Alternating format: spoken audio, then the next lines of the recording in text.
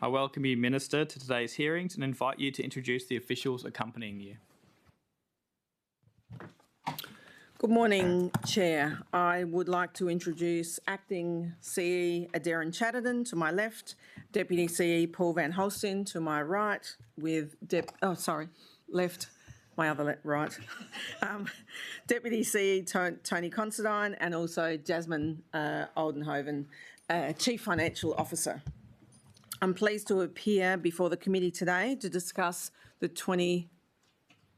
Not yet? Minister, I will invite you to make a brief opening statement of no more than 20 minutes. I will then call for questions relating to the statement. The committee will then consider any whole of government budget and fiscal strategy related questions before moving on to output specific questions. Thank you, Chair.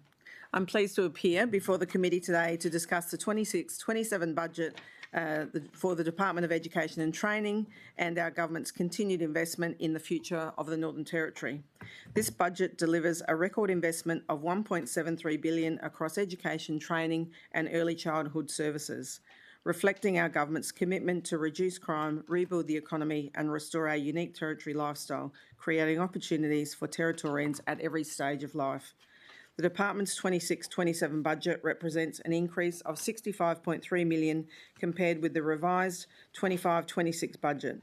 This growth is driven largely by additional Northern Territory and Commonwealth funding through the Better and Fairer Schools Agreement and the extension of the Preschool Reform Agreement through to June 2028. Our investment spans the full education continuum. This includes $30.6 million for early childhood education and care services, $1.3 billion for government schools, $351.9 million for non-government schools, $120.8 million for training and higher ed, and $93.3 million for corporate and shared services. We're also investing $192.9 million in education infrastructure to ensure our students and educators have access to modern, fit-for-purpose learning environments.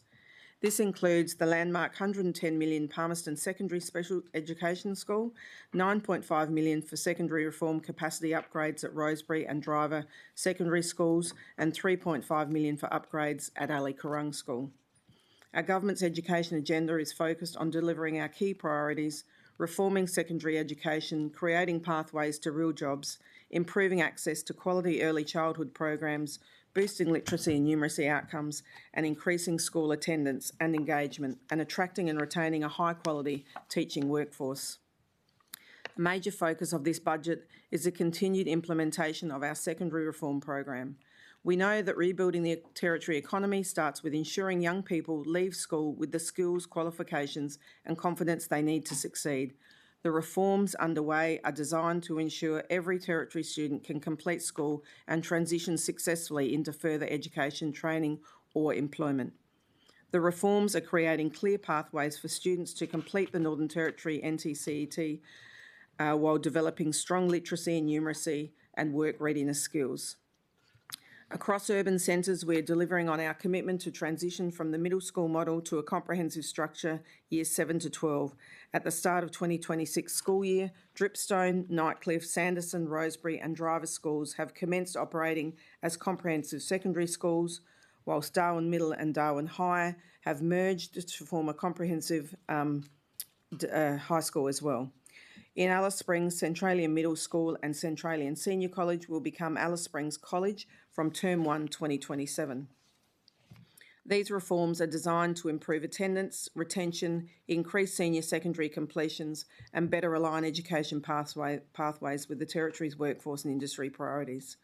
Supporting these reforms is a $12.5 million investment in school infrastructure upgrades, ensuring schools have the facilities required to deliver a full secondary curriculum. This budget also includes a transformational investment in specialist education through the approval of a new $110 million Palmerston Secondary Special Education School, located adjacent to Rosebery Secondary School. The purpose-built facility will cater for up to 200 students from years 7 to 12 and will provide modern, inclusive learning environments that meet growing demand for specialist education services. Construction is expected to be completed in late 2028, with the school opening in Term 1 2029, and that tender went out last week. And I look forward to following that build with those students attending in Term 1 2029. The design has seen strong community consultation, and proposed features include a hydrotherapy pool, multi-purpose hall, sensory-friendly vet buildings with a mini Woolworths, kitchen and cafe, arts and design studios and music room. These will enable students to do a Cert 1 and 2 in retail, horticulture and business. These courses will create pathways to real jobs, which remains another priority of our CLP government.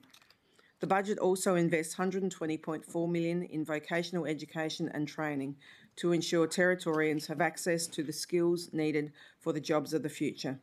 Through partnerships with CDU and Bachelor Institute, we continue to align training delivery with the Territory's priority industries, including defence, gas and mining, tourism and agriculture. A significant initiative in this area is the Katherine Trade Training Centre. Following Australian Government approval in February this year, the centre will be established between Katherine High and McFarlane Primary School. This project brings together investment from the Australian Government, the Northern Territory Government and CDU, and will provide students and local community with access to modern trade training facilities and strong pathways into employment. The soon-to-be-released Skills NT Plan 26-28 will further strengthen these efforts by connecting Territorians to real jobs through earlier and clearer school-to-work pathways, upskilling opportunities and stronger alignment between training and industry demand.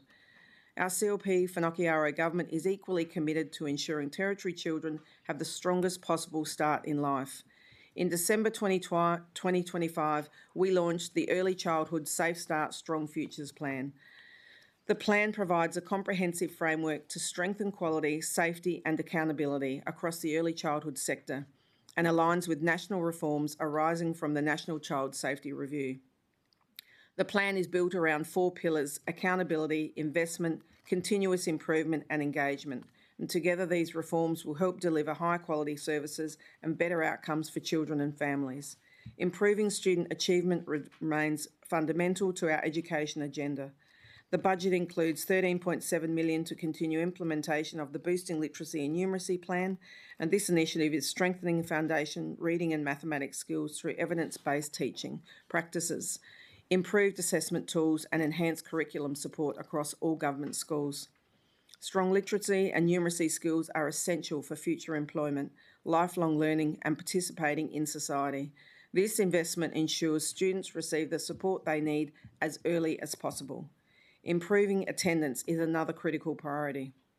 The department continues to work intensively with families, schools and communities to support students who have become disengaged from education. Additional support has been secured through the Northern Territory Remote Aboriginal Investment Framework to strengthen engagement for remote students and those on the intensive support role. Attendance teams, student engagement advisors and schools are working together to reconnect students with learning through tailored support, case management and, where necessary, compliance measures. I've set a target to reduce the intensive support role by 800 students by the end of 2026 school year. Every child has the right to an education and every parent has a responsibility to ensure their child attends school. Attracting and retaining quality teachers is equally important. This budget provides $14.6 million to strengthen teacher attraction and retention initiatives, and we're increasing permanent employment opportunities, reducing short-term contracts and moving teachers onto permanency and building teacher capability and supporting workforce wellbeing across the Territory. As at March 26, almost 70% of classroom teachers and more than 2/3 of Aboriginal team teachers were employed permanently. Through scholarship programs, strategic partnerships and initiatives such as the Remote Aboriginal Teacher Education Program or the RATE program, we are continuing to build a strong local workforce. In April this year, the government launched the Respect and Responsibility in Schools framework, which establishes clear expectations for behaviour across all government schools. The message is simple: violence, aggression and abuse will not be tolerated, and every school must have a safe and respectful place for students and staff. The budget also delivers on our commitment to regional and remote communities through a $3.5 million investment at Ali Karung School. This project will replace the administration building and improve the Early Learning Centre, creating safer, more welcoming and culturally responsive learning environments that strengthen engagement with families and improve outcomes for remote communities. We're also reinforcing the importance of civics and citizenship education. Earlier this year, a new policy was introduced requiring the national anthem to be played and sung at school assemblies and special events. Students will continue to learn about national symbols, citizenship and Australian identity through the Australian curriculum, bringing back a sense of pride. We also have students learning about Territory Day coming up and what self-government means. Importantly, we're beginning to see encouraging results from our educational reforms. In 2025, the Northern Territory recorded 1,608 senior secondary certificate completions across government and non-government schools, an increase of 84 completions compared with the previous year. These improvements reflect the efforts of students, teachers, families and schools and provide confidence that our reforms are moving in the right direction. Our government also remains focused on reducing cost of living pressures for Territory families, with the Swimming in Schools program now a permanent initiative providing free swimming and water safety lessons for all Year 1 to 6 students across government and non-government schools. In 2025, almost 18,000 students participated across 160 schools, gaining essential life-saving skills while providing real cost of living relief for Territory families. And we've also strengthened the back-to-school payment scheme by expanding eligibility, extending access periods and increasing flexibility for families and schools. Finally, I want to acknowledge the Department's significant contribution to emergency management over the past year. During Tropical Cyclone Fina and subsequent flooding and Cyclone Narelle events, the Department activated emergency shelters across all regions of the Territory, supporting more than 2,300 community members and deploying over 500 staff despite widespread disruptions and temporary school closures. The Department established alternate learning arrangements and pop-up schools to minimise impacts on students and communities. These efforts demonstrate the critical role education staff play, not only in supporting learning, but also in supporting Territorians during times of need across the width and breadth of the Territory. Chair, this budget reflects a government focused on delivering better educational outcomes, stronger pathways to employment, safer schools, improved attendance, and a workforce equipped for the future. It is an investment in Territory children, Territory families, and the Territory's long-term prosperity. I look forward to answering the committee's questions. Thank you. Thank you, Minister. And I'll read the remainder of the script that I forgot to read at the beginning. I will invite the Shadow Minister to ask their questions first, followed by committee members. Finally, other participating members may ask questions. The committee has agreed that other members may join in on a line of questioning pursued by a Shadow Minister rather than waiting for the end of the Shadow's questioning on the output. Are there any questions relating to the statement, Shadow Minister? Thank you, Chair. Welcome, staff and Minister. How much funding has been allocated to the truancy program in the 26-27 financial year? Thank you for the question. Let me just go to that one.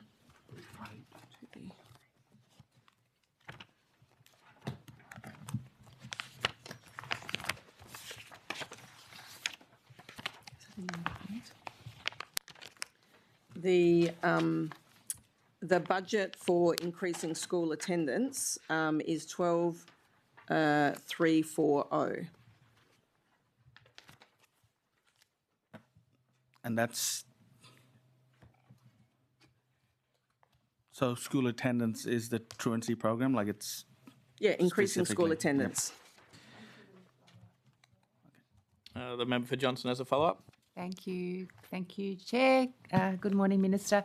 Can you outline what that 12,340 figure covers? Increasing school attendance. Thank you, Member for Johnson. We have engagement officers, we have attendance officers, and they work right out across the Territory, engaging with families. I've been out on patrols with them. We also have counsellors in schools. We have allied health professionals as well, psychologists, all making sure that those children that are disengaged and have not been to school for 20 days or more are certainly receiving all the support they need to make their transition into the classroom possible. Thank you. Sorry, my question wasn't clear. I'm actually interested in a breakdown of the detail of that, what you just The outlined. breakdown of the 12,340. Yeah.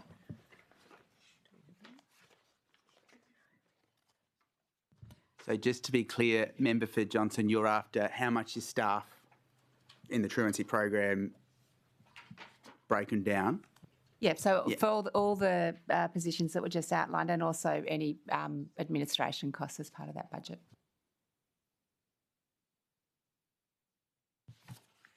Member for Johnson, we certainly have that information, but it's not here with us today, and I can take that on notice if you'd like. Member for Johnston, please restate the question for the record. Could you please provide a breakdown of the budget for the school attendance officer program with all staffing costs, administration costs, etc.? Is that clear enough? Is that? Yep. Yep. Minister, do you accept the question? Yes, I do, Chair. The question asked by the member for Johnston of the minister has been allocated the number 7.1. Shadow Minister. Through the chair. How many compliance notices were issued during the reporting period?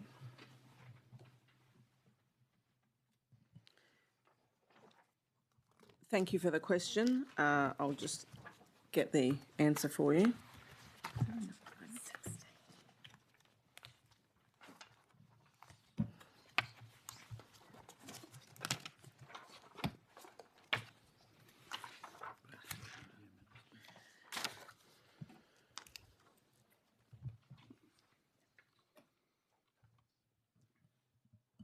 So, member for Arafura, there's been many compliance visits and compliance notices. You're wanting the number, are you, in total Yes, of compliance? notices that were issued. Compliance notices. The Total number of notices issued. the total number of notices that we've got overall across all the regions is 1,395. That's including compulsory conferences, directions to enrol, whether attendance with the parents, attendance with independent children, because there's some compliance notices go to independent children, and then across all of the regions, that's the total. Okay, could I get a breakdown of the regions, or is that possible? You may. So in Barkly, there's been 224, Big Rivers, 382, Central, 288, Darwin, 131, East Arnhem, 91, and Top End, 279. Sorry. Thank you, Minister. How many fines have been issued for the whole year? Point of order. Can I just ask a follow-on question onto the reporting? Yes, member for Gouger with a follow-on. I'll let the minister answer this question, and then we'll go to Thank your you, follow-on. kind sir. Back to the shadow minister.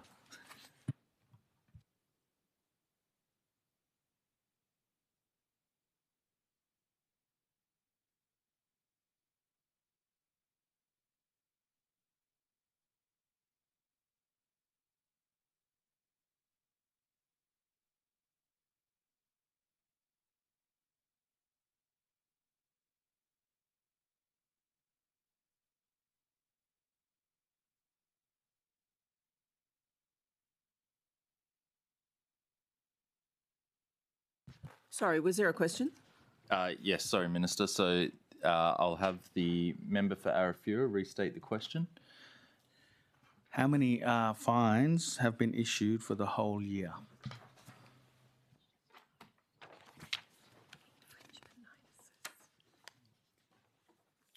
The total number of fines for the whole year is 61. And just in case you want to follow up, 4 of those were revoked. Okay. How many of those fines have been issued to non-Aboriginal parents? Member for Arafura, fines go to, we don't record whether they're Aboriginal or non-Aboriginal. They're all Australians and they're all parents that don't have their children on the intensive support role.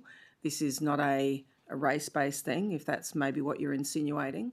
But this is absolutely, it doesn't matter if your child does not go to school for 20 days or more, no matter who you are or where you're from, you will get a compliance visit notice, and if you don't comply, you will get a fine. Thank you. Okay, can we, well, if we can't get that data, or what about remote locations compared to urban locations?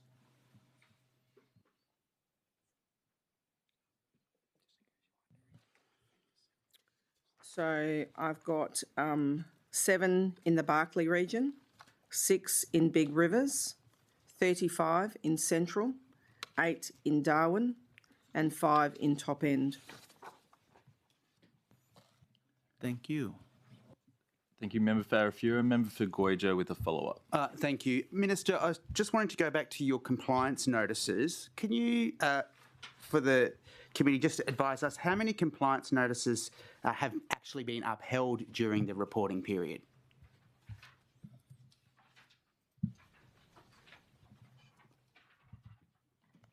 Thanks, Member for Goyja, for the question.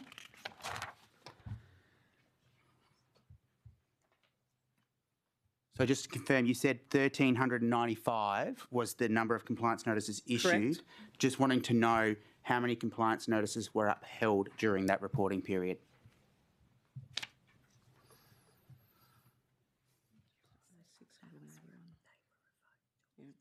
So there was, out of those 1,395, 681 compliance notices were revoked or withdrawn, 492 more than the 189 revoked and withdrawn notices in 2024.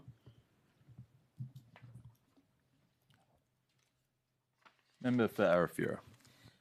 Thanks for that, Minister. How many fines have been revoked?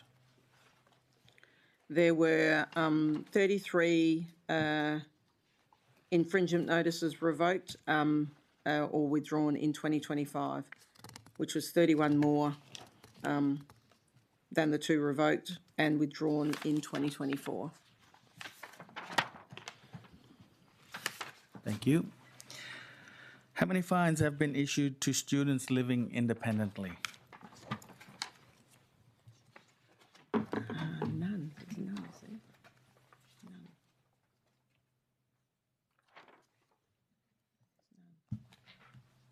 None. There's none. Member for Arafura.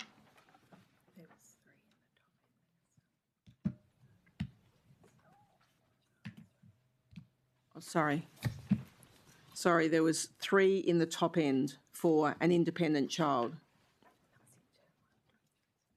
That was term 1 this year.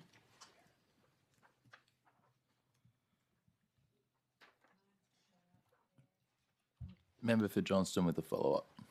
Thank you, Chair. So, Minister, when a fine's issued to a child living independently, can you just step us through what happens then?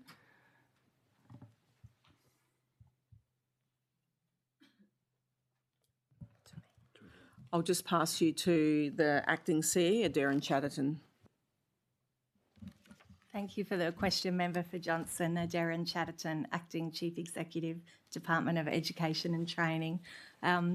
It's the same process as anyone else. So there's a range of engagement activities that occur before we activate the compliance elements. And so the infringement notice is delivered to the individual. In this case, it's an independent student per their enrolment details.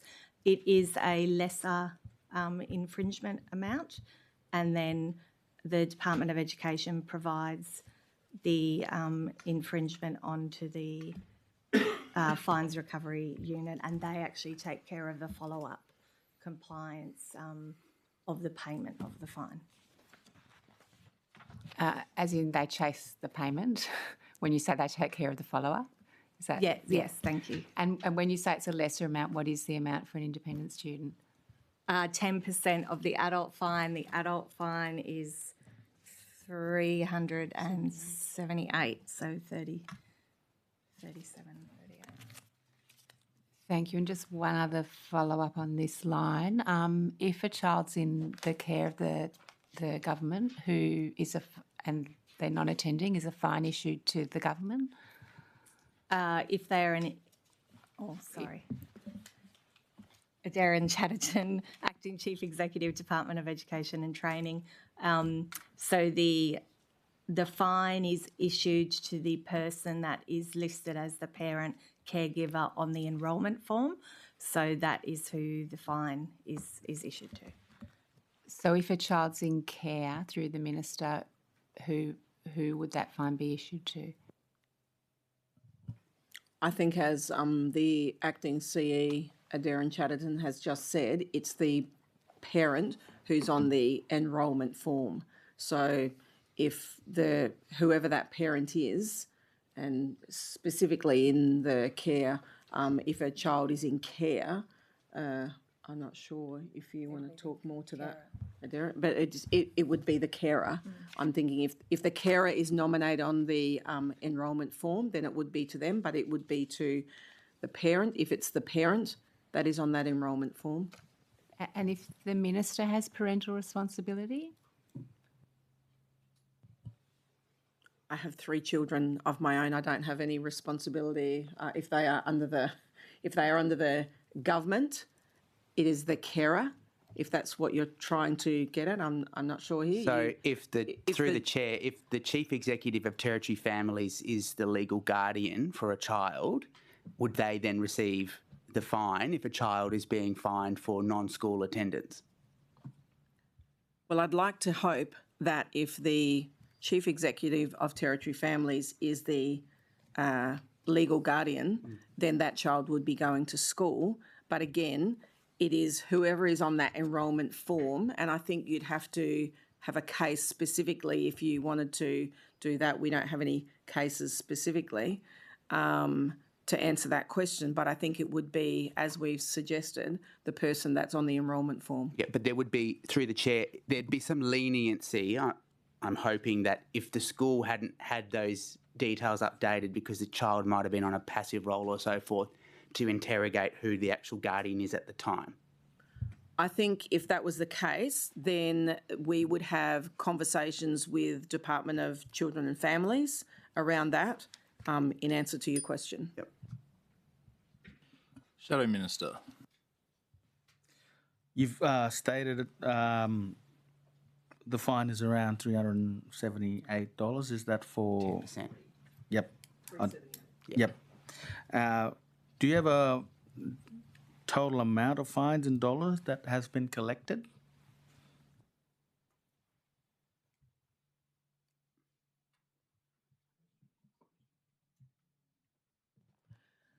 That is, we don't have that information, and that's potentially a question for the Fines Recovery Unit, which has been? AGD. Oh, Thank you, Member for Goyja. Well, you're welcome. So just through the chair, so young people or students are potentially being referred to debt collectors.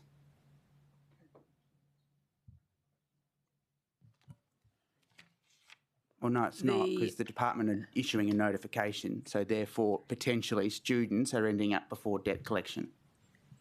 If, through the chair, member for Gwadja, if we are talking about independent children, Yep.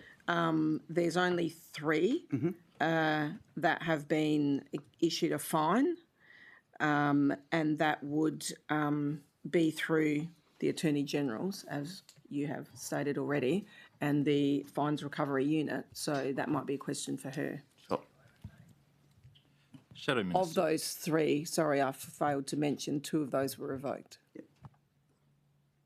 Member for Arafura. Rolls into my next question. Thank you, Chair. How many of these have been paid? So if 2 are revoked, the last one, is that paid or?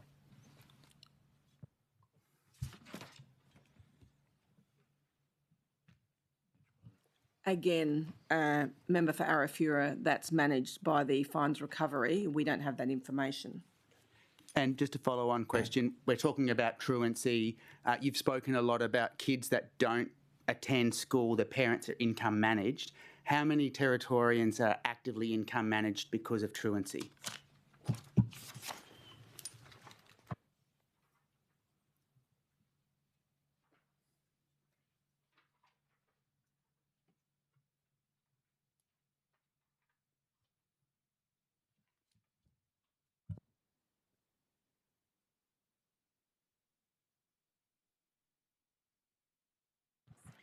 Thanks, Member for Guadja.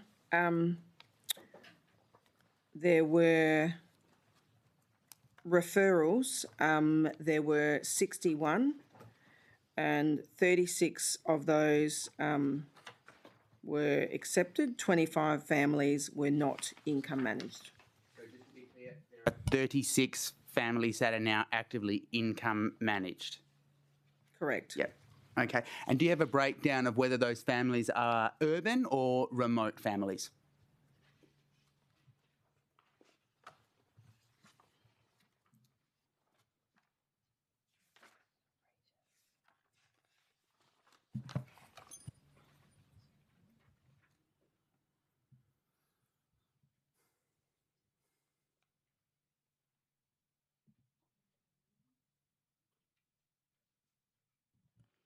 Member for Guadja, we don't have it by region. Okay. Just to be clear, do you collect it or you don't collect it?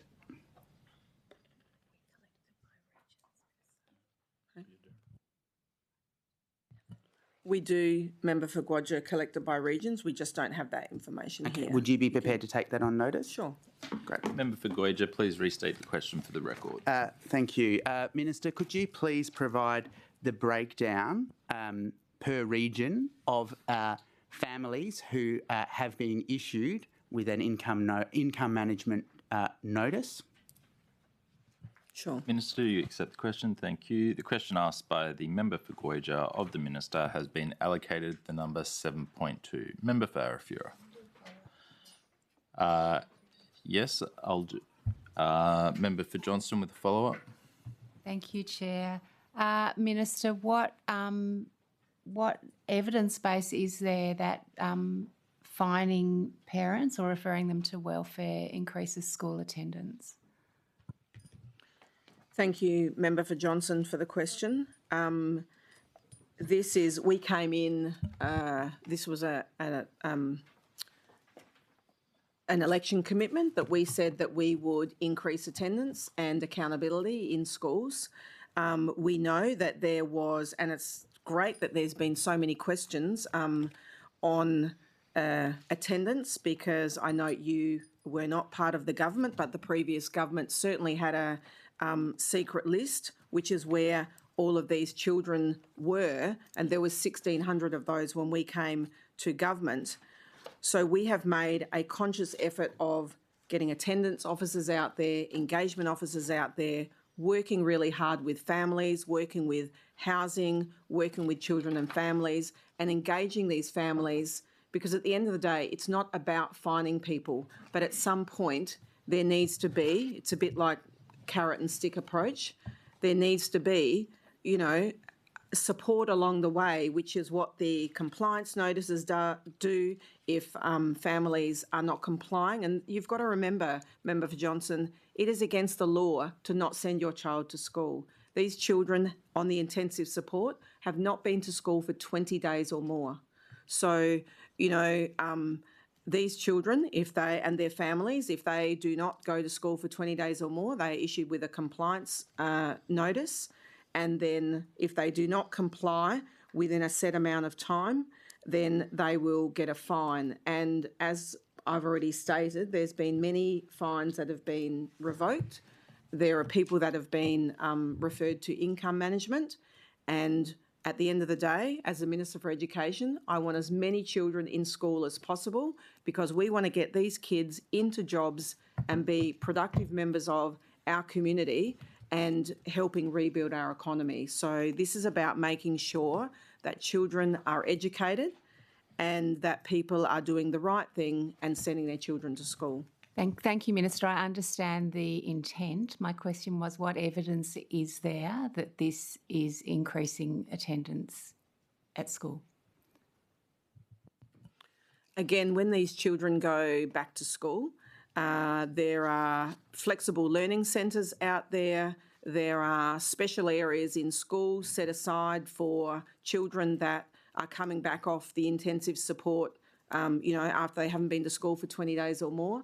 They are certainly, put in an area with a staff member that supports them, helps them with their learning journey, not just sitting in there, doing a worksheet or something. So maybe I'll hand over to Acting Chief Executive to add to that a little bit. Thank you.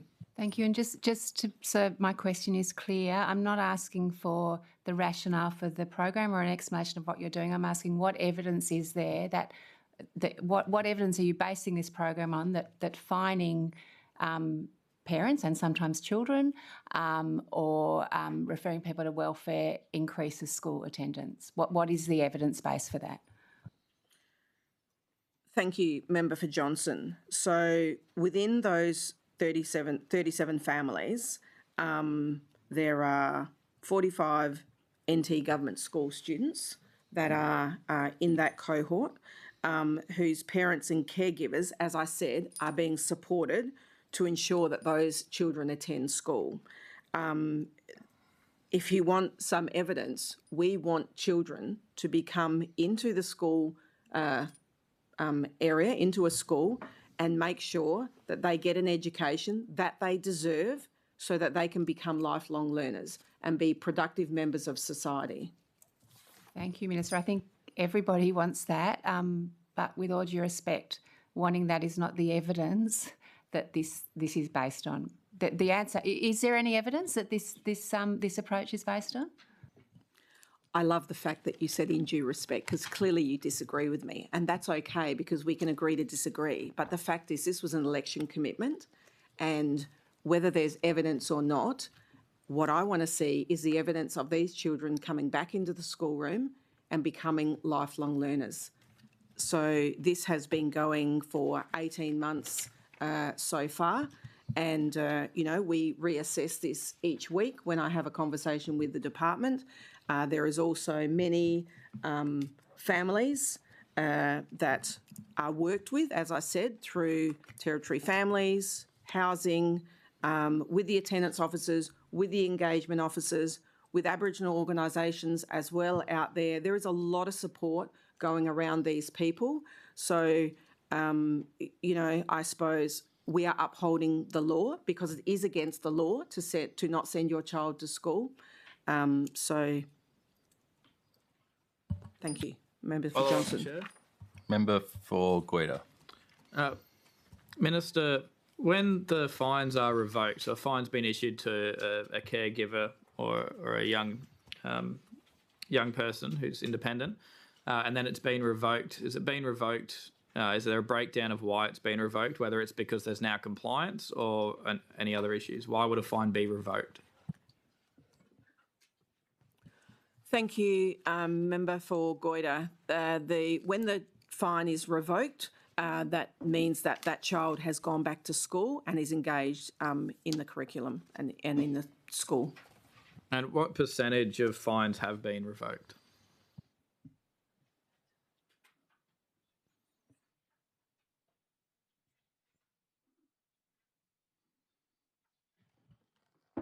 I think I just said that before. The fines that were revoked were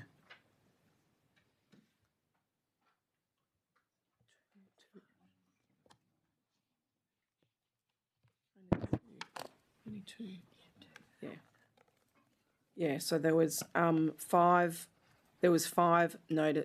fines and 2 were revoked in term 1 this year. I'll now hand back to the Shadow Minister. Shadow Minister, before you change topic on your line of questioning, I will take a follow-up, but I'll let you continue on this line of questioning. Member for Arafura. Thank you. Thank you, Chair. How many Territory students are enrolled in schools across the Northern Territory? Of those students, how many attend school? And of those, how many are non-Aboriginal?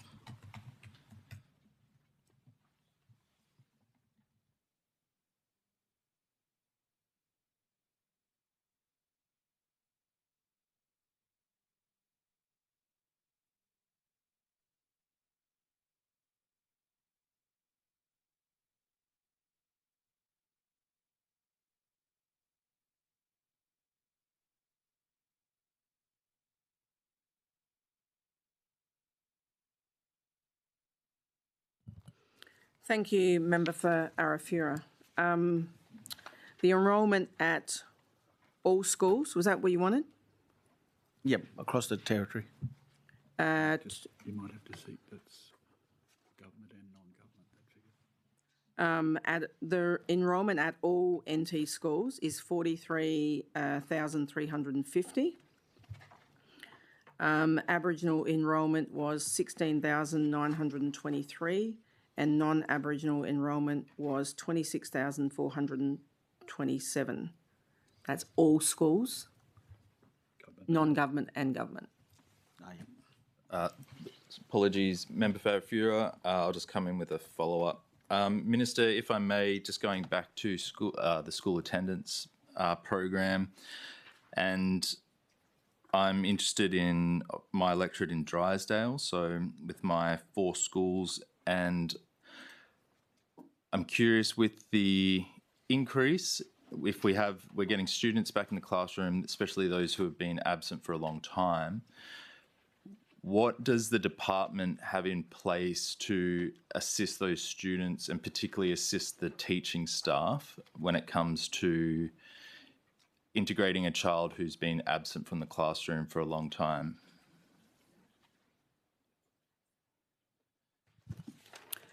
Thank you, Member for Drysdale.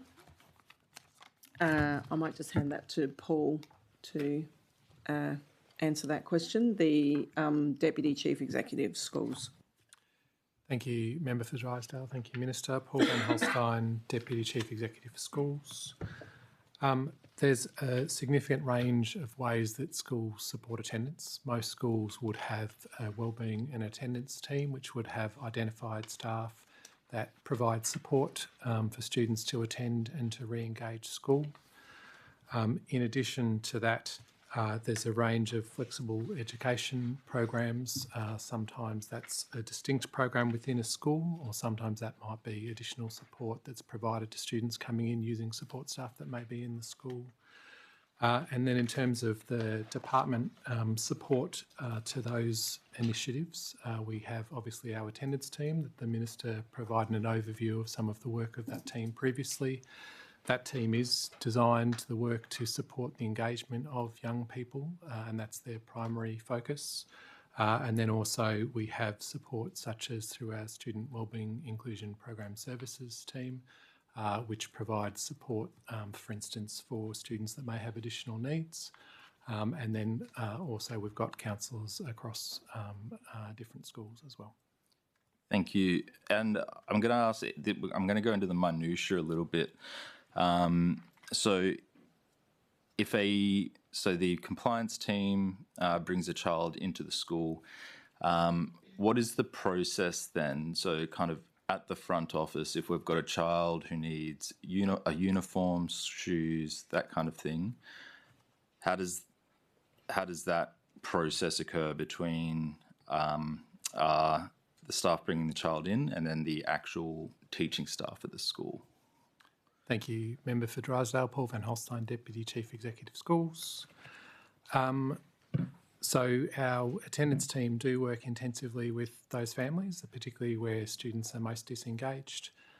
There would be previous meetings prior to the family coming into the school. So that is the attendance team working with the school, understanding the needs of young people who may not be engaged in school, working with the school leadership team and or identified staff, as I said, attendance teams within the school to provide that support.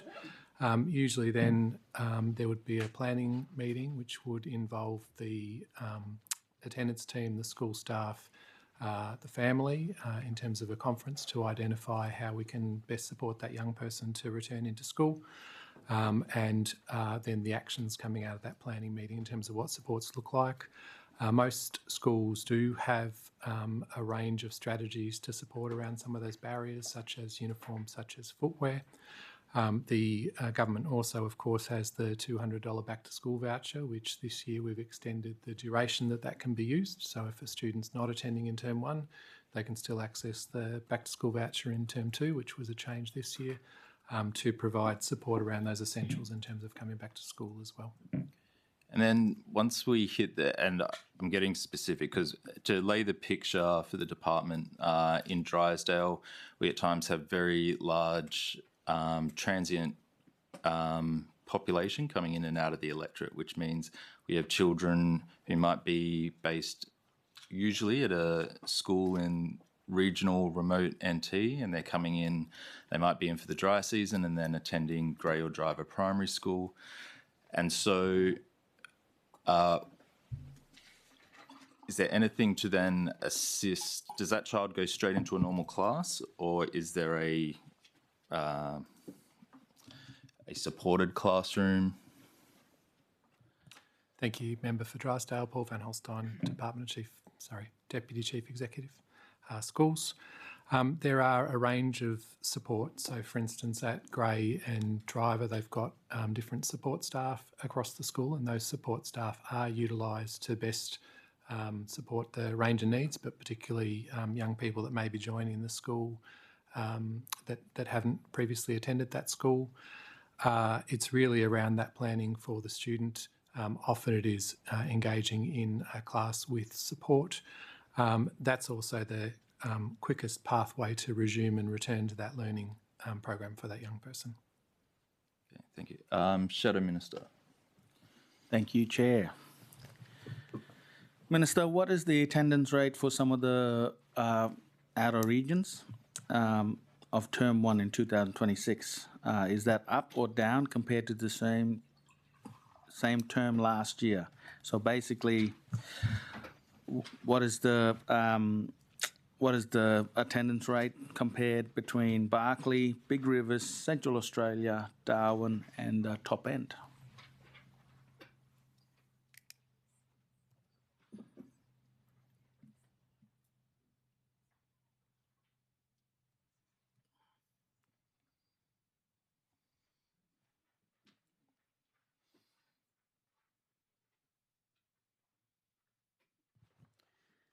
Member for Arafura, the Barkly region, this is 2020, in the period of tracking the information. Barkly has 43.9, Big Rivers 56.5, Central 63.5, Darwin 83.8. Sorry, that's more. Sorry, I'll just give you the Term 1 for 2026. I was looking for that, but I didn't. I'll start again. Term 1, 2026. Barkly region, 41.7. Big Rivers region, 59.8. Central region, 63.4. Darwin region, 85.6.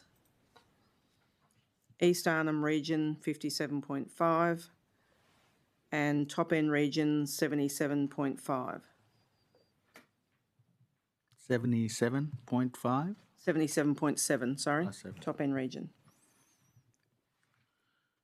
Thank you. And I think you've answered this. I also have a breakdown of schools by electorate. So if you wanted to know for your electorate, in Arafura, where there's 8 government schools. There's Gumbalanya, Jabiru, Maningrida College, Milakarpiti, Mamarooney, Palarumpi, Warrawee schools. I have an attendance figure for them as well. But what I'd just like to more broadly say, Member for Arafura, that It's great that we are having such a focus on attendance, and I really wish that your government did when you were in for the last 8 years. But it is everyone's conversation as the member to be talking about school attendance when you are out there engaging with your schools. It doesn't matter whether I see families out if they're not at school during school times. I, speak to them and just ask them where they're from because, I know a lot of people that come into Catherine, for example, and, they might be in from out bush. And just talking to them about the importance of school. I know down in Alice Springs they have a kites program down there where, remote families coming in, if they're in school in town for a while, they can access that school. So there are, all of us as members of parliament have a responsibility to be talking about the attendance and how important it is, and the fact that it is illegal to not send your child to school or withhold them from education. So I think, just to add on to that, it is education and attendance is everyone's responsibility. Thank you for that. Just back to the question, has the attendance gone up or down from 25 to 26?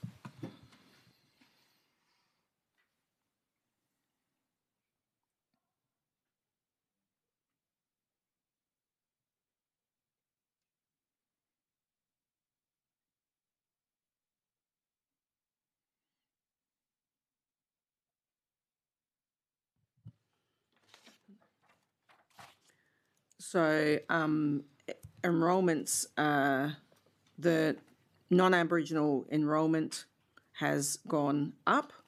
Aboriginal enrolment has come down. The non-Aboriginal enrolment at Sorry, non-government Minister, schools through the has... Chair, the member asked for the attendance, not enrolments. Just based on that last question, you haven't answered that second half. There was about the attendance rates for term 1, 2025 compared to the figures you've just provided. Term 1, 2026. Has it decreased or increased per region, each of those regions? Thank you, Minister. Thank you, Member for Arnhem. So across all, in term 1, the average attendance across all regions has gone down. Which is why we are so focused on getting kids back to school. But I'd just like to bring it to the committees and, everyone's attention that across term 1, we had significant extreme weather events. We had 7 extreme weather events right across the territory. And I know that, Member for Arnhem, in your electorate, there was extreme weather events. There was flooding where kids came into Mataranka.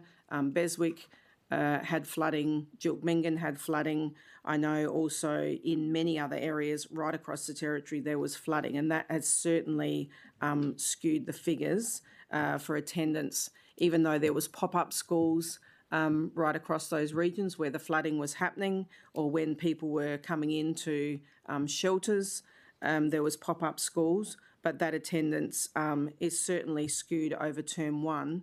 And I certainly look forward to seeing that data over term 2 and the rest of the year. How much pop-up schools were done over the first half of the year? Sorry.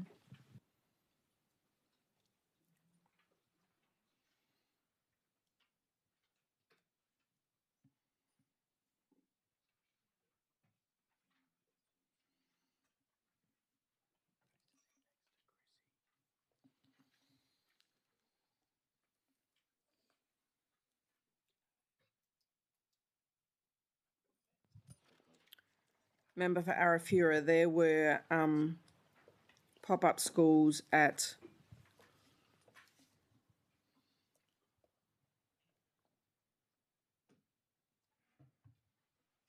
Nightcliff High, Malden, Bachelor Area School, Adelaide River School, Ali Karung, Catherine School of the Air, Clyde Fenton, Catherine South Primary. the Woogala School, and obviously at Mataranka, and also at Yirrkala, Lenapoy Homelands, Dawura Boarding, and also at CDU.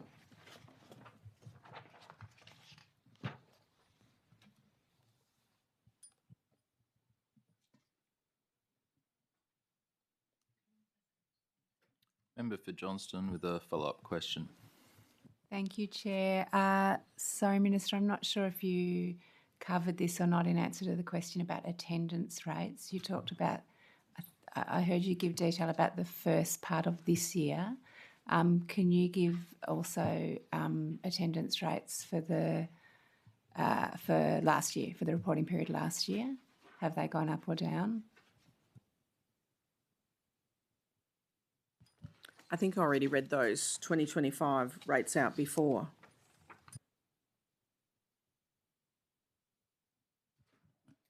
Sorry, would you, the broad question is, did rates go up or down last year? Apologies if you already answered it, I missed it.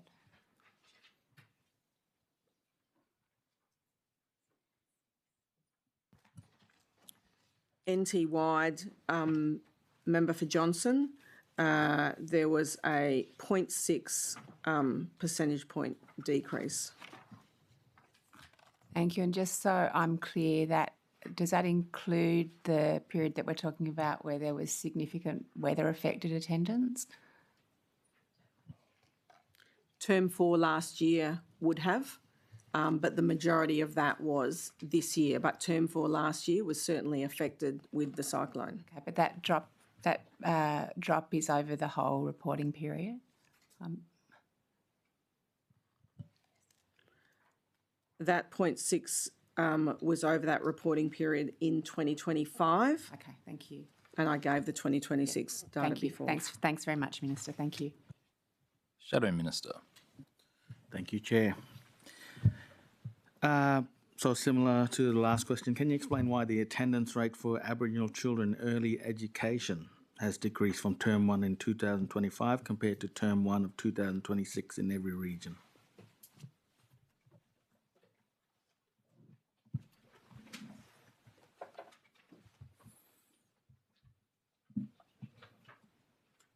Thanks, Member for Arafura. I'll just get the answer to the question.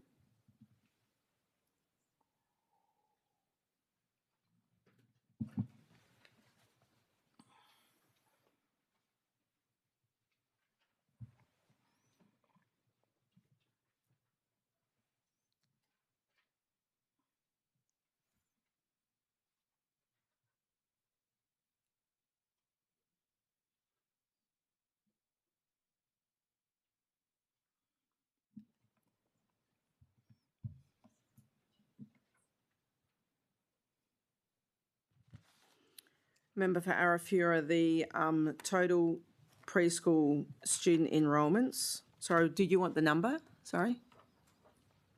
Yeah, the decrease. Oh well, the decrease from term 1 to 2025 to term 1 of 2026.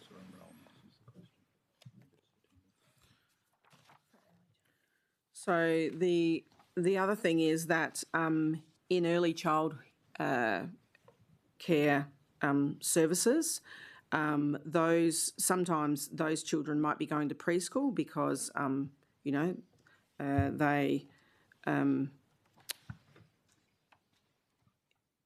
they can either be going to preschool, or some of those early childcare centres offer that preschool as well.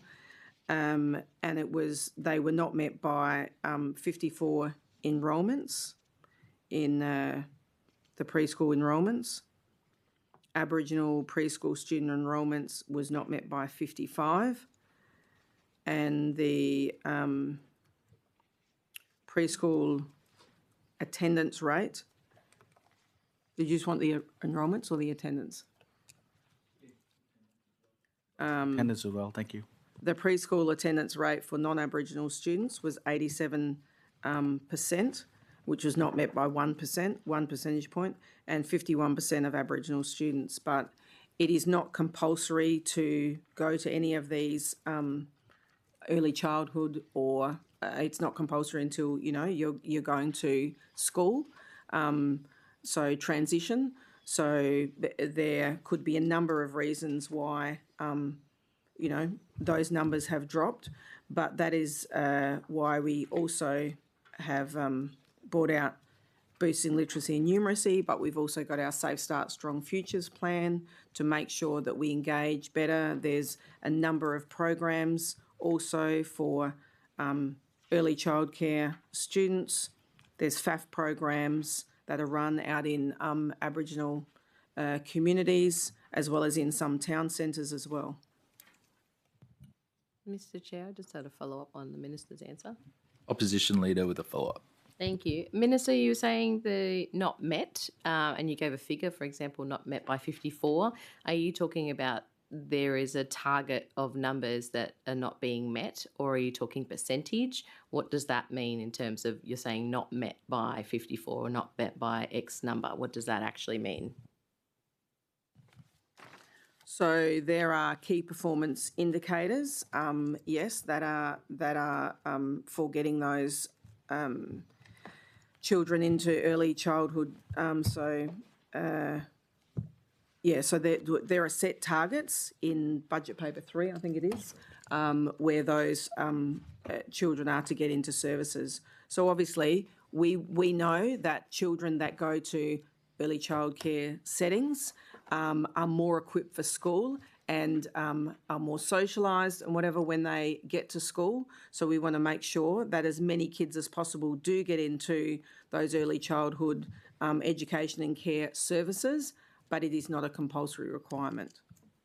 Thank you, Minister. So is it, when you were using the word not met by 54, that's just the number that I remember that you said, what's the global target, and then what's the percentage that's not being met if it's in BP3? So the target in the total preschool student enrolments, 2,800, and it was not met by 54, which is 1.9%. So thank you. Thanks, Chair. Member for Arafura. Thank you, Chair. So with the attendance going backwards across the board, why are you wasting money on the truancy program? that may be your opinion, member for Arafura, but attendance is extremely important. As I stated before, it was an election commitment. We will continue to work and put all measures out there to make sure that we get kids to school. As I've said, we've got attendance officers, we've got engagement officers. They are working with families right across communities, right across the territory. As I've said before, working with territory housing, working with children and families. When those children, Paul just spoke before about the engagement that those children get when they come back into school.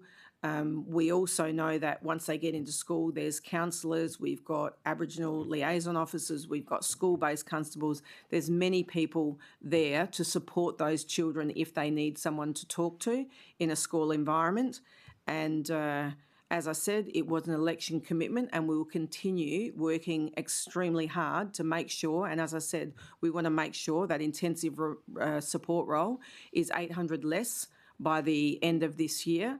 And as the Minister, I do have high expectations, and we have set high targets to make sure that we have the department out there working and doing the job each and every day to make sure that every child can get into school and be educated to be lifelong learners and contribute to society and get a job in the future.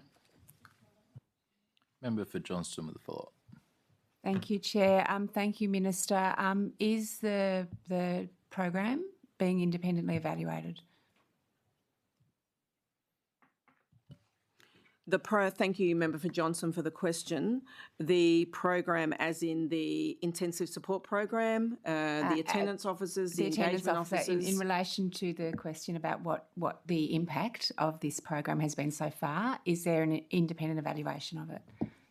The evaluation happens weekly by the department, where it is monitored, and that program, you know, it's about them getting out and engaging with those students and making sure that those students, as I've said many times, come back into school. Is it independently evaluated by somebody outside of the department? No, it's not. This is an educational matter. It was an election commitment, and we will absolutely hold fast on making sure that we get as many children into school. It is, as I said before, it is against the law to withhold your child from going to school. And, I'm sure your children went to school, as my children went to school. There are many contributing factors why some of these children don't go to school, and that's the job of the attendance officer, the engagement officer, the counsellor, everyone that works with that young person to support them in making sure that their needs and their families' needs are best met in the circumstances to really try and get those young people into school. Thank you, Minister. So if it's not based on evidence and it's not being evaluated, how do you know it's working?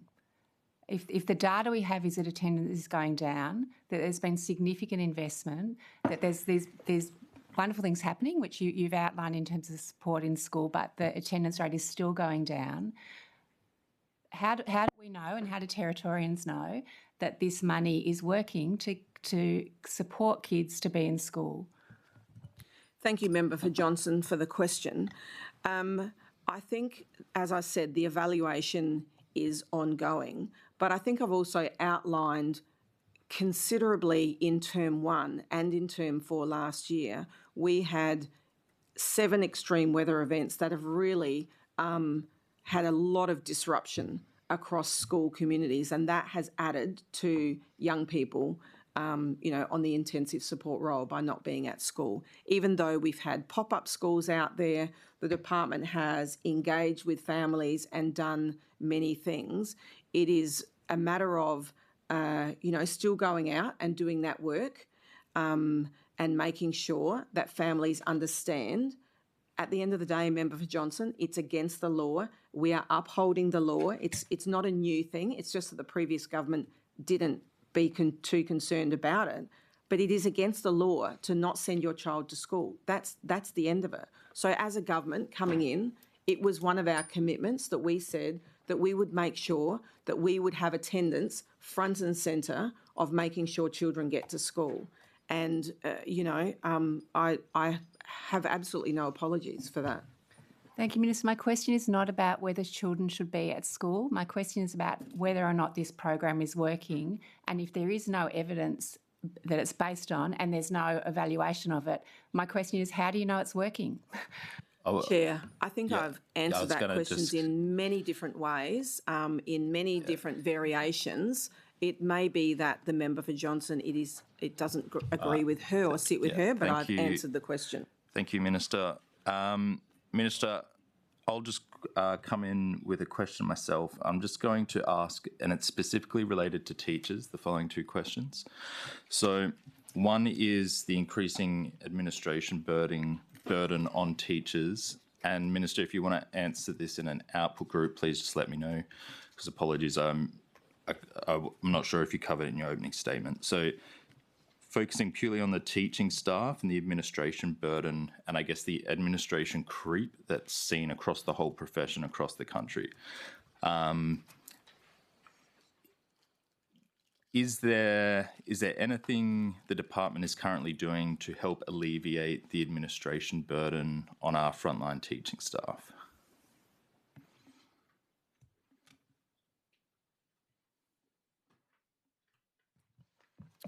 Thank you, Chair. There are a couple of major initiatives to reduce workload, including remote school shared services model in the top end region and end-to-end recruitment model. There's 4 centralised positions of a literacy coach, secondary provision coach, student wellbeing and inclusion teacher, and also executive support, which remote schools can access. So they don't have to individually have those people in their schools. And there's also an attraction and recruitment team so that schools don't have to do that as well as some of the other measures to take the pressure off schools. They can also...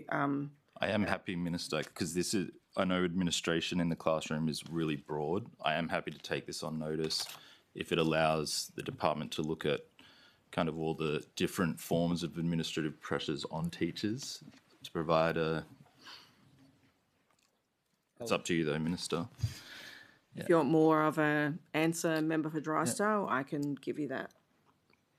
Happy to take that on notice, Minister. Thanks. Yeah. The member for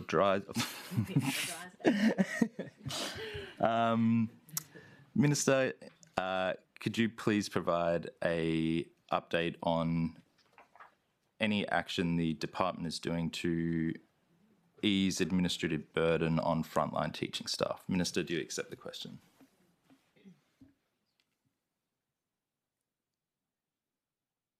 Yes, thank you, Chair. The question asked by the member for Drysdale of the Minister has been allocated the number 7.3. My final question before handing back to the Shadow Minister. Minister, it's just regarding, again, teaching staff and just... Sorry, excuse me, Chair. If you would like, the Deputy CE, Paul van Holstein, can give you some more fulsome information, unless you'd like it in a written brief.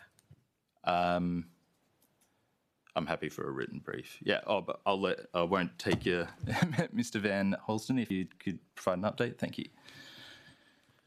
Thank you, Minister. Thank you, Member for Drysdale. Paul van Holstein, Deputy Chief Executive Schools. Reducing administrative burden is a really interesting topic because there are concrete things that we do, new technologies that we introduce or new ways of approaching our work. The Minister identified, for instance, the end-to-end recruitment model. So recruitment is a really onerous part of staffing our schools. So for our principals, for instance, we have significantly increased the support to take the administrative work off the principal. So the principal can just do the work to determine whether the teacher has the expertise to be able to keep driving outcomes for Territory kids. That's an example that the Minister cited. For teachers, for instance, as a product, we've introduced an online excursion form to support our swimming program. Excursion paperwork in the past has been incredibly onerous. By looking at the new technology that's available, it's already linked to our student administration management system, so the names are pre-populated across, we've got the details, and it's really streamlined and considerably changed how we've approached the swimming excursions. We did that to support the government's commitment to have free swimming lessons from year 1 to year 6 across our primary schools. And we're looking at extending that to be across all excursion categories. So there are a range of really concrete things that we can point to around reducing administrative burden. The other part of it, though, is in all of our decision making, we're approaching this work with what we are calling a workload-aware framework, because it is real that there are administrative tasks that both teachers, principals and schools need to achieve. It is part of all of our worlds. So, for instance, we've got our age grade census coming up. Approaching that work, which is an administrative task, a very necessary data collection, approaching that work from a workload-aware framework, we've completely changed how we support schools through that process. In the past, it was, here's a 30-page guide, go and do it. Whereas now it's about making sure we've got identified regionally support staff. It's about chunking that work for principals and school leaders. So it's week 1, you just need to do this little part, and then making sure we've got the guidance and professional learning for principals, that they understand what that chunk of the work is. So it's about being much clearer in that situation about the work, dividing the work up, and ensuring the support is there and proactively engaging with our schools to minimise that burden. If we think about our teaching staff, there's things like the teaching resources that we now have developed and are centralised. So, for instance, we have the Northern Territory Learning and Teaching Model, which is our model for teaching and learning in the Territory that we've developed alongside Aero. By having that as a consistent practice and approach across all schools, it means teachers don't need to do the work themselves and schools don't need to do the work themselves to identify the practices in place. Similarly, a range of curriculum materials that are organised as well. So again, the Minister mentioned in her opening statement, Territory Day, we're celebrating Territory Day across our schools. That wasn't left to schools to work out how to celebrate and learn about Territory Day. We have developed as appropriate stage and appropriate resources for each stage of schooling that are curriculum aligned, that a teacher can just pick up with and run, no matter if they're just arrived in the Territory today and don't have that knowledge of the governance of the Territory over time that Territory Day recognises. So I guess what I'm saying is there are some concrete things we can point to. I've given you some examples, but we're approaching everything we're doing with that workload aware framework. So as something new comes on board, it's how do we make this seamless, easy, and clear with appropriate support for our principals and our teachers. Thank you. And thank you with that answer. I'll actually strike the question on notice if you're happy as well, Minister. Sure. And my final question, I'll hand back to the Shadow Minister. It's just towards violence towards teaching staff. So I'm just curious what the department, what is the current, I guess, policy and direction towards dealing with and attempting to reduce violence towards teaching staff, particularly from students and or parents?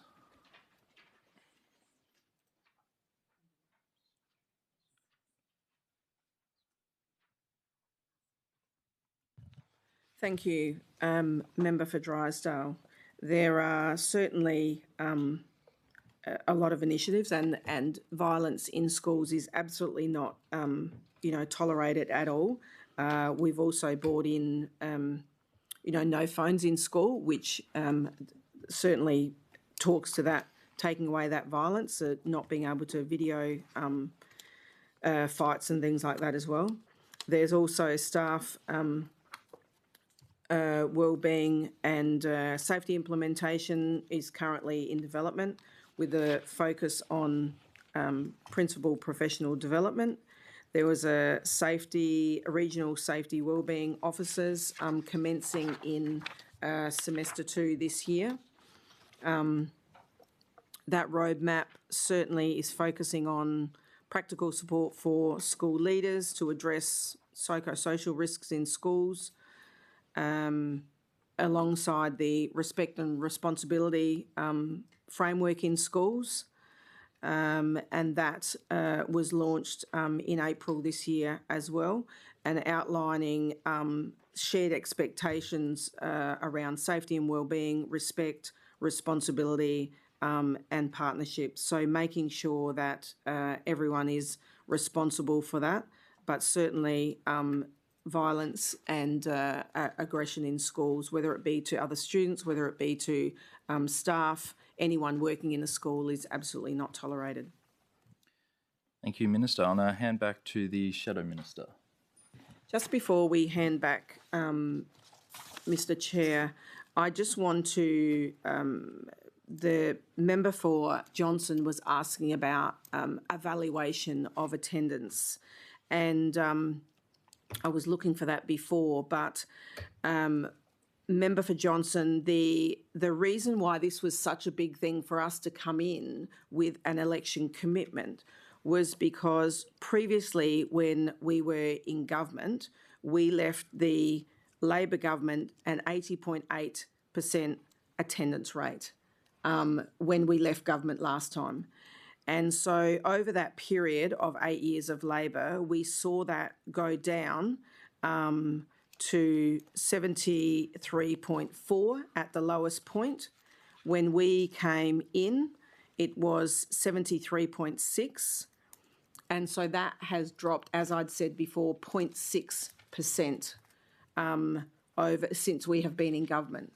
So there's, some evaluation, if you like. And as I've explained, that 0.6 is about there has been extreme weather events happening, but it just talks to the fact that it is so important to make sure that all kids get to school, and all of the work that we are doing continually right across the territory will continue happening. Thank you, Minister. Member for Arnhem. Thank you, Chair. My question was related to the member for Johnston's, which the Minister's just gone back to. Minister, you said that the department weekly evaluation occurs around attendance. Can you please table that framework and what is used and which unit then provides that information internally in the department week on, as you've said?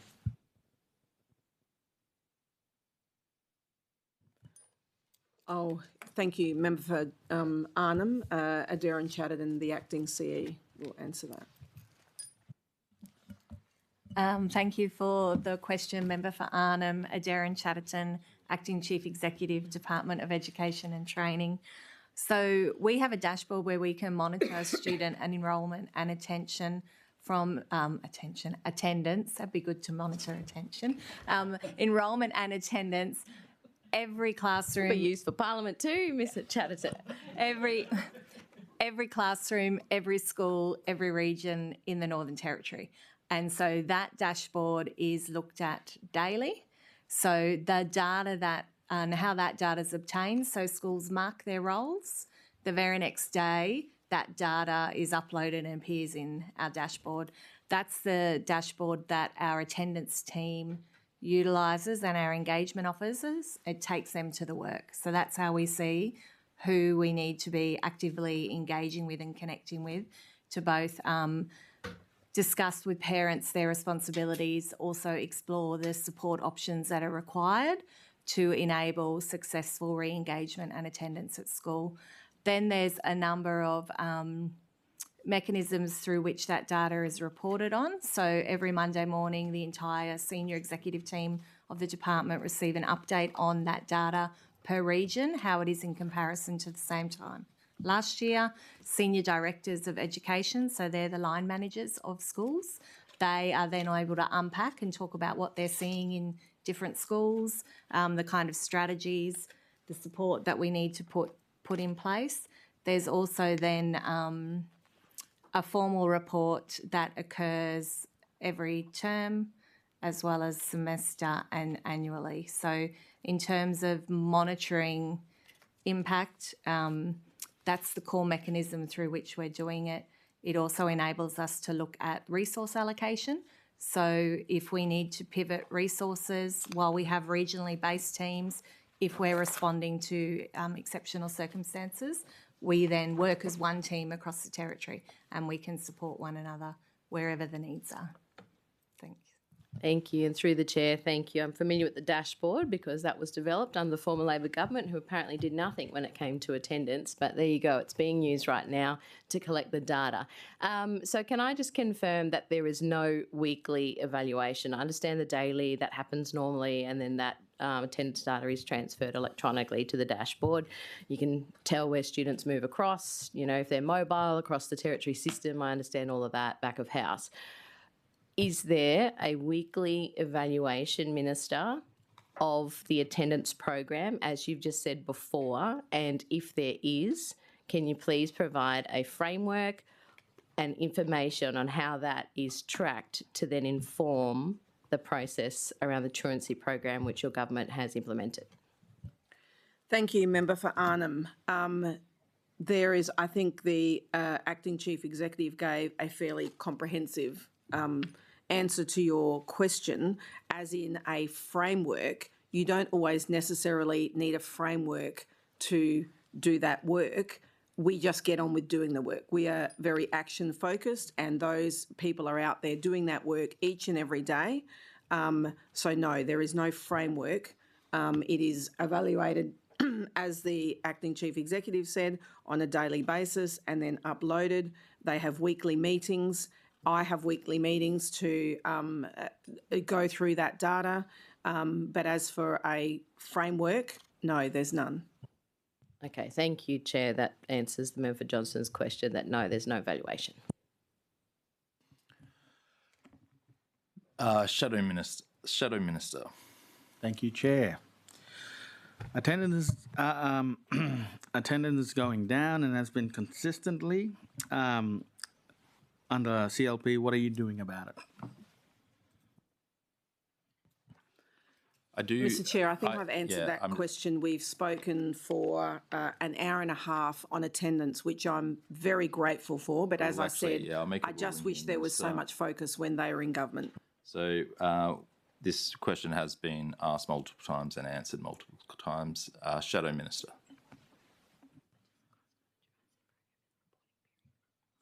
How much has it cost? How much has been used up in the truancy program, the budget, over the last reporting period?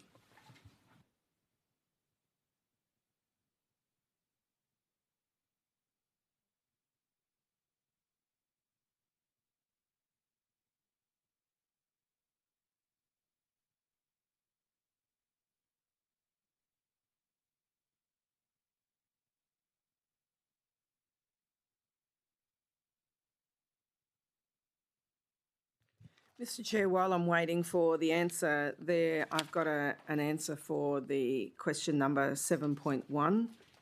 If you want me to Thank you, Minister. table Yes. that, do You can read the answer out if you've got it. I? It was about increasing school attendance in the 26-27 budget. What was it probably? It was, sorry, the question, I'll read the question Minister, out. you can table it or answer it. It's up to you. I'll provide it. It was about providing a breakdown of budget for school attendance officer programs with all staffing and administration costs.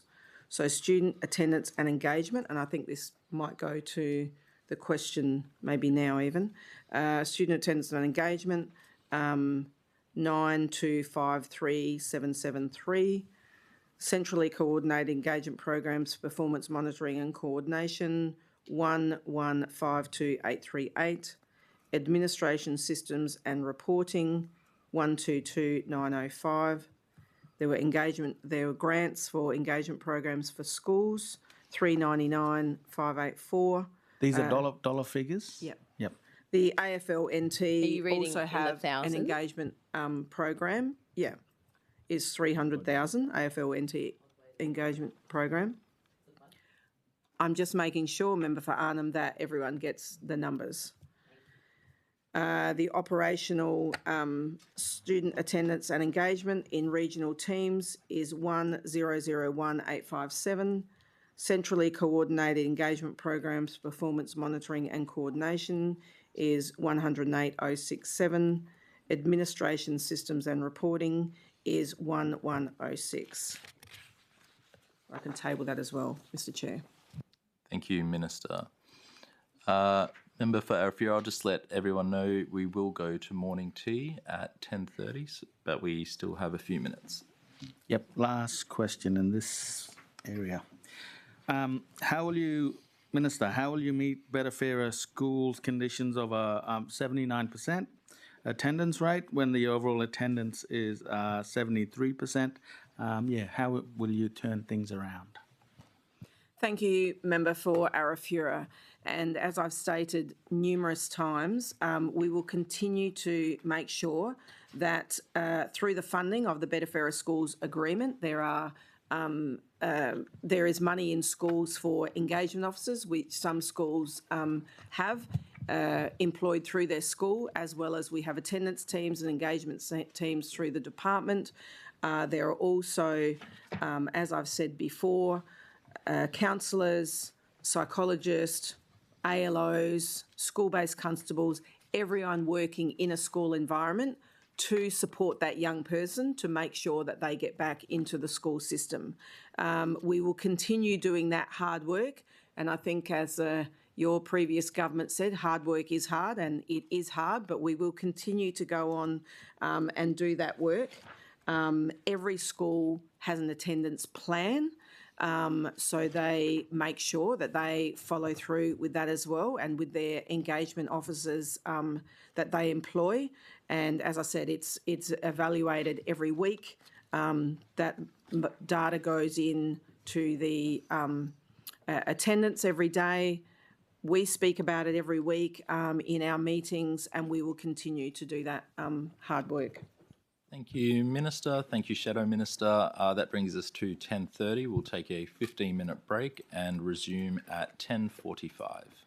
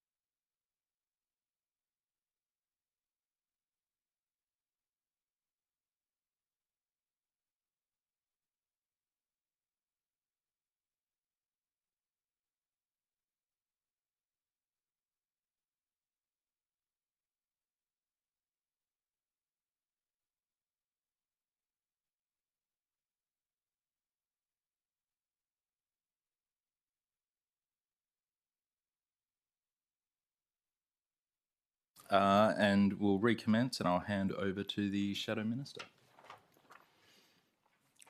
Or the member for Arnhem. Thank you. Thanks, Chair. Minister, can I just clarify, in regards to attendance, you spoke about obviously the weather events that have been experienced in the Northern Territory. How does that affect the attendance data if there are already registered and informed absences? My understanding is that the weather events would not create the decrease in attendance that we're seeing, but I'm happy to be corrected if that's the case.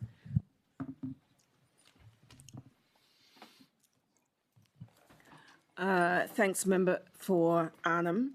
I will just answer a bit and then maybe Paul can add a little bit, the Deputy Chief Executive. But not all of those children did attend pop-up schools. There were many pop-up schools around them. And so, you know, there are many, as I've said, there were many areas around the Territory where there was flooding, or we had cyclones where we saw that many children, for example, in Katherine, did not go to school for a considerable amount of time, as I know many children in your electorate, Member for Arnhem, didn't as well. So there would be, that would bring the attendance down because of the extreme weather event, but I'll just hand over to the Deputy Chief Executive to add more to that.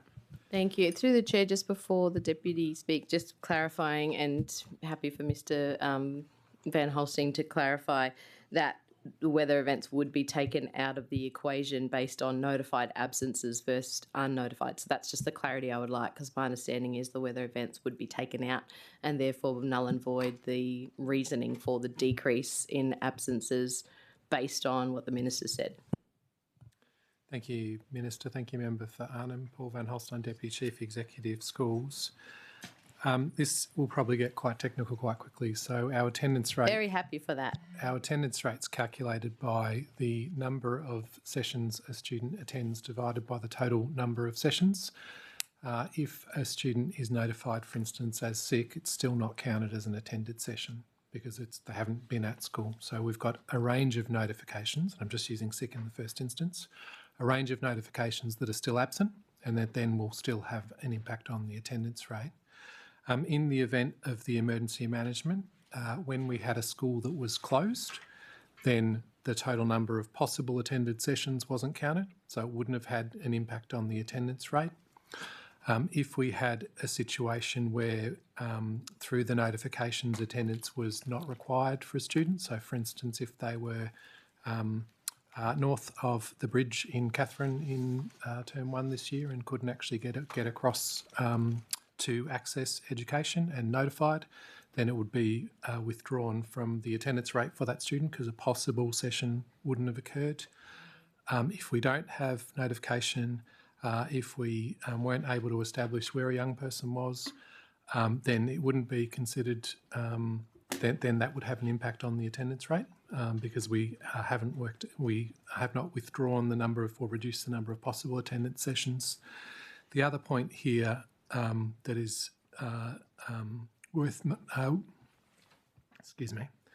the other point here which is worth noting is that when we have a disruption to schooling of any sort, that disruption can sometimes have a tail, and what I mean by that is when students get out of the habit of coming every day, it can take some time to re-establish that habit of coming every day, and that's another way that a weather event can have an impact on school attendance. Thank you. So in terms of the 7 weather events that the Minister that you mentioned through the Chair across the Territory, only a small amount of impact would have affected this attendance data in the reporting period. Is that correct, based on Mr Van Holsting's response? The impact across those regions, and noting that it was across all regions and some schools were really significantly impacted, I don't think we can characterise it as small. Sorry, I'm not talking about the impact being small, just to be clear. And through the Chair, the question is specifically that the Minister has said that attendance is down due to the 7 weather events. just heard a response of the technicalities that if a school is closed, it's not counted as being attendable by a student, and therefore would not affect their attendance data. So if you're looking at the whole picture, the explanation of the 7 weather events does not count for all of the decreases across all 6 regions across the Northern Territory that attendance is still down. Thanks, Member for Arnhem. Just a little bit more adding to that. Not all parents do notify of absences, but also in extreme weather events that we saw over the Territory, as a government and as a department, we close those schools at the very last minute, but potentially parents might pull their kids out 3 or 4 days before. For example, in Katherine, we flooded on the Friday and over the weekend. But, you know, leading up to that, parents might have chosen to not have their kids at home, you know, 4 days prior to that. So I think I think Paul's given a fairly comprehensive answer. Thanks, Minister. And noting that obviously the Katherine floods were called late, so Friday was the earliest that I understand that students were told to go home with their families, not 4 days in advance. And the other question I had, which Member was for Arnhem, based... what I'm saying is parents may choose to hold their children out before then. So that's what I'm saying. The department doesn't close a school until the very last minute. We want to make sure that families and children's lives are, you know, as normal as possible. But what I'm saying is some families may choose to hold their kids or keep their kids home in the lead up to that, and certainly in the tail of that, which is what Paul's explained. Yep, I understand. Thank you, Minister. And through the chair, I'm just saying that obviously that didn't happen in the first flooding event of Katherine. My question next, Chair, to the Minister is with the question asked by the member for Arafura around Better Fairer Schools funding, is there a penalty to the Northern Territory Government if the 79.7% attendance rate overall is not increased by the Northern Territory Government? And if so, what is that penalty?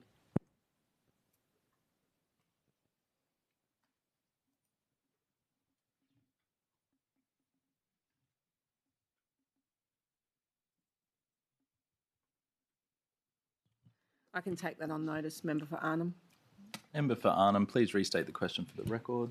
Thank you, Chair. Minister, as per the Better Fairer Schools funding conditions of increasing the student attendance by 79.7%, are there any penalties attached to not hitting that attendance rate and increasing that attendance rate to the NT Government? And if so, what are the penalties? Minister, do you accept the question? I do.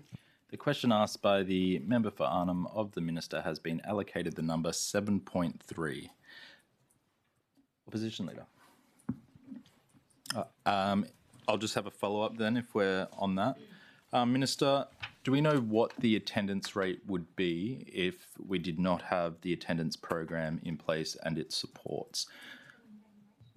Standing Order 109, isn't that a hypothetical, Chair? No, it's a question of do we know the attendance rate? So all we have to do is any students that have gone to school due to the program, you'd subtract them off.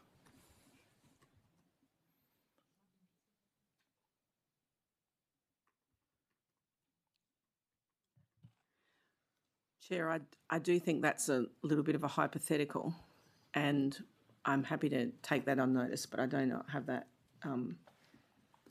answer.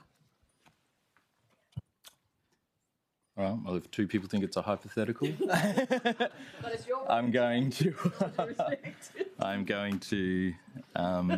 humble myself to the committee and hand over to the member for Arafura. Thank you, Chair. What is the total dollar amount of disability-related funding available to the NT education system?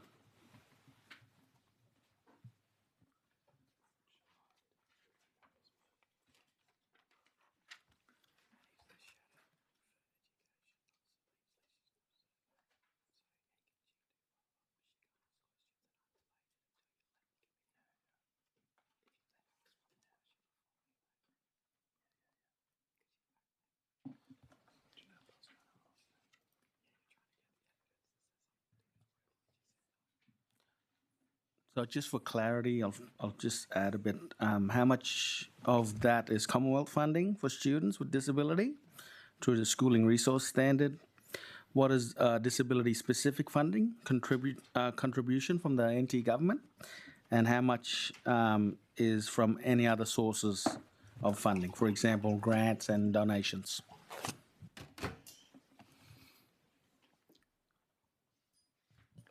Thanks, Member for Arafura.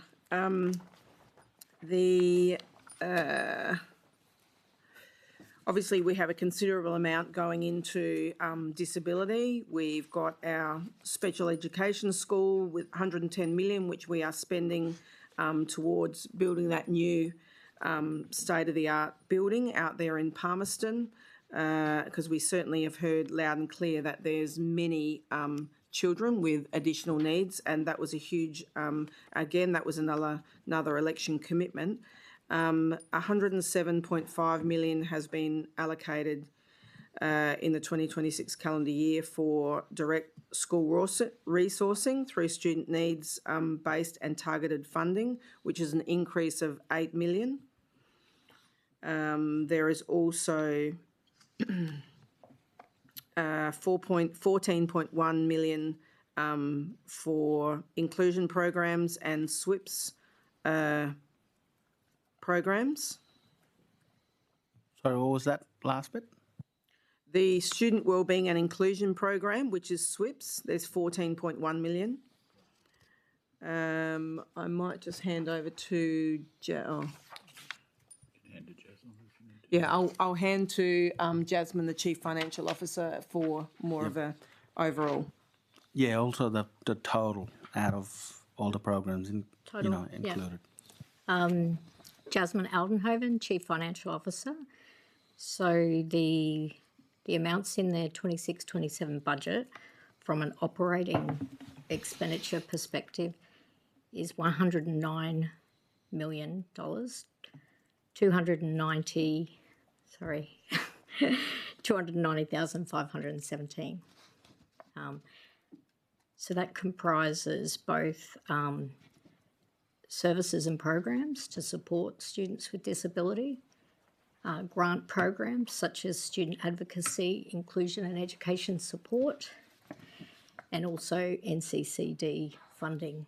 So that's all sources, Australian Government and NT. Do we have a proportion, between the NT government funding and the federal government funding? Not in front of me, no. Member for Arafura. I'll get Would you that, like that on notice? notice. Yeah. Minister, are you happy to take that question on notice? If you could please restate the question, Member for Arafura, for the Minister. What is the total amount of the disability-related funding available for the NT education system? I'll break down from the contribution from the NT government to the federal government towards that program. Happy to take that on notice, Minister. Sure. The question asked by the member for Arafura of the Minister has been allocated the number 7.4. I'll just hand over to Member for Johnston with a follow-up, and we'll then go back to the Shadow Minister. Member for Johnston.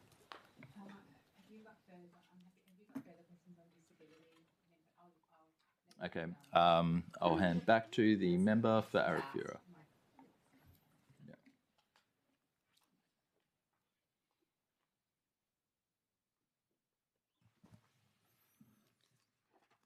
Thank you, Chair.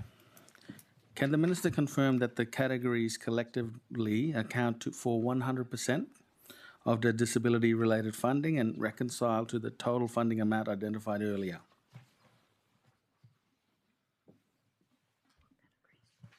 Can you clarify the categories? What? Output 2.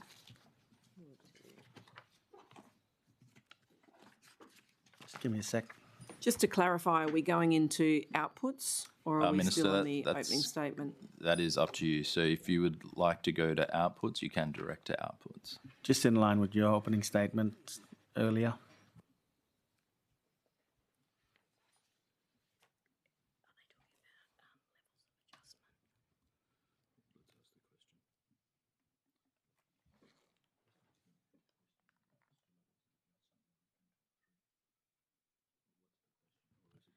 Can you just reinstate the question, member for Arafura?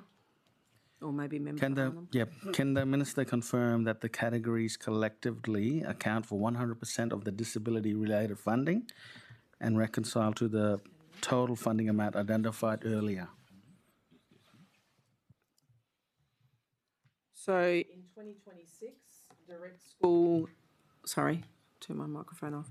In 2026, direct school resourcing, NCCD funding, there was 24,941,520. Special schools, there was 40,918,225. And the special annexes, there was 21,384,655. And universal students with disabilities, there was 20,209,604. And there's high extensive funding to students, which is 2 million. And Chair, can I just ask something on that as well? Minister, when you say special annexes, does that include the flexible learning centres or is that separate? No, they're separate. Is there a category of any of that disability funding that goes to the flexible learning centres or does that count under the mainstream schooling SRS?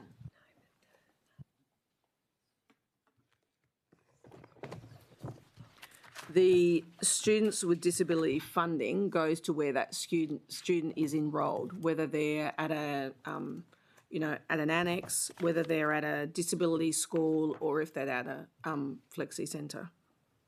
Thank you. It goes with the student. Yeah, thanks, Minister. I'm just conscious sometimes some flexi centres are attached to a mainstream school. Like, for example, your electorate of Catherine High School has the flexible learning centre that's auspiced by the high school. So would that funding go to Catherine High School or would it go to the Catherine Flexible Learning Centre?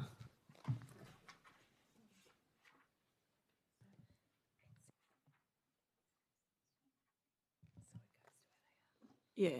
Again, it goes to where that student is. So that Flexi Learning Centre, for example, in Catherine, that you said, is funded through the Catherine High School. It follows the student. So it would go to the high school and then they would auspice that out to the flex.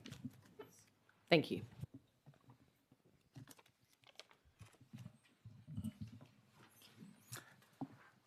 I'll open up to other committee members. So I'll go to Member for Johnston. Following Member for Johnston, I'll then see if Member for Goyder, Member for Wanguri have questions. And then back to Member for Arnhem as our guest member. And then we might move into output groups. Member for Johnston. Thank you, Chair. Thank you, Minister. Just following on from the questions from the member for Arafura. Minister, how many compulsory school-age children in the NT are known to have a disability?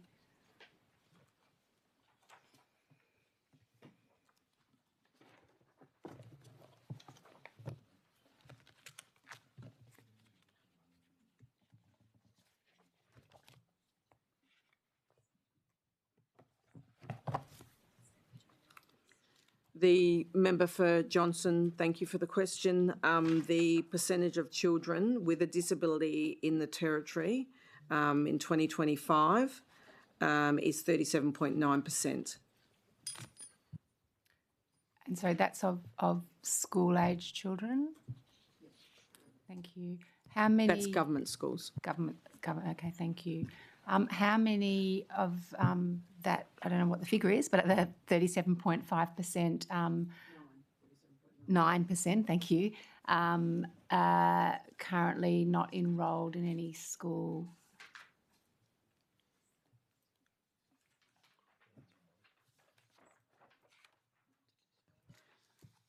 That data, member for Johnson, 37.9%, is on children enrolled and attending school. So if they were even in a schooling from home or through, other forms of school of the air or flexi learning, they would be counted in that data. Thank you. So is there data on children with disabilities who are not enrolled in any educational institution? If they're not enrolled, Member for Johnson, You wouldn't have it. we wouldn't have that data unless the parent, maybe health may have that, but unless that parent specifically says, I'm removing my child and they're not going to be enrolled, but I'm not bringing them, we would not have that data and it wouldn't be tracked. Okay, thank you. So 37.9, just so I'm clear, 37.9% of students enrolled in the public education system have a disability. In 2025, yes. Thank you. And do you have the attendance rates for students with disability?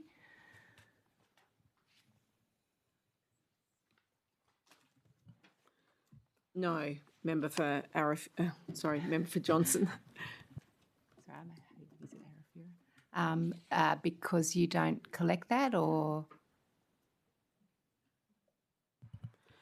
All students that attend school are collected in that attendance data. We don't analyse what their specific needs are. For example, if they are attending school, they're tracked in the attendance data. okay, so there's no kind of aggregation of whether or not students with disability, what their attendance rates are compared to students without a disability? No. Okay, thank you. Do you collect data on students with disability who are suspended? Yes, Member for Johnson. Are you able to share how many students with disability, what proportion of all suspension incidents and suspension days were issued to students with disability? Chair, would we like to go into the outputs because I didn't discuss that in my opening statement. I'm happy to leave that for the output, Minister. I You can want to leave move the to the outputs? Sorry? You want to move to the outputs? No, sorry, I'm happy to wait till we get to the. I'll answer that under the outputs. Yeah, I mean, I'll ask it. yes. Yeah. Yeah, well, as stated, we'll go to outputs for that. Member for Johnston, any other questions on opening statement? Okay. Member for Goyder. Minister, going back to attendance data, we've talked about both non-Indigenous and Indigenous attendance rates, and I know they're in the budget papers 3 and the agency statements. Do we track the English second language non-Indigenous student attendance? So those from non-English speaking backgrounds who aren't necessarily Indigenous, noting there's a high proportion in my electorate.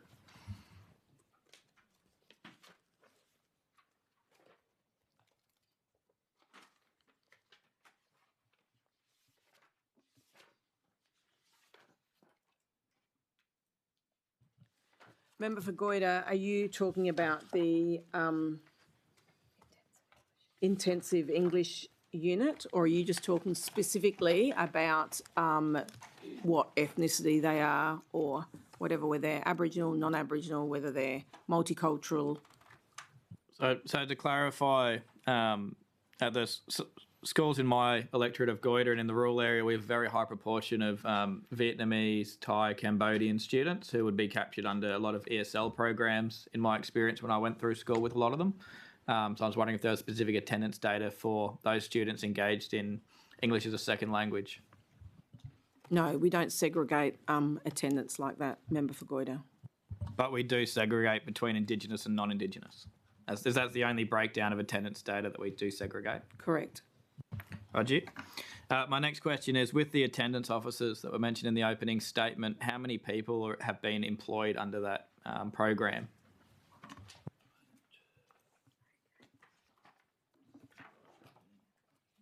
And the follow-up is going to be, where are they based?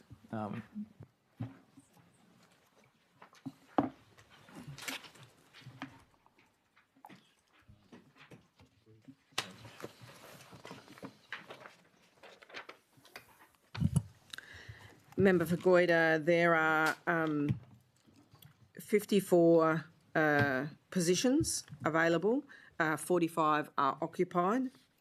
6 of those are assistant directors who oversee the 6 regional teams. All of them are occupied. There's 24 school attendance officers, 19 of those are occupied. 22 student engagement advisors who undertake the case management for students requiring support to return to school. 18 are occupied. And there's 2 education program coordinators who undertake multi-agency complex case management for students who have intersected with the youth justice system. Both of those positions are occupied. And then did you want to break down by region? Yeah, where are they based? So there is, in Barclay, there's an assistant director, 2 student engagement advisors, 2 school attendance officers, taking that total to 5. In Big Rivers, there's 1 assistant director, 4 engagement advisors, 4 school attendance officers, taking that to 9. In Central, there is 1 assistant director, 5 student engagement officers, 5 attendance officers, 1 program coordinator, and they have 12. In Darwin, there is 1 assistant director, 5 student engagement advisors, 5 school attendance officers, 1 education program coordinator, taking that to 12. In East Arnhem, there is 1 assistant director, 3 engagement advisors, 4 school attendance officers, taking that to 8. And in Top End, 1 assistant director, 3 student engagement advisors, 4 school attendance officers, taking that to 8. Thank you, Minister. And sticking on the attendance topic, how many students fall into the 60 to 80% attendance category? So they understand schools track it, whether students are chronically not attending or whether there's the odd day off. But how many would fall between it can be 50 to 80%, but how many are in that slipping category of attendance? Do you have that data? How many on the intensive support role? No, so students' attendance, so an individual student might attend, they miss 1 day a week, it's 80% attendance. If they miss more than 1 day a week, is there a breakdown of how many students? I've seen schools reporting it, and I was wondering if the department keeps a breakdown of how many students, noting that 1 student not attending all year brings down the average significantly. How many are in that 60 to 80%, 3 to 4 days a week? That is more high-level data that the department does actually track, but we don't have that here, and I'm happy to take that on notice. Member for Goyder, please restate the question for the record. With the attendance data, how many students as a percentage of enrolment would fall into the 60 to 80% attendance category? Minister, do you accept the question? Yes. The question asked by the member for Goyder of the Minister has been allocated the number 7.5. Member for Goyder. I'm jumping around because I understand we want to progress. Minister, in the opening statement, you mentioned the singing the 2 verses of the national anthem at assemblies. Do we have any understanding if all schools have implemented this policy? Thank you, Member for Goyder, for the question. There are senior directors that are out in the regions when they visit schools to make sure that schools are singing the national anthem. It is something that, I take very seriously, that people need to have pride in their country, have pride in our territory. We've got Territory Day coming up as well. We did, say that all schools sing 2 verses of the national anthem.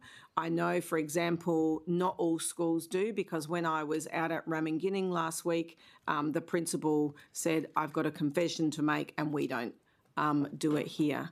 So they are going to send me a video of them singing the national anthem, by the end of term 3. And I'd just like to say, I was at Nemalak last week where they were celebrating 40 years of education, and the rendition with the signing and everything of the national anthem in 2 verses was absolutely a tearjerker, Member for Goyder. It really was quite heartwarming. And also I've just been at 60 years of School of the Air on the weekend, and again, all of those children on the screens in their stations or wherever they're doing their education were all singing the national anthem and put it all together on the one screen with all their little faces. It was absolutely fantastic. It is certainly something that I make sure I check when I go out to schools. I can say that not all schools are doing it, but it is absolutely an expectation from me as the minister that all schools do sing the national anthem and they do sing 2 verses. And we are certainly working on that with those senior directors and with the team when they go out to remote schools and throughout the territory. Can I have a follow-up? Follow-up, member for Arafura. Would you accept those, English second language speaking communities to sing the national anthem in their language? Thank you, Member for Arafura. It is great to hear children singing in their language, but it is also something that they sing in English and then they can sing that in their language as well. And I've certainly been out to Gamadi recently at the opening of that independent school, and there is a strong cultural background there, strong, sense of family, culture, passing on song lines. It is about walking in 2 worlds, as I'm sure you know, and making sure that we do both. Thank you. Member for Goyder. And Minister, earlier you mentioned you had a breakdown by electorate of school-based attendances. Is this something that you'd be able to either table or I could ask for it on notice? Sorry, Member for Goyder. I have a breakdown of schools by electorate. I'm happy to read it all out, or I'm happy also to table it. I'd be satisfied with a tabling. Thank you. Member for Goyder. Is she tabling it? Does she have to say the word? Yeah. No, it all happens. Okay. Yeah. All right. And lastly, going back to the attendance officers, how many of the Darwin-based attendance officers have, what's the wording I'm looking for? No, back to the attendance officers. They all sing it when I go to them. The attendance officers, specialising for the Greater Darwin region, how many schools are within the area that they're responsible for? So is it 40 schools or 50 schools for those people? In the top end region only? Whatever the rural area of Darwin is encompassed in. Where? Top end. Yeah, thank you. I'll get that for you.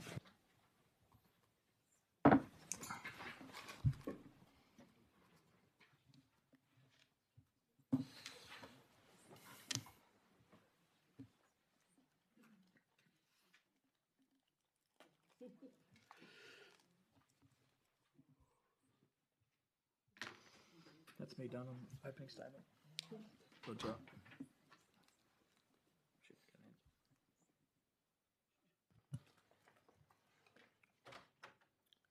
Member for Goyder, in the top end region, which you're in, there is 36 schools, and in the Darwin region, there's 27 schools. To the other regions.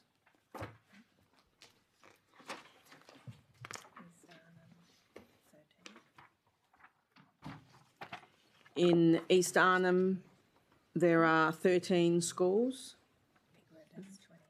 There's 28 in Big Rivers and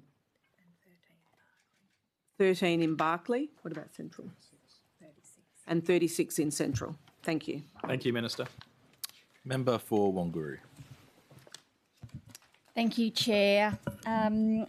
This is going to be probably electorate specific. In your opening statement, you gave a brief overview of the transition from the middle schools to the full high school models.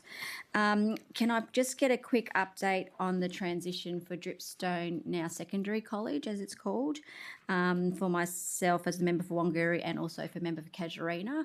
How is it progressing this year, and what procedures are in place as the school grows in probably attracting teachers to ensure that there is sufficient staffing at the school as it grows. Thanks, Member for Wangari. So, as you have stated, there was we're moving away from middle schools and going to full comprehensive schools by 2028. Dripstone this year, in their Year 10 cohort, they were expected to have an extra 73 students.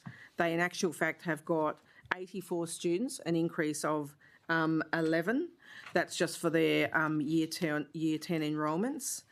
And the enrolments are monitored by the department closely. Also, I don't know if they've also got an upgrade to their science lab, that's right, which is $385,000. That's happening to that school as well. I don't know if you want to add any more to that, Paul. It's in progress at the moment, as I'm sure you're aware.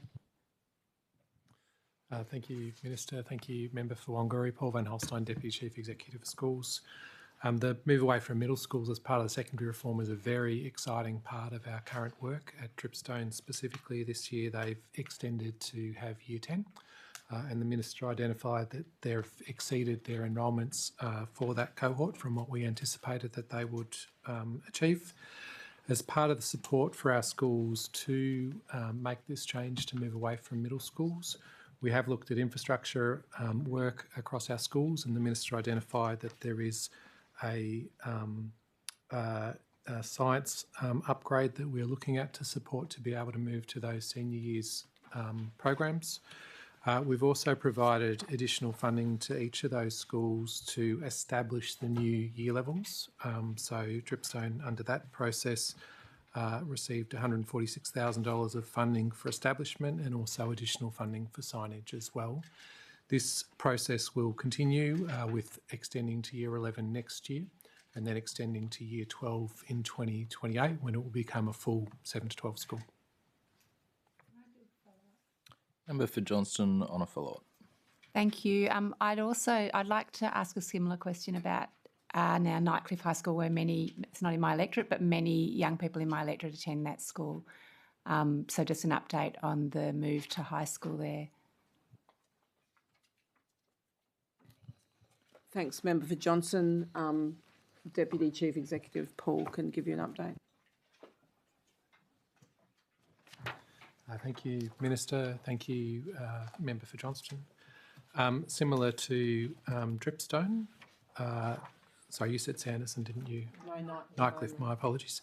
Similar to Dripstone, Nightcliff has extended to have Year 10 this year. They've also exceeded their expected enrolment in the school. It is a smaller cohort, although we expect that cohort will grow over time. Also, there has been additional support for infrastructure works on that school side as well. So the infrastructure works that we have been working on there have been also a science lab update, which is in progress, and then some of their vet spaces, so a construction space and an engineering and an upgrade to their engineering space have both been completed at this point in time. Again, similar to Dripstone, Nightcliff has received funding to help establish the start of the new year levels and has received funding to update their signage as well. I'm actually going to jump in on this as well for Driver High. Thank you.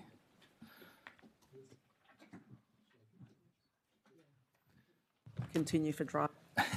Thank you, Minister. Thank you, Member for Drysdale. Driver High School has also now has a Year 10 cohort at the school. Similar to the other schools, we have funded infrastructure, or we are funding infrastructure works at Driver. There's a shade structure that we are doing the preparation around a tender for that shade structure at Driver. Driver was also identified in the opening statement by the Minister with some additional upgrades that have been identified in budget, in this year's budget announcement around major works. In terms of our student numbers for Driver, Driver had a slightly reduced, sorry, my apologies. Driver didn't extend to Year 10. Driver brought a Year 7 cohort on this year. They had a slightly smaller than expected number of Year 7s, but they had more Year 10s retained in the school than we anticipated. So the total school population at Driver has actually exceeded our projections this year, which is a fabulous sign. And then, like the other schools we've identified, Driver has been supported with establishment costs to cater for and get ready for that new year level of Year 7s that have come in, and signage as well. And just to follow up on that, if a school, and using Driver as example, so if it exceeds its numbers and that projection continues, at what point does this department allocate additional teaching staff? Thank you, Member for Drysdale. Paul Van Holstein, Deputy Chief Executive Schools. This secondary reform has meant that we can't use our regular funding model because our regular funding model is based on the population we had last year, essentially. So the funding model that we have used is we've had projections for the expected population given the schools are changing in their composition. We have then leaned out to monitor those the actual enrolments very, very closely, and then update the funding for those schools to match the actual enrolment that has come. We have done that for all of the schools that have had an increased enrolment. So the funding that has been approved this year, the funding that's been approved this year reflects the actual enrolments that they have been securing. And that will obviously enable them to be able to employ the teaching staff that they need to cater for the students that they have. Thank you. Fantastic. Member for Wanguri. No, there's no further questions. I'll go to the member for Arnhem. Thank you, Mr. Chair. I think the Shadow Minister's got just a few more. Thank you, Chair. Thank you, Chair. Just in relation to funding for additional needs in the opening statement. Minister, how many, these specialised positions, how many inclusion advisors, speech therapists, occupational therapists, and vision and hearing advisors are currently working in the Northern Territory? And also add in behaviour coaches. What was the last one? Behaviour coaches.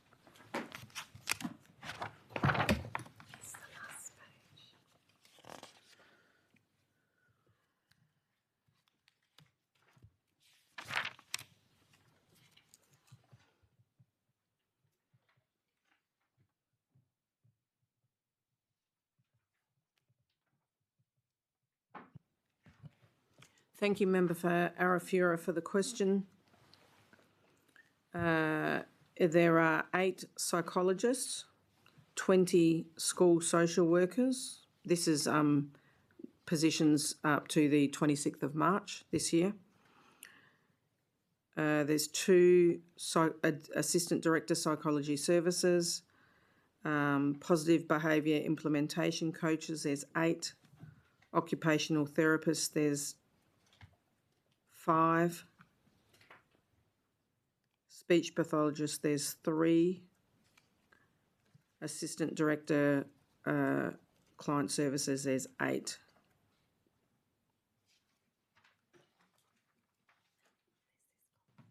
Thank you, Minister. Can you... Sorry, there's also yep. senior teachers that are inclusion educators. There's 22.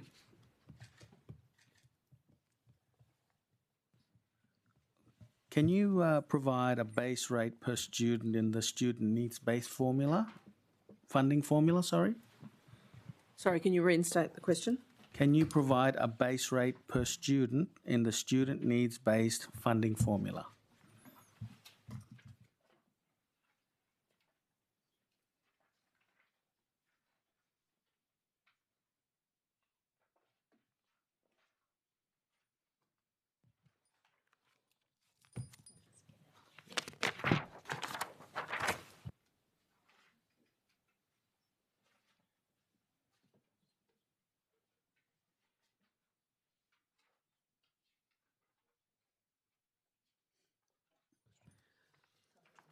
Sorry, Member for Arafura, given the complexity, I'm going to hand that over to Jasmine Oldenhoven, the Chief Financial Officer.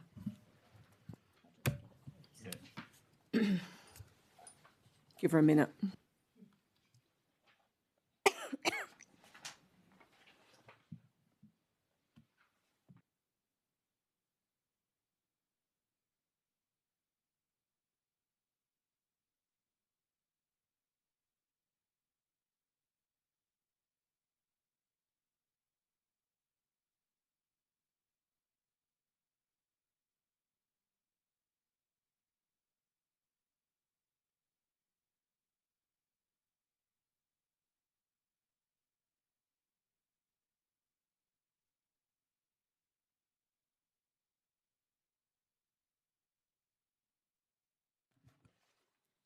Jasmine Aldenhoven, Chief Financial Officer.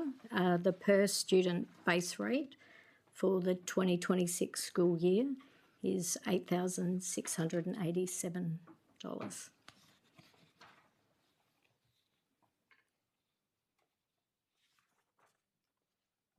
How is that? How to get to that? Like, is there a formula? Okay. You need to explain that.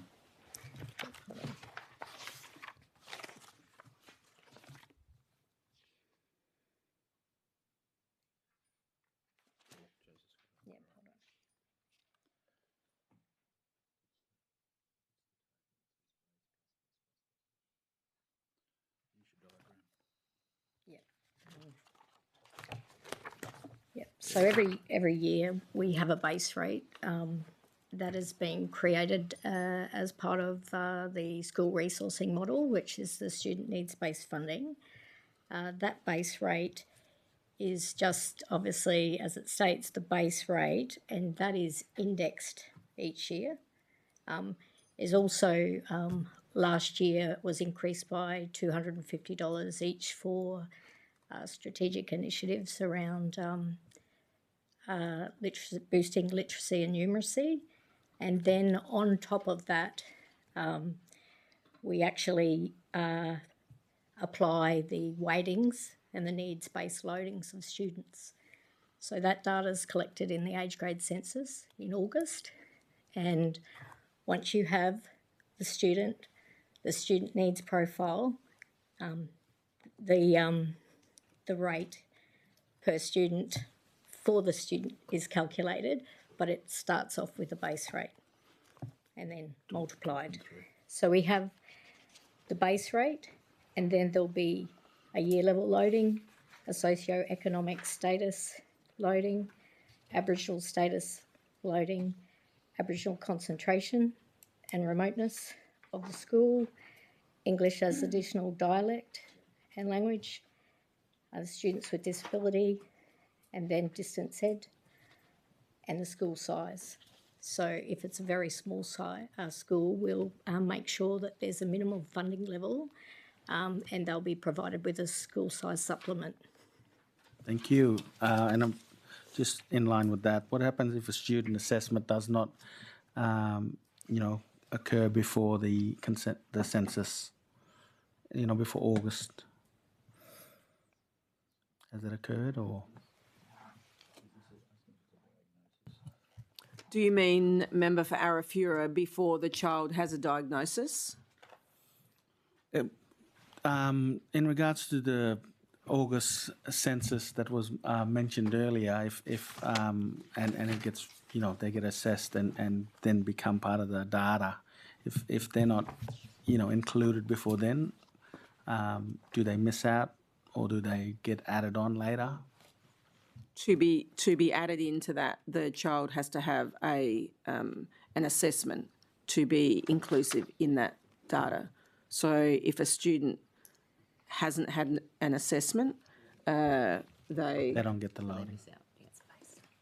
Yeah. I'll just hand to the Acting Chief Executive. Thank you, Member for Arafura.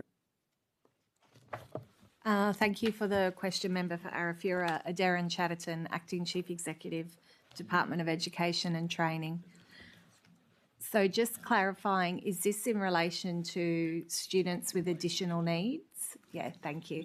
And so my colleague before mentioned part of that work we do to support schools in the lead up to the age grade census. So we do lots of professional learning that supports teachers to understand the kind of evidence that they can be collecting to show the additional needs that a student might have. So they don't require a formal diagnosis. It's actually about what is the level of adjustment or help that a young person needs to be able to access the curriculum and teaching and learning. And so then based on that, a young person is allocated a level and funding is allocated to that level. Thank you for that. Member for Arnhem. Thank you very much, Chair. I thought I'd let my Shadow Minister lead those sections.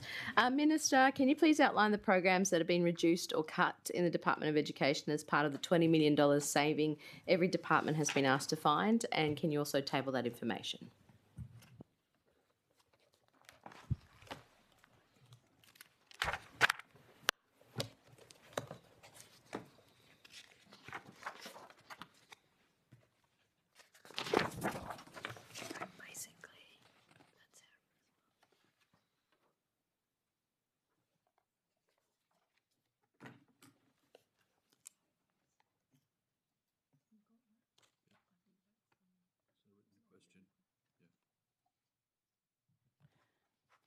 Chair, I'm not sure if that's already been a written question and that has already been supplied. I think the answer to that written question. Are you able to outline for the committee? Because the written question would have been returned today, I assume, while we're in this session, which is what's been happening with every other minister. So the Department of Education and Training's contribution to the 20 million whole of government savings equated to 0.0567% of its budget and applied as an efficiency dividend across the agency consistent with usual parameters applied at each budget. Yeah, we just managed as the whole budget. And that's managed as a whole. So any specific cuts to programs or reductions of programs within education due to the efficiency dividend?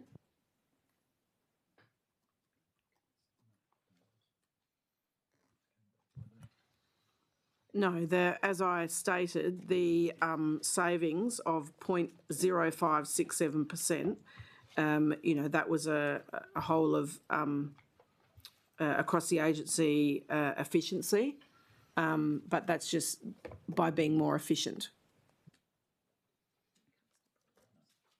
Thank you, Minister. So $20 million of efficiency that wasn't being done before, but no cuts to any programs or reductions to any programs. Is that correct? No, there's no cuts to programs. It's putting money where there is more priority and making sure that the department is a whole lot more efficient. And so we have found those efficiencies, but we have not cut any programs. Thank you. So, Minister, would the efficiencies be maybe changes to travel arrangements, pooling with other departments? Like what type of efficiencies been found?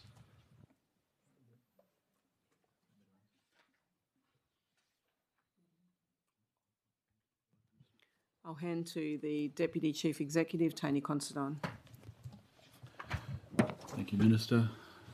Thank you, Opposition Leader. In this case, there was $20 million that was a whole of government efficiency. So where the Minister's pointed out, that equated to 0.05% across our whole budgets. Generally, we try and land our budgets within 1%, so it's within our landing zones, within our budgets. So that portion of money didn't contribute to any change in any program overall. It's a very small percentage across all budgets and is easily managed within budgets. Our staff within our teams, if a budget's slightly smaller, make some decisions about what they're doing. Thank you for the Just clarification. checking, Chair, we've moved into outputs because I actually don't think that was in the opening statement.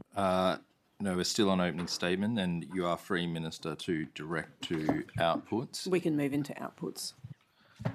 Thank you, Chair. I've still got a question about another topic in the opening statement. Thank you. Yep. Thank you, Member Chair. Farnham. Minister, you spoke about the Remote Aboriginal Teacher Education Program, or RATE, R-A-T-E. What is the current KPI for the students in the RATE program, and what is the figure that is the target for the RATE program?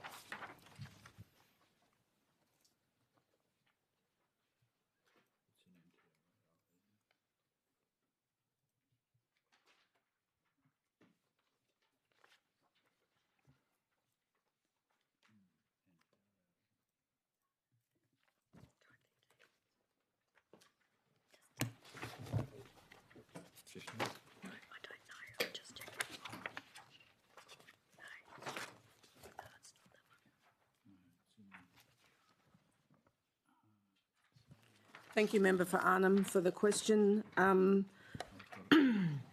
Remote Aboriginal Teacher Education, as of the 31st of March, there were 411 participants in the RATE program across 65 sites. I think in relation to the... Sorry, can you just restate that question? Was there a target set by the department? So you've answered the first half, thank you, Minister, which is 411 students in the program across the 65 sites. Thank you for that detail. Was there a target set by the department of how many participants should be in the RATE program? No, Member for Arnhem, there are no targets as such in the RATE program. We do, of those 411 participants, we've got 153 in vocational and education training courses, predominantly at bachelor, and we've got 70 in the tertiary courses with CDU, which is nearly 3 times the 24 that was in March 2025. So whilst we don't have any predictions of numbers, it certainly has increased considerably, which is fantastic. Thank you. We're very glad that the CLP didn't cut that program, very important one. Through the Chair, Minister, how much funding is going towards the RATE program in this financial year? The 26-20 in this financial year one, the 26-27 for the reporting period of estimates and then into the new budget. Sorry, there'll be 2 parts to that. Do we have the previous one?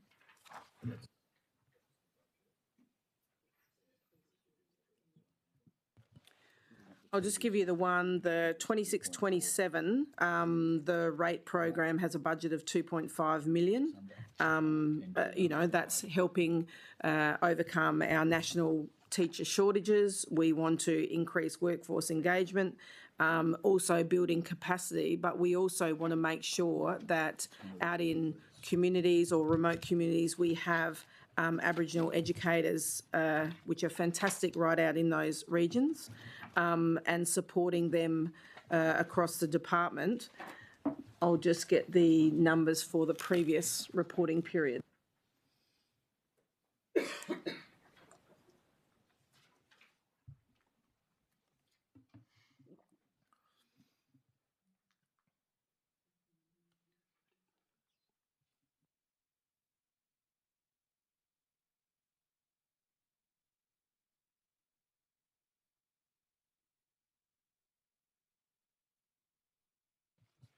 Is that enough information for you?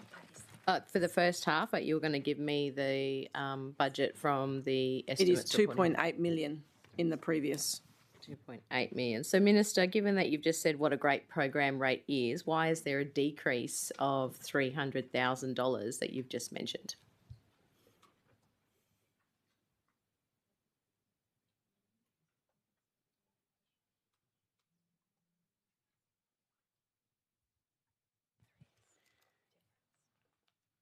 The 0.3, so last time it was 2.8, this year it's 2.5, but what we did is we evaluated that program and that extra 0.3 was to do that.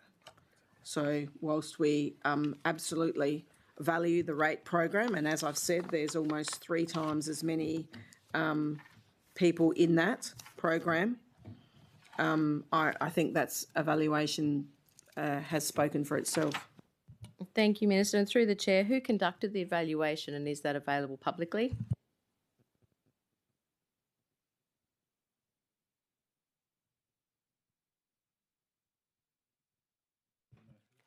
The department did that evaluation. So the department's done an internal evaluation for the costing of $300,000 for its own program, then taking away from the sorry. budget of RATE, which means less money to support those remote Aboriginal teachers in the education program to become fully qualified teachers. Is that correct? Sorry, member for Arnhem, it was Deloitte that did that evaluation of that program, and it is not final yet.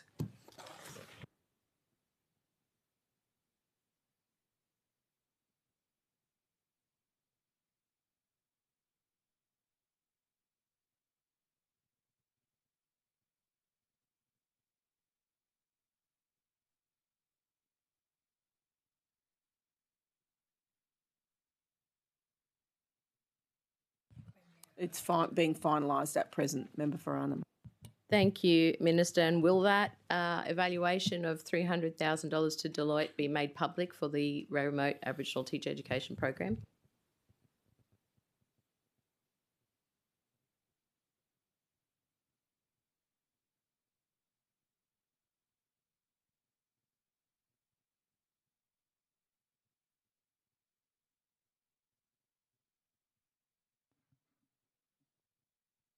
I'll just, on that one, Minister, and if it can, Opposition Leader, can we ask that in a way that doesn't ask the Minister to announce something new?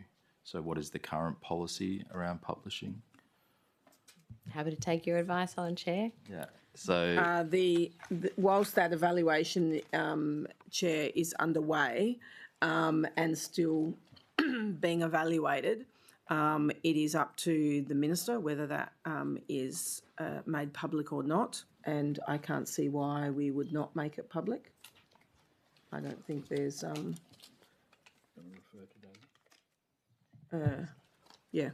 Thank you. And Minister, do you have a time frame of when that evaluation and that report will be completed by Deloitte? It's the end of June.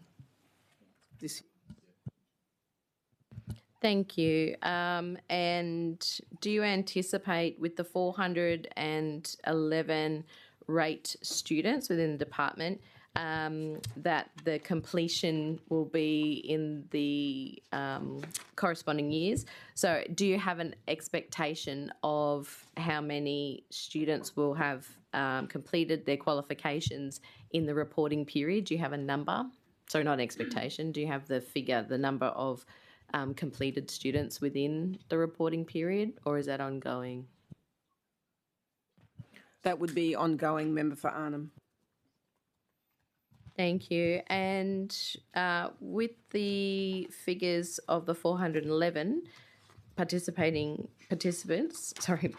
students who are participating, Minister, how many of those participants are full-time employees for the Department of Education and how many are school council employees? Happy to take that on notice, member for Arnhem. We don't have that breakdown. Thank you. Member for Arnhem, please restate the question for the record. Thank you, Chair. Minister, of the 411 rate students, how many are full-time employed in the Department of Education and Training and how many are employed as school council employees across the Northern Territory? Minister, do you accept the question? Sure. The question asked by the member for Arnhem of the Minister has been allocated the number 7.6. Opposition Leader. Thank you, Mr. Chair. I'm done on that line of questioning. Okay, thank you. The committee will now consider the estimates of proposed expenditure contained in the Appropriation Bill 2627 as they relate to the Department of Education and Training. Are there any agency-related whole-of-government questions on budget and fiscal strategies? Shadow Minister.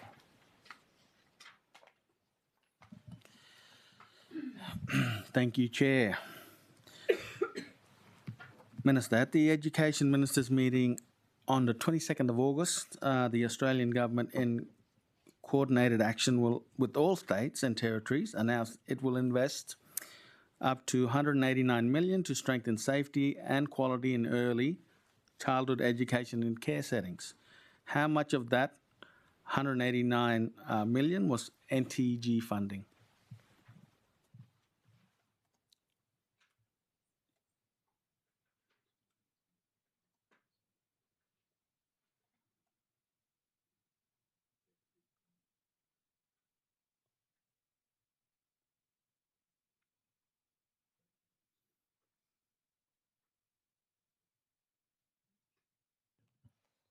So that work is underway. It hasn't been determined as to what that amount is, Member for Arafura. Thank you. All of the federal funding agreements are yet to be finalised.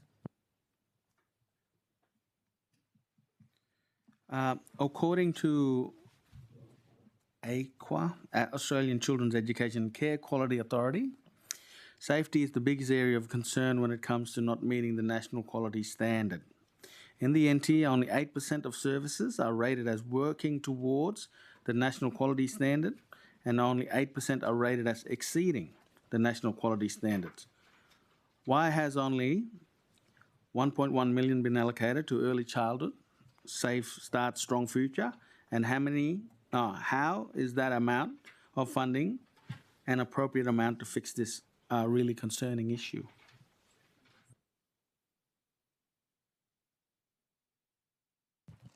Thank you, Member for Arafura. So in December, we came out with our Early Childhood Safe Start, Strong Futures plan.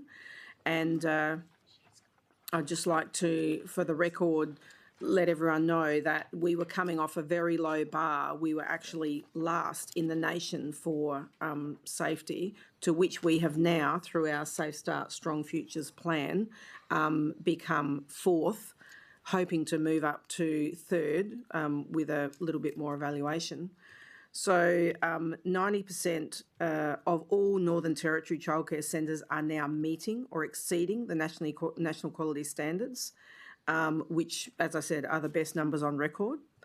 And we also have, out of that Safe Start, Strong Futures plan, we set an expectation that 100% of services would meet or exceed Quality Area 2, which is safety, by the 30th of June, and 85% of services to meet or exceed those national quality standards by December 2026.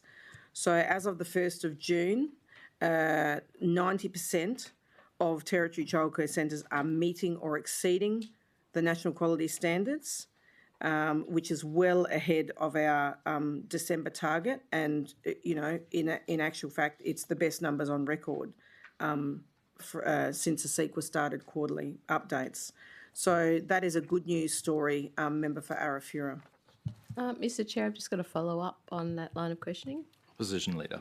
Thank you. Minister, appreciate your response. I note that you put a media release out today as well with that same figure, the 90%. The figure I have for Q1 2025 was 91%. So can you provide clarification for that? You've just said it was the best number on record at 90%, but I have 91% for Q1 2025. Can you please confirm that? And if so, obviously clarify for the committee that you've given the incorrect information through your media release.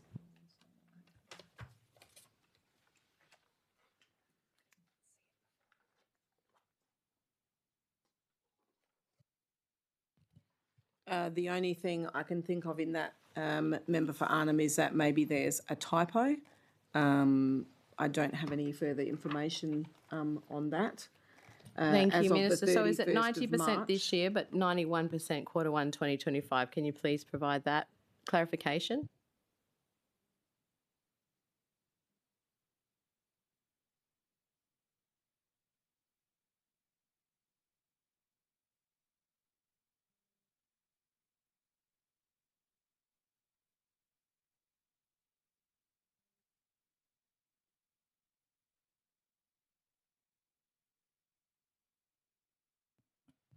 Need that on notice. I think we need to double check that number, Mr Chair.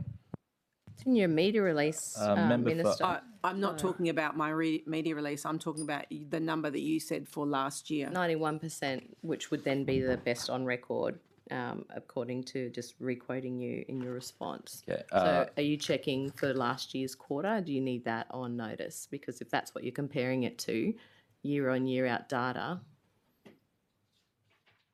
that's what you've put out today ahead of your estimate session, and then it's incorrect information. provided Member to for the board. Arafura, we are talking about the 90% in quality area 2.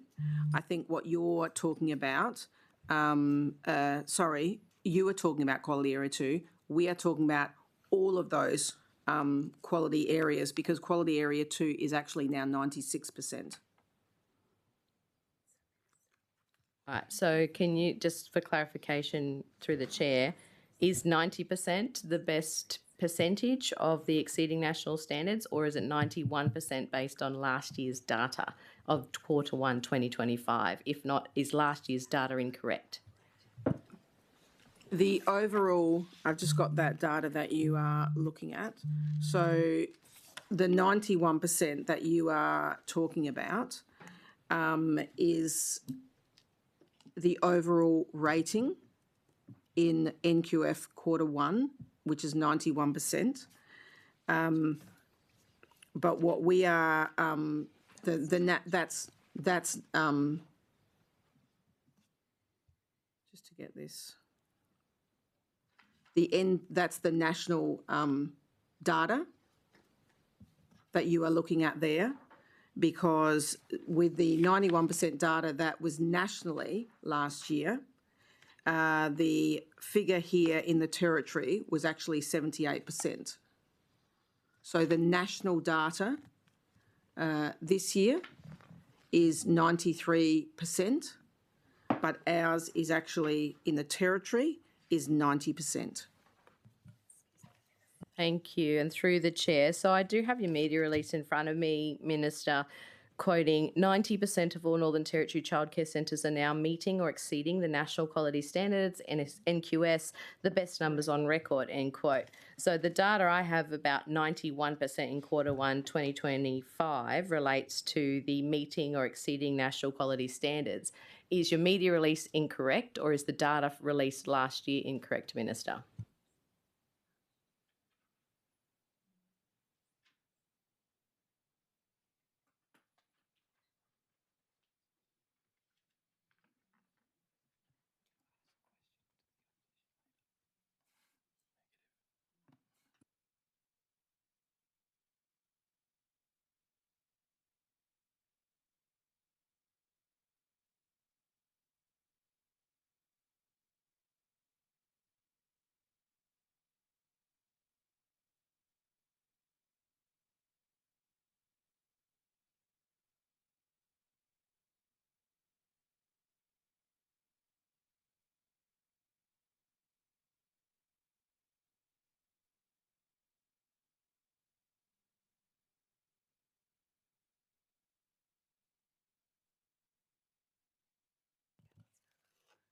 Can I just, I have put out a media release today, and the figures that I have in my media release are correct. I just want to double check them. We'll take it on notice. Yeah, so, thanks. Member for Arnhem, could you please restate the question for the record?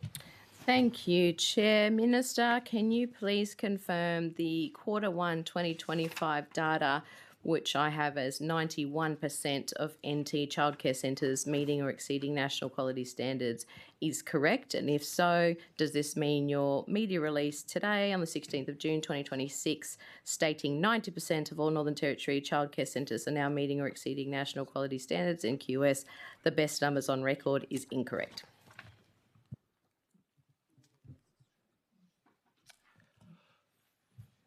Minister, do you accept the question? I do. Yeah. The question asked by the member for Arnhem has been allocated the number 7.7. We will now break for lunch. It is 12 p.m. We will break for 30 minutes and recommence at 12:30. So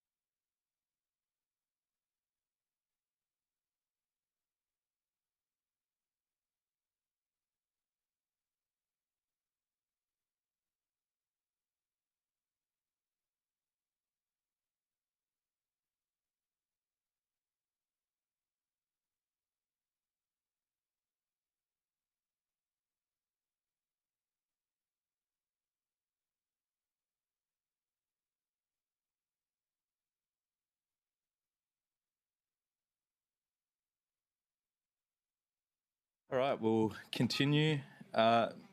Minister, did you have answers for questions on notice that you wanted to go through? I do, and I want to just clarify on that previous question before we went to lunch as well. I've got answers to questions 7.2 and 7.3. I'll give them to someone. Yes. Thank you, Minister. We will continue. So we are with the Minister for Education, and we are on questions relating to agency-related whole-of-government questions on budget and fiscal strategies. Shadow Minister. Chair, just before Yes, Minister. sorry, we move on. I just want to clarify. The member for Arnhem asked me a question before, challenging the data in the media release today. What she was going on, which I had a look into at lunch, was the NT childcare centres, which last year there was 234, we now have 235, but on the ASEQA website was about all centres. That was all centres, whether they were working towards, whether they were meeting or whether they were exceeding. What we are saying in my media release today, and that was 91%. What we are saying in my media release today is that all of the centres are meeting and exceeding only are 90%. So we're not counting in working towards. There are some centres, Mr Chair, that have been working towards for 7 years. So that is, under the previous government. What we are saying, and we've brought in our Safe Start Strong Futures plan, and we are making sure that we are holding centres to account. We are making sure that they are safe and that they are looking after people's children. And 90% of all of those childcare centres in all quality areas are at 90%. So I just wanted to clarify that. Thank you. So that 91% figure, was that, could you just clarify for me what the 91% So the 91% that the member for Arnhem was talking about in the NT was 234 centres that were either working towards, meeting or exceeding.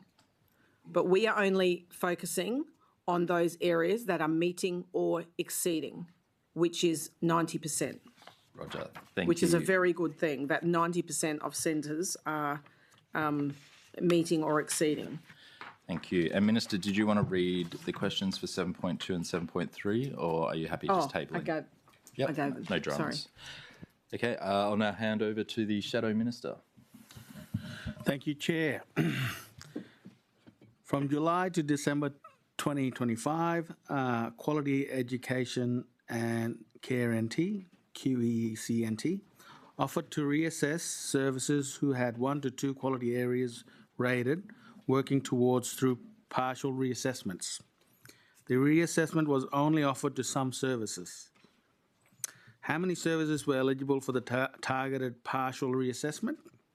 How many services engaged in reassessment process?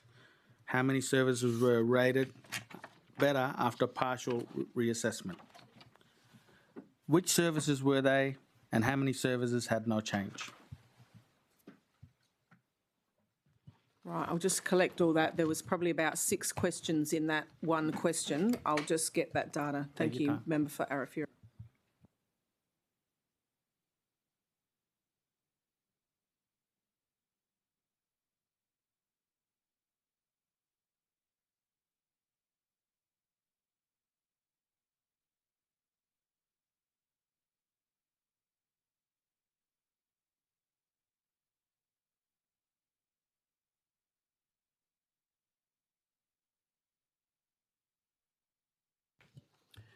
Member for Arafura, I might partway through get you to reinstate some of your question because what was the first part of it? Thanks.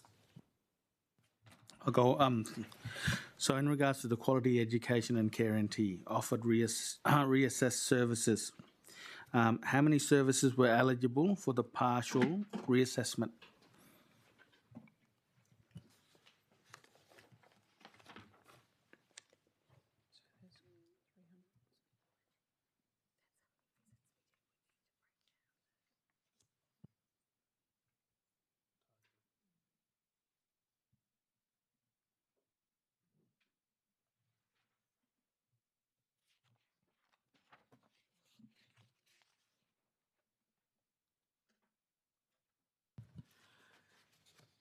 Member for Arafura, I can give you how many visits and notifications and things, incidents, complaints reported, but I don't have a breakdown of those partial, I think, what your question was. That's fine. You gonna you want to break that down, or are you happy? I think the question is, are you happy to potentially take it on notice? Because we don't Yeah, have we'll that take it on notice then. breakdown. Partially some of that and some of that question, I think there was about 6 different things in that question. Member for Arafura, could you please restate the question for the record? From July to December 2025, QECNT offered to reassess services who had 1 to 2 quality areas rated working towards through partial reassessments. The reassessments was only offered to some services. So 1, how many services were eligible? How many services engaged for reassessment process? How many services rated better after partial reassessment? Which services were they, and how many services had no change? Minister, do you accept the question? Yes, and I'll just give some answer to some of that are what I've got. So from and I think it was July that you were talking about, so from 1st of July 2025 to 31st of March 26, the Australian government issued 4 notices to impose conditions to 4 NT services. The Australian government took action by applying conditions that stated that the services need to be assessed as meeting the national quality standard, or they will no longer receive childcare subsidy from the Australian government. Of those 4 services that had conditions applied, 3 had not achieved a meeting NQS rating for more than 7 years, which is what I said before, and the last had not achieved meeting NQS for between 5 to 7 years.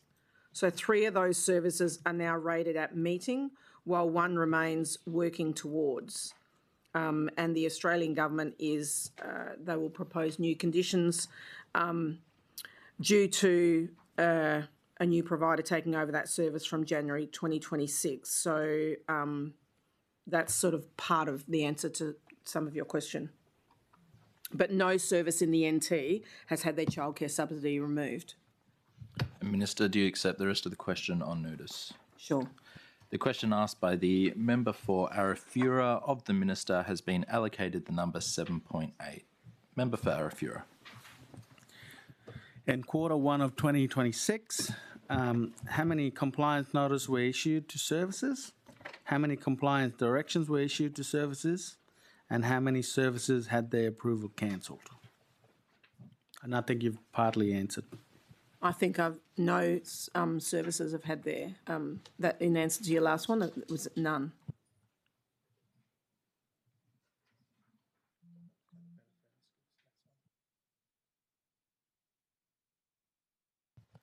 Member for Arafura will incorporate that into the other question if you just want to reinstate that, and it can all go as one question. Is that okay, Mr. Chair?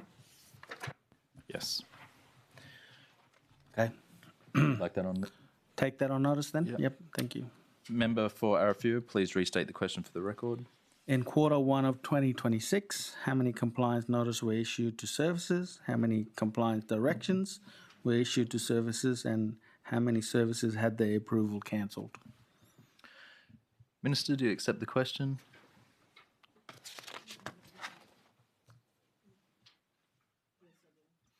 The question asked by the member for Arafura of the Minister has been allocated the number 7.9, and I'll just remind the committee we are on agency-related whole-of-government questions on budget and fiscal strategies. Shadow Minister. Minister, Thriving Kids is intended to deliver supports in children's everyday settings, including classrooms and preschools, rather than only in clinic-based services. How is the Education Department planning to embed Thriving Kids supports in school and early childhood programs so that children are not constantly pulled out of learning for separate therapy sessions? I might just, yeah, I think we'll. Are we in early childhood or? Yeah, I think, Shadow Minister, for those questions, you can ask the Minister which output group, and if we can keep the current questions on budget and fiscal strategies. Yep, just give me a sec.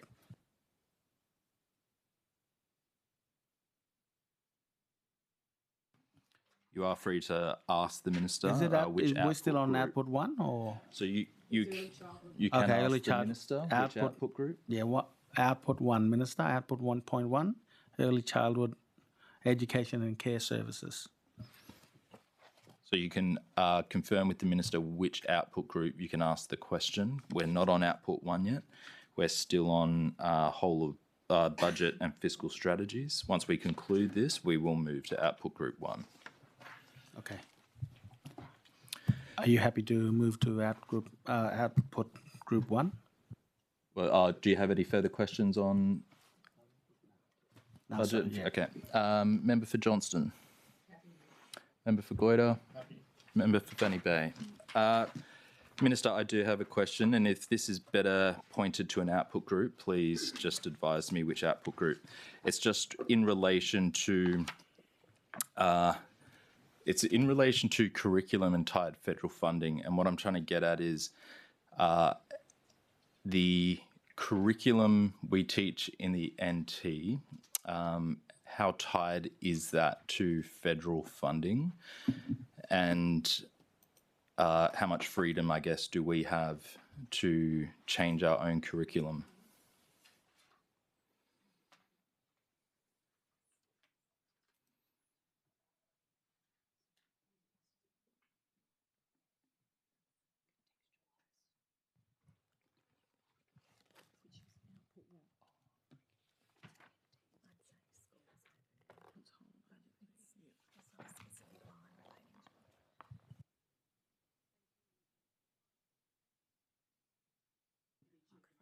Sorry, Minister, just your mic. Sorry. Yeah.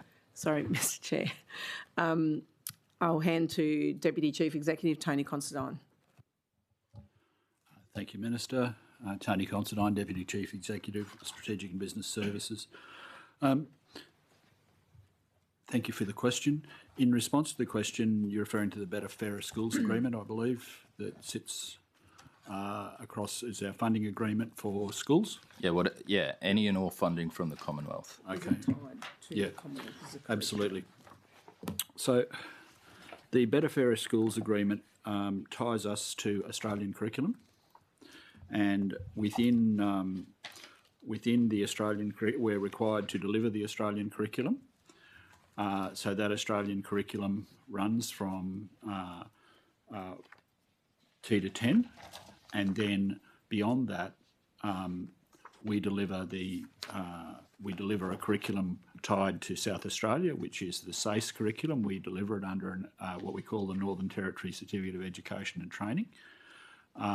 We're required only to deliver the Australian curriculum under that piece, but we do have conditions that are also set that overlap into our curriculum areas in terms of outputs that we may have around students completing their certificate of education and things like that. But we are tied to the Australian curriculum, as is every signatory in Australia to the BFSA.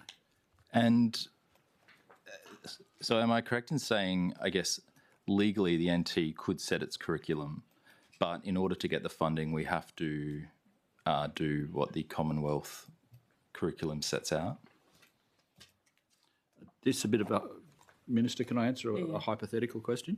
Hypothetically, I would think the answer would be yes, but it may be without Australian government funding, which would probably mean no. So essentially, is it correct that the Commonwealth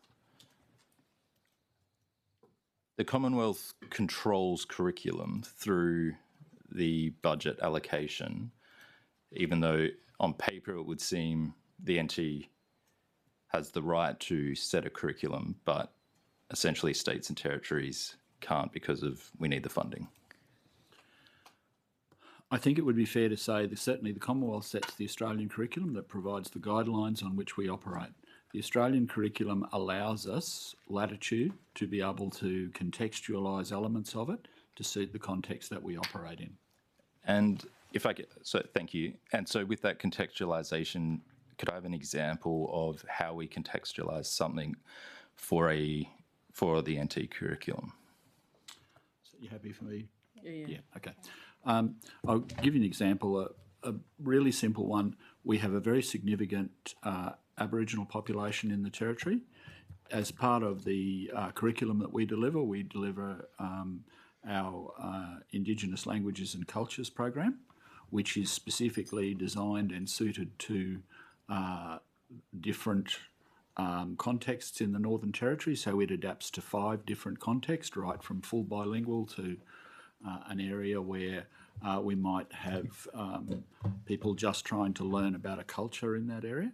So it allows us that scope, and that fits within the context of the Australian curriculum and us being able to deliver that.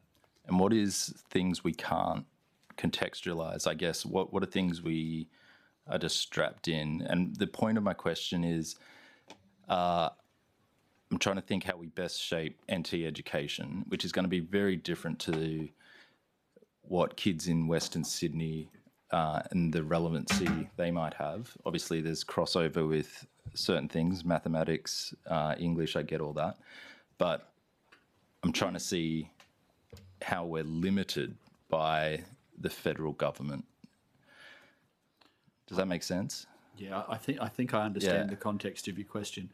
I'm not sure that we're limited by the government because we do have that contextualisation of curriculum. What we do show, though, is a progression of skills and processes throughout a child's progression through the curriculum streams and over the years. That's the really important part from us. So we want to teach young people skills, processes, and the content. A lot of people just get lost and think it's just the content that we teach, but it's a lot more than that. It's the skills and processes, because after a child leaves school, the thing that they can apply are the skills and processes, not necessarily the content.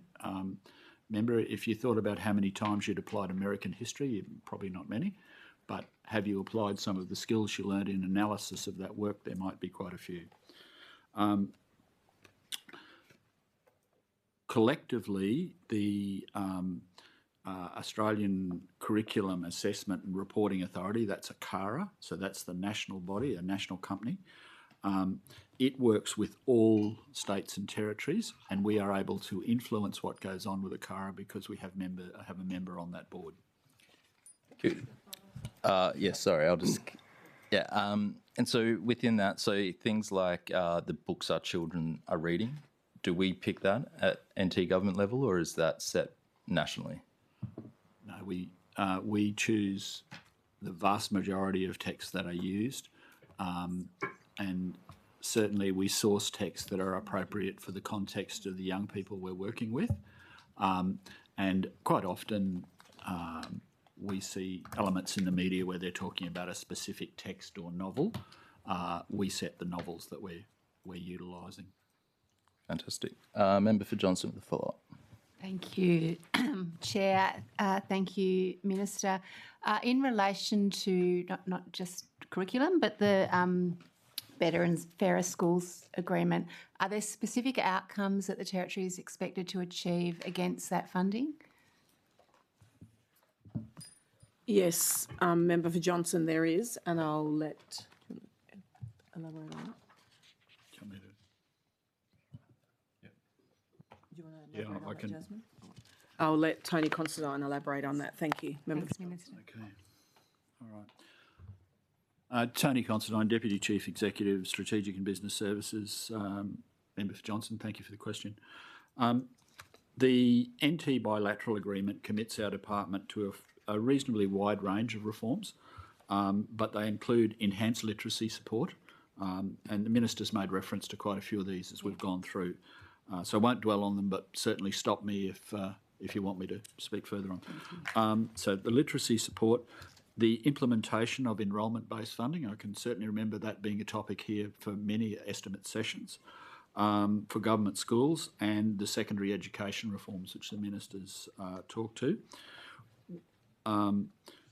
We have a series of targets against national improvement measures, which include Year 12 certification, which is one of the things I alluded to a moment ago, our NAPLAN results, student attendance, and we're also part of the initial teacher education, the ITE. That means that we have an agreement about what the standard of initial teachers coming into the profession are, and that's covered in that.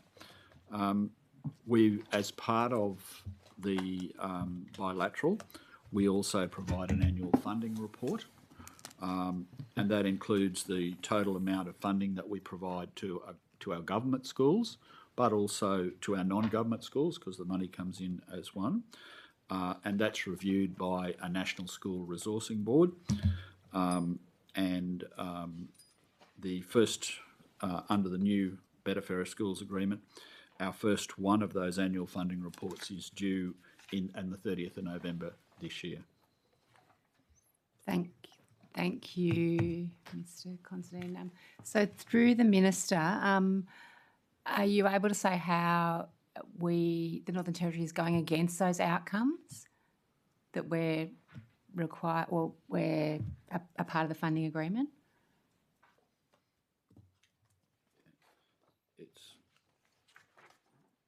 We'll know when we deliver the first report, because the first report's there. That's when the outcome date is. Thank you, Member for Johnson. As Tony has said, there's a reporting that will happen in November this year. The first report is due to the Australian Government by the 30th of November and will cover the 2025 calendar year. Thank you. And to your knowledge, what happens if we fail to achieve the outcomes required under that agreement?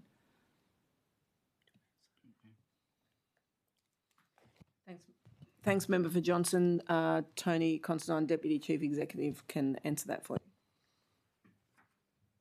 Thank you. Tony Considine, Deputy Chief Executive, Strategic and Business Services. Member for Johnson, we were talking about then the review that happens under the National School Resourcing Board. Generally, after our report goes in, we meet with the board, so the board looks at our report, then comes back to us, does an assessment of the report that we've put in, asks any of the questions they need to, then it's up to them to make a decision if there's any action taken as a result of that. So certainly I can give you an example in the work that we've done this year. There was no action taken. We'd met what we needed to meet. Thank you. So in the past, because I know I can't ask a hypothetical, around federal funding against particular agreements in education, if the NT doesn't meet the outcomes, can they take the money back? What's the requirement, I guess? What's the potential consequences if we don't do what we're given money to do?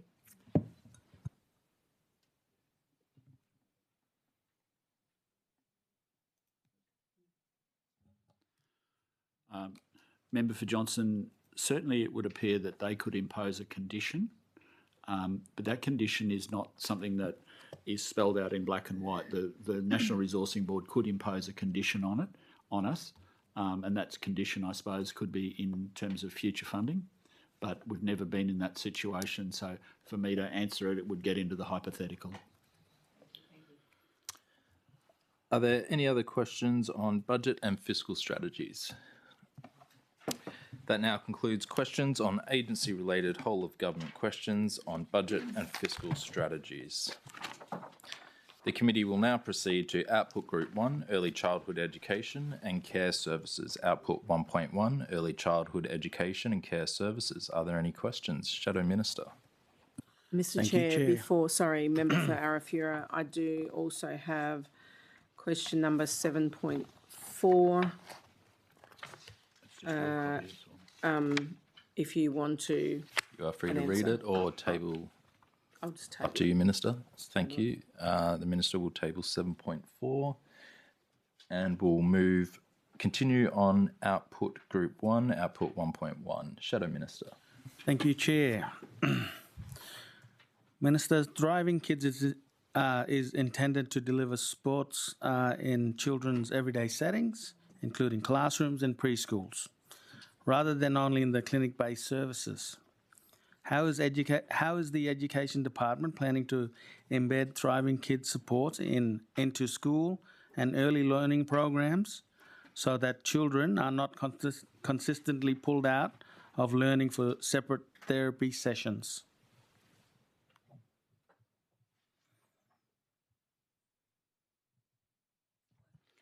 Thank you, Member for Arafura. This also sits with Minister Charles as well, who's been.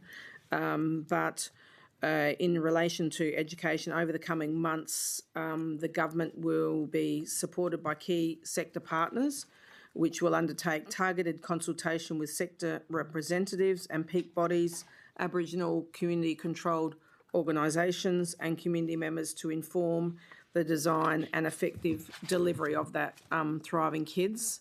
And so there's consultation happening at the moment. It will help identify places where families already engage with support and services to ensure that Thriving Kids is embedded in existing community settings and also aligned with local need. Thank you, Minister. Can the Minister outline how the government plans to implement the Thriving Kids agenda for children under 6 years of age, particularly in community where childcare services are unavailable or insufficient?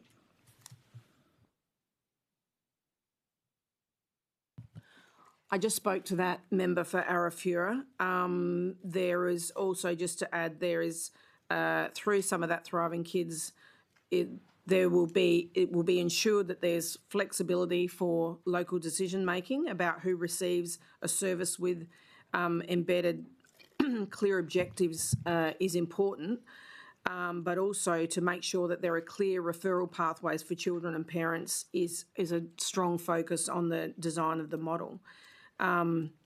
The Thriving Kids initiative will interface with NDIS, which is maybe where you're going a little bit with that, which is another key focus area to make sure that there are clear public-facing messaging to minimise confusion for families and worry. Member for Johnston with a follow-up question.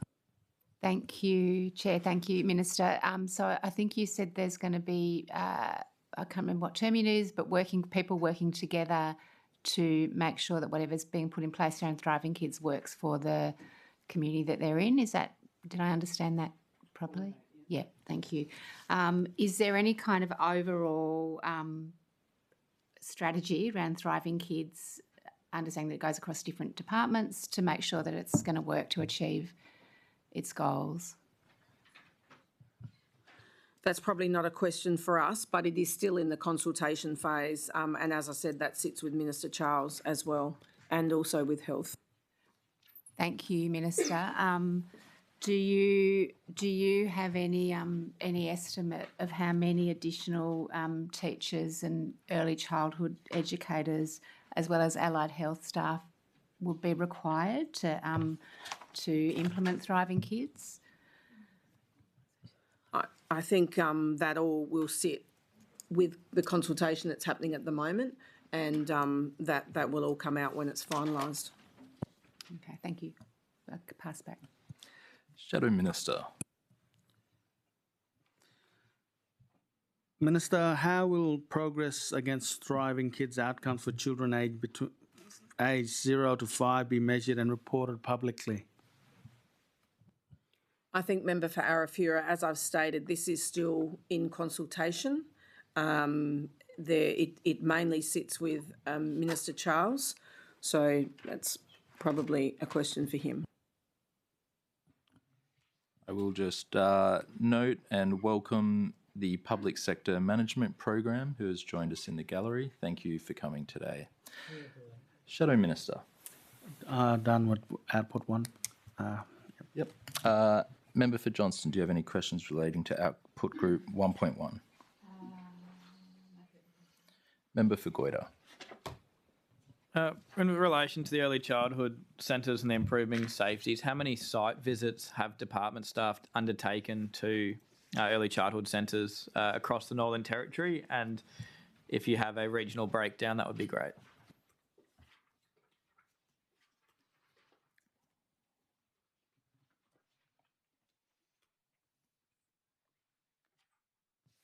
Thank you, Member for Goyder, for the question.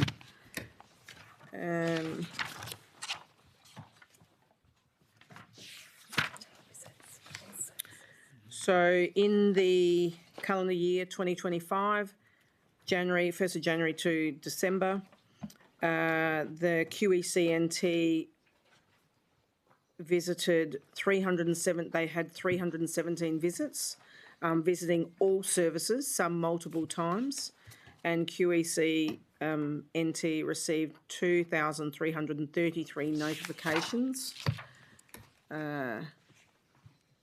which included, do you want the breakdown of what those? Yeah. So which included 822 incidents, 209 complaints, 120 of those reported by the approved provider and 89 directly to QECNT, and 13 formal investigations were also commenced with 9 completed.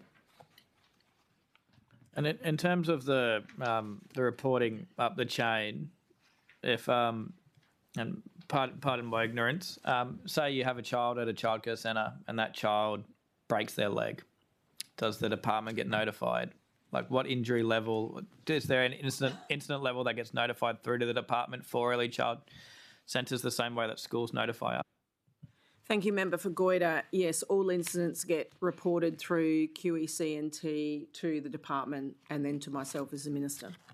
But is that threshold, say another child bites my child, is that the reportable incident, or is it like if they get a scratch, the kids fall, their kids play, like what is the level of incident that gets reported up the chain? I get reports of all of those incidents that you've spoken of. Of all the early childcare centres in the Northern Territory, how many of those are outside of the Stuart Highway band of major urban centres? How many are in the remote and regional areas that aren't necessarily Darwin, Katherine, Alice Springs, Tennant?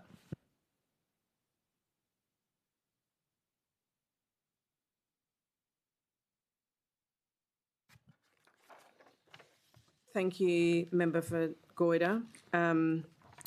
So it's broken down by region as well.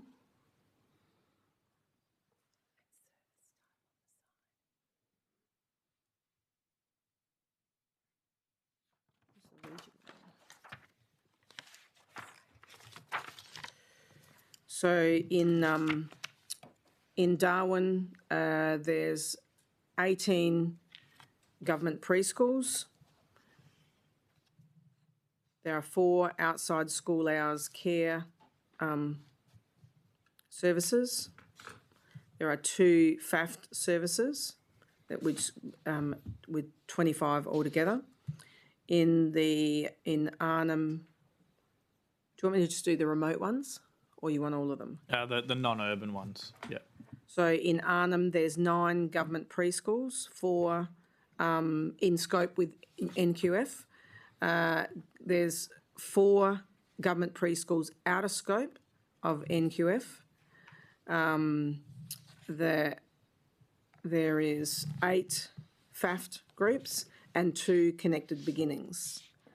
In Top End, there's 19 government preschools, 4 outside school hours care, 9 government preschools out of scope, 2 long daycares, 8 FAFT, 5 FAFT stay, play, learn, 3 child and family centres.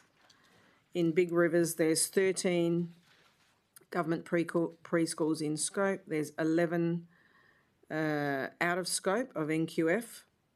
There's 1 outside school hours care, 1 long day care,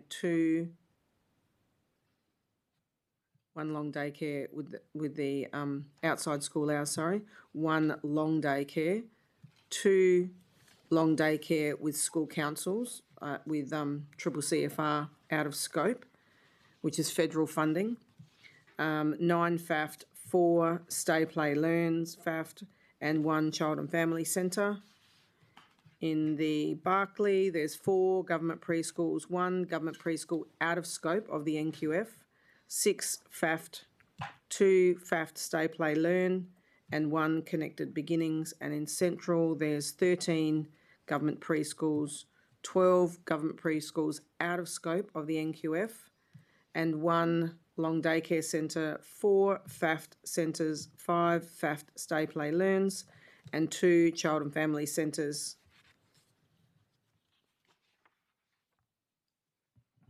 Thank you, Minister. That's all my questions on this output. Member for Fanny Bay. Thank you, Chair. Thank you, Minister. Can you just advise the committee what makes an early childhood provider out of scope for the National Quality Framework?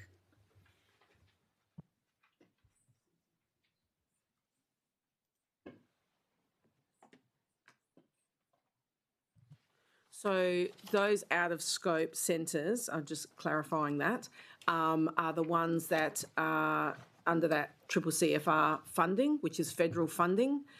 So they don't fall under the same standards. So, for example, Nawulwul Creche in Katherine, I know, is a triple CFR centre.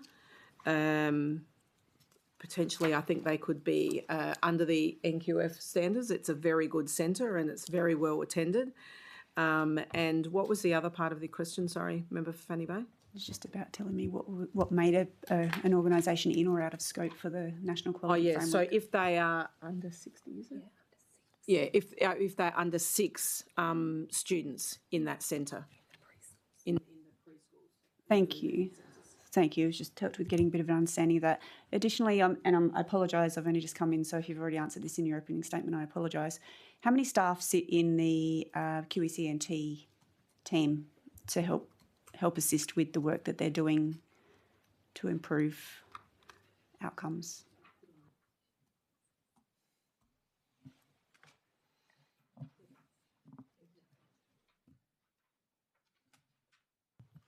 I know there's an extra 5 that we put on through the Safe Start Strong Futures program.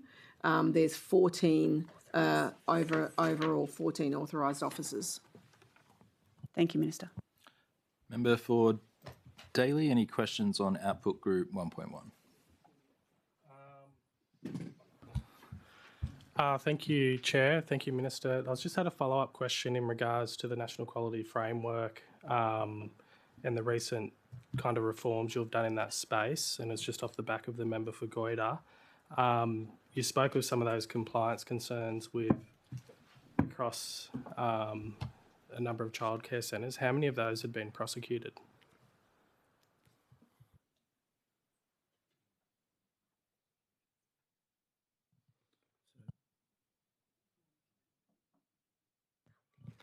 There's 1 prosecution at the moment, Member for Daly. Thank you. Was that within this reporting period, or are we talking within? Because it's before the court, Member for Daly, we won't be. Yeah, that's okay. I won't ask any more details. But was it just the one? Was it within the reporting period, or? Yep. Okay. Thank you. Are there any further questions on Output Group 1.1? That concludes consideration of Output Group 1. The committee will now consider Output Group 2, Government Education, Output 2.1, Preschool Education. Are there any questions? Shadow Minister. Thank you, Chair. Minister, are you aware that Millacabry School in my electorate has had approximately 11 principal change through there in the last 2 years?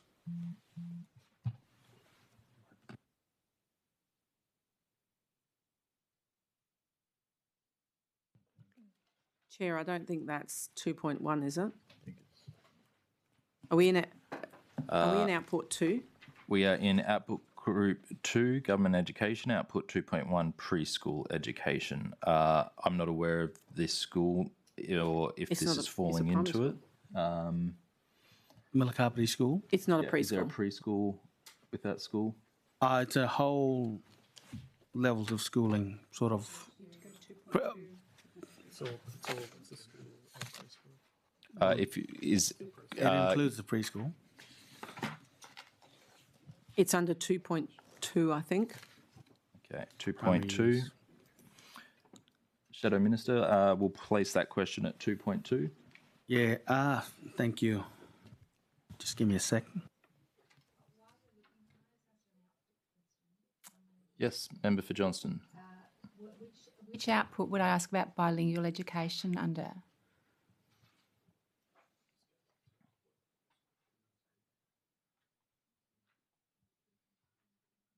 Potentially under 2, but I can ask 2.2. 2.2. Perfect, thank you.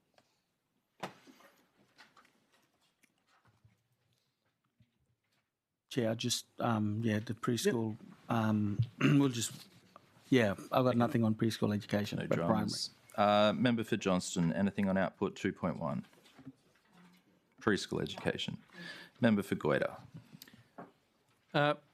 Minister, how many students are enrolled in preschool across the Northern Territory, and what is the preschool attendance rate?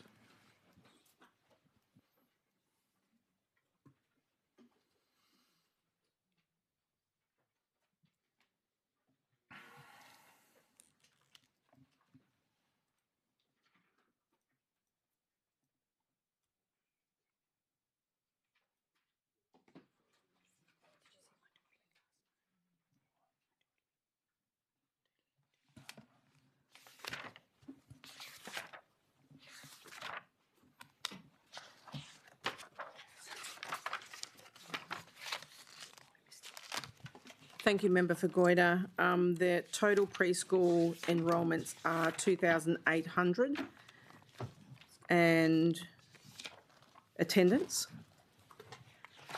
is 87% of non-Aboriginal students and 51% by Aboriginal students. And is that 2,800 number up or down on the previous year or reporting period or metric? Is it the number of students, has it increased or decreased on the previous time period? That was that number that I gave you was the 20 in that reporting period. Going into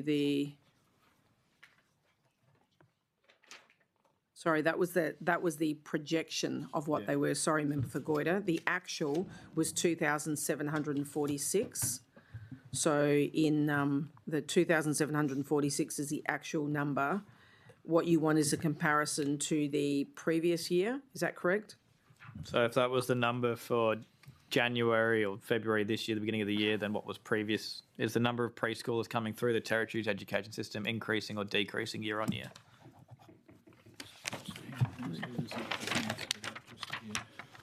The estimated population of kids in this is falling, and it's been falling since 2017. Sorry, thanks, Member for Goyder. There is in actual fact, the enrolments were not met by 54 for that number there against the key performance indicators, which was the 2,800 that I gave you first. So 2,746 was the actual number. But there is actually the NT's estimated resident population of children aged 0 to 5 has actually decreased by 9.1%. So we just need more people to have babies.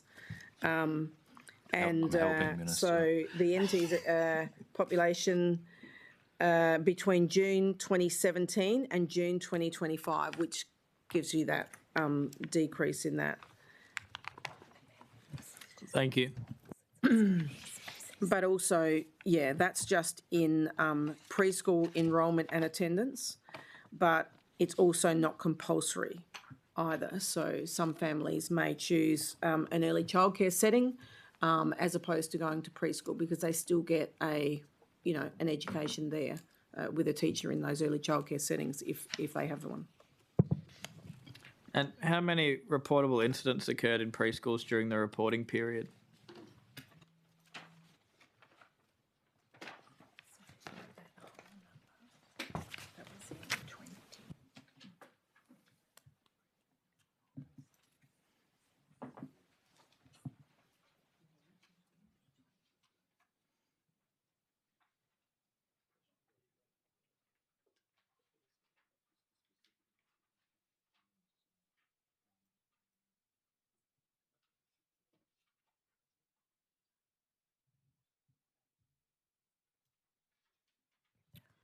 Member for Goyder, the number that I gave out before, which was the 822 incidents, it doesn't break down where they are actually, whether they're in an early childcare setting or preschool or school, primary school.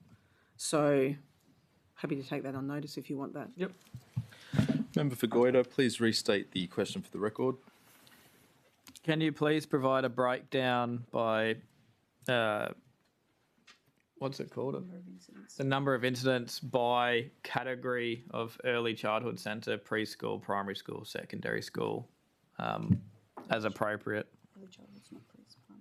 Minister, do you accept the question? Sure. The question asked by the member for Goyder of the minister has been allocated the number 7.10. Member for Goyder. That concludes my questions for output 2.1. Thank you, member for Goyder. Member for Fanny Bay. I will now go to. I'll check in on the member for Daly, and I'll hand back to the shadow minister. Okay.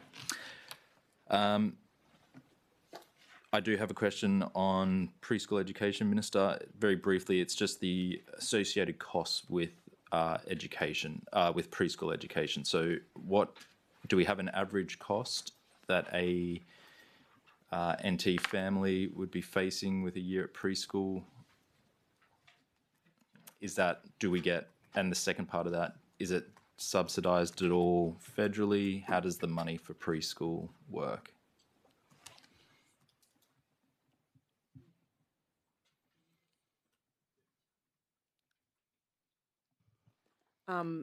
Yeah, I was just checking on the over and above. The 15 hours of preschool, member for Drysdale, is actually free. So there are some centres that have contributions that people may choose to pay, but government education is essentially free. Thank you, Minister. Can I ask, just following Member on for from Daly. that, is that the federal government initiative or Northern Territory government initiative, the 15 hours free preschool?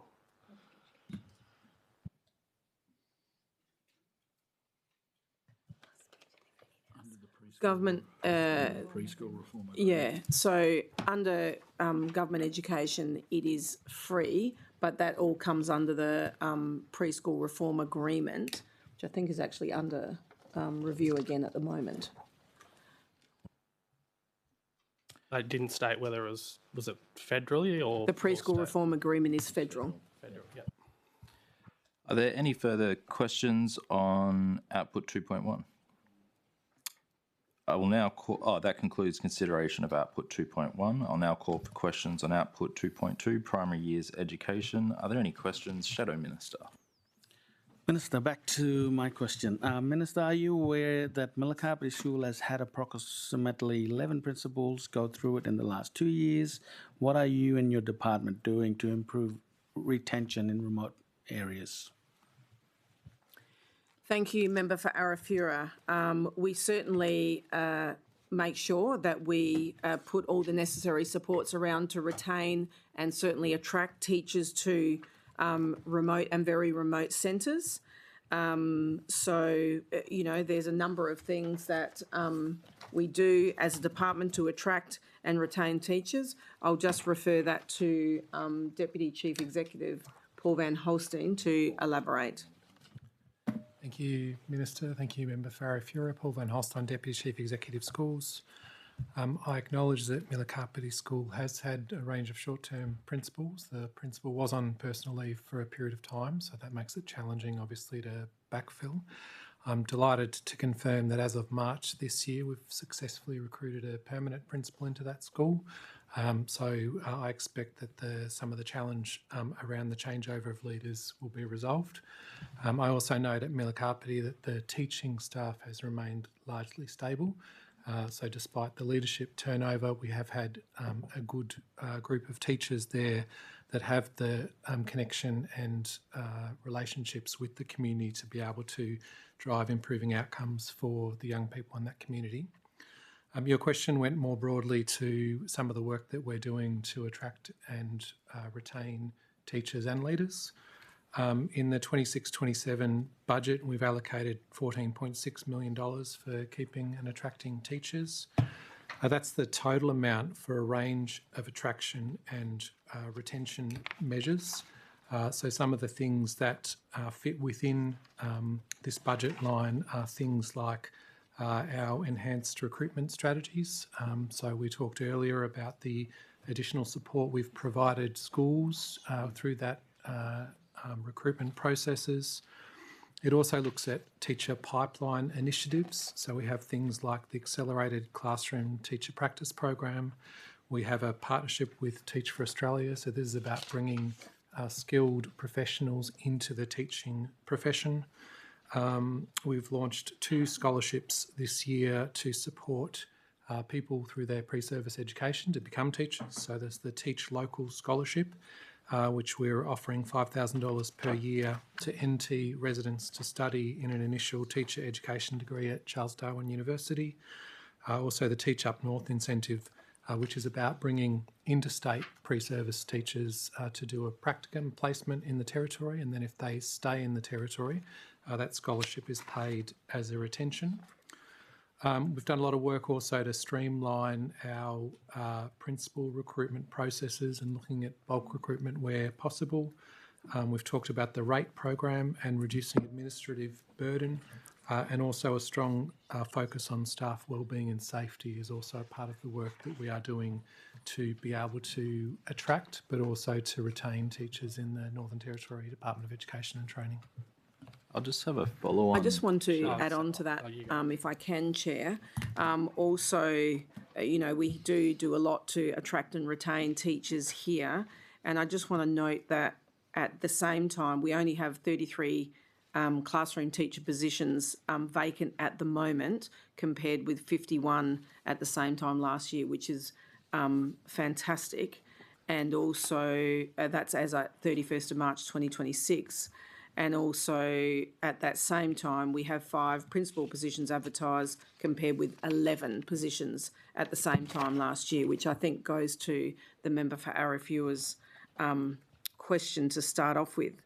But those scholarships are certainly something that, as Deputy CE has spoken of, those teach local scholarships, 15 of those scholarships of $5,000, which is fantastic that 10 of those offers have been accepted and 6 of those are already employed in student support roles in schools, which gives them fantastic experience. And the Teach Up North, which is 25 of those $5,000 incentives to attract interstate initial teachers and education students to undertake a pre-service placement in the NT.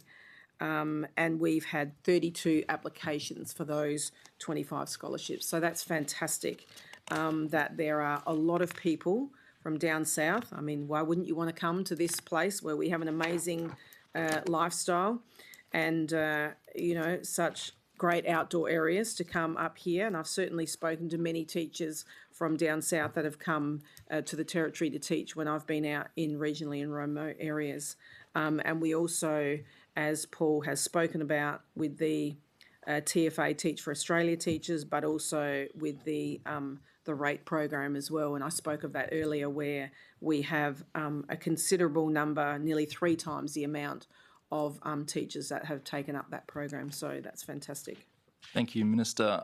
I just have a follow-on from the member for Arafura's question, because I guess that situation, I guess could hypothetically apply to any school. I'm not going to go into a hypothetical, but so currently, if a senior staff member like principal does go on personal leave, and we understand a range of measures could have caused that, but does that mean you can't hire into that position?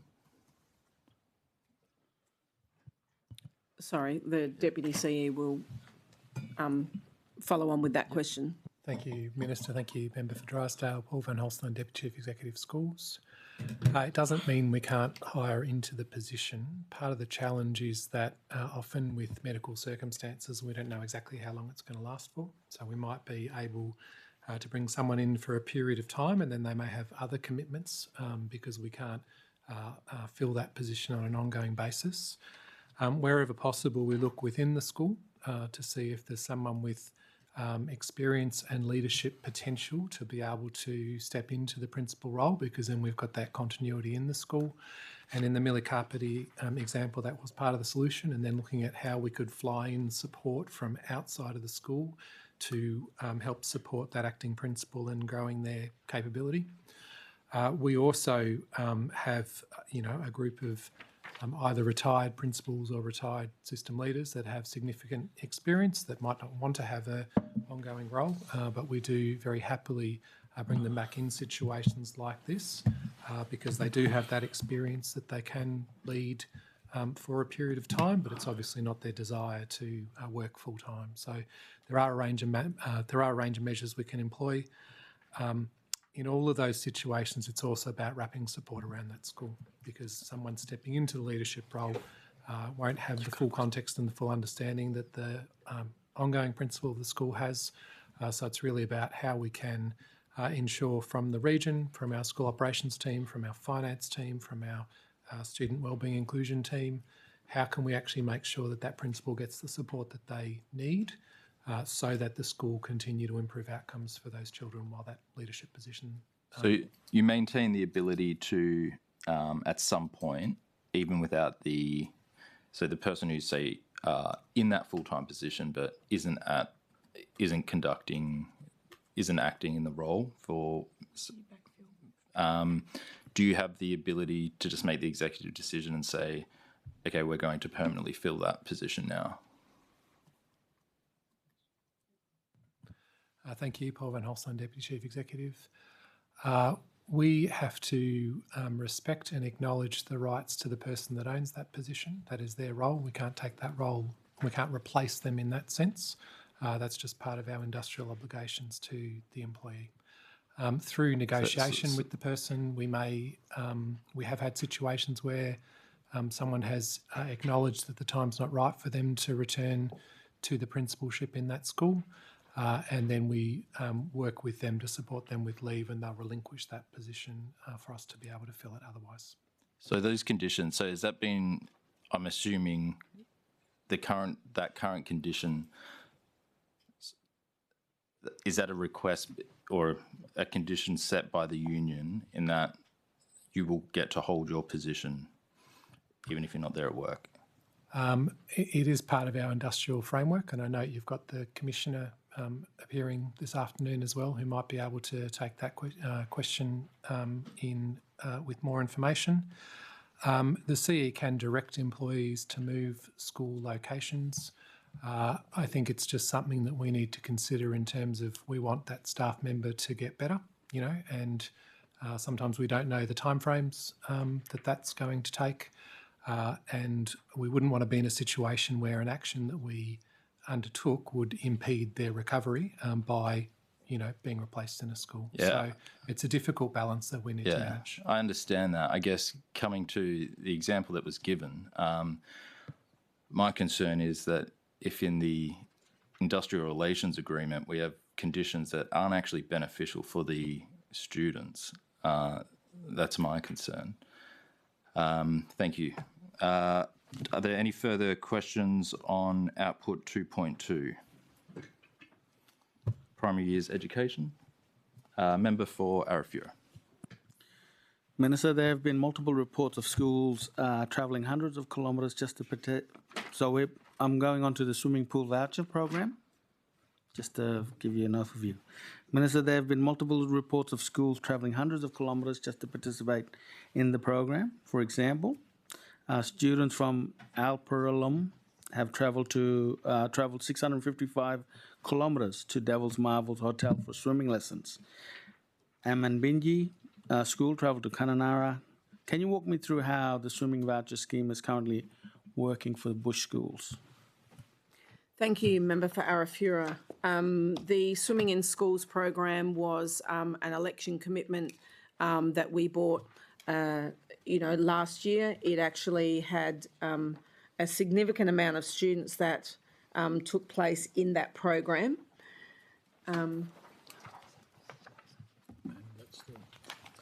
So those remote schools.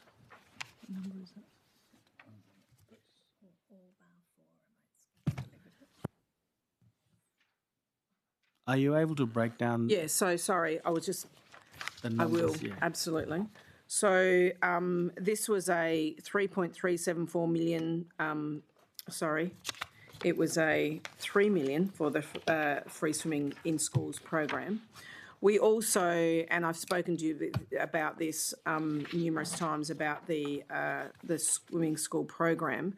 So schools can liaise with the School of Sport and book in their swimming programs, but also all schools when they do excursions.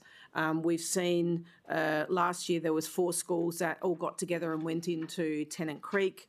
I've seen schools come into Darwin here and they stay at the Michael Long Centre and do their swimming lessons when they come on an excursion, whether they come to Parliament House. And I think Ramingining actually was one that did that this year. We've certainly seen 130 of the 133 government schools in scope have completed that Swim and Survive program. There have been 17,899 students that have participated in the program. 13,453 government and 4,446 non-government students participated. And so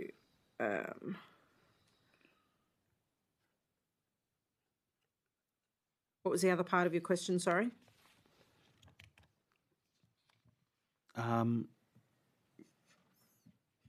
Yeah, can you walk me through how the swimming voucher scheme is currently working for bush schools? Well, the swimming voucher working for bush schools is the same that it works for town schools. They get $150 to each student gets $150 towards their swimming program, and there's certainly been many bush schools that have used that. I'm not sure how many of those remote schools. There are ones that haven't participated at the moment. Yiperinya School, Tiwi College, Living Waters Lutheran, Mapuru, Iralka College and Nawardikan Academy. But those schools, if they are having difficulties in accessing the program and coming into town, that's where the School of Sport, they can liaise with that School of Sport there and they do all the organising for them and help them be supported to come into town. And as I said, they can stay at the Michael Long Centre, as we've seen previously.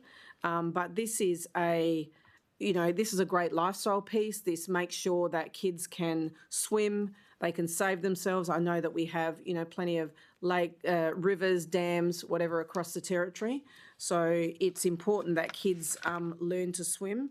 As I've said previously, I thought that this was something when I was in opposition that everybody did because in Katherine, we've done the Swimming and Survive program ever since I was a teacher 30 plus years ago, but my kids have all done it through the school, and it's something that we certainly brought to the election as an election commitment, and all schools can and are certainly encouraged to participate in it. But if they are finding difficulty in organising it, as I've said to you before, member for Arafura, they can certainly get in contact with the School of Sport to be better supported. I will just break there. We're going to take a 5-minute toilet break. The time now is 1:35. We'll come back at 1:40 and it will be the Shadow Minister's question.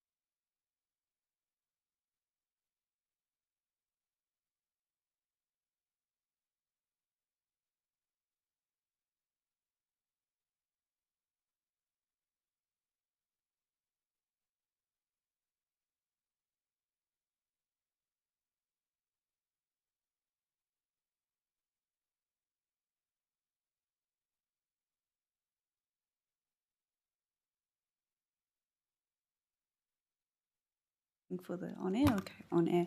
And we'll continue with the member for Arafura. Thank you, Chair. How much time are remote students spending outside of the classroom to travel big distances for swimming lessons?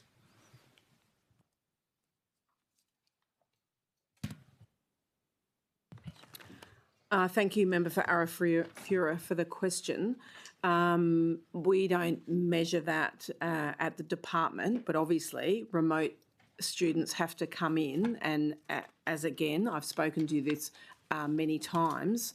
I just, I know that Maningrida has certainly they've got a pool there. I certainly was talking to Ramingining, who travel to, I think the principal said it was an hour that she travels on the bus to Maningrida to do their swimming lessons there. But, it's about, as I said before, it's about those remote schools adding it into their excursion and potentially coming into town, which is what we've seen many do. And as I've spoken to you or just said before, there was those 4 schools that went into Tennant Creek last year. I know there's, for example, all of the School of the Air children come into Catherine in their in-school week and do their school swimming. So it's up to those schools to plan their year and their swimming, and all schools do have plans, and then they plan those excursions in, and that's when they can also seek help through the School of Sport to help organise that for their swimming lessons. Thank you, Minister. Minister, some schools are reporting that they have to use hotel pools for swimming lessons. Is that true? And if so, who is responsible for the risk and liability of the pool used?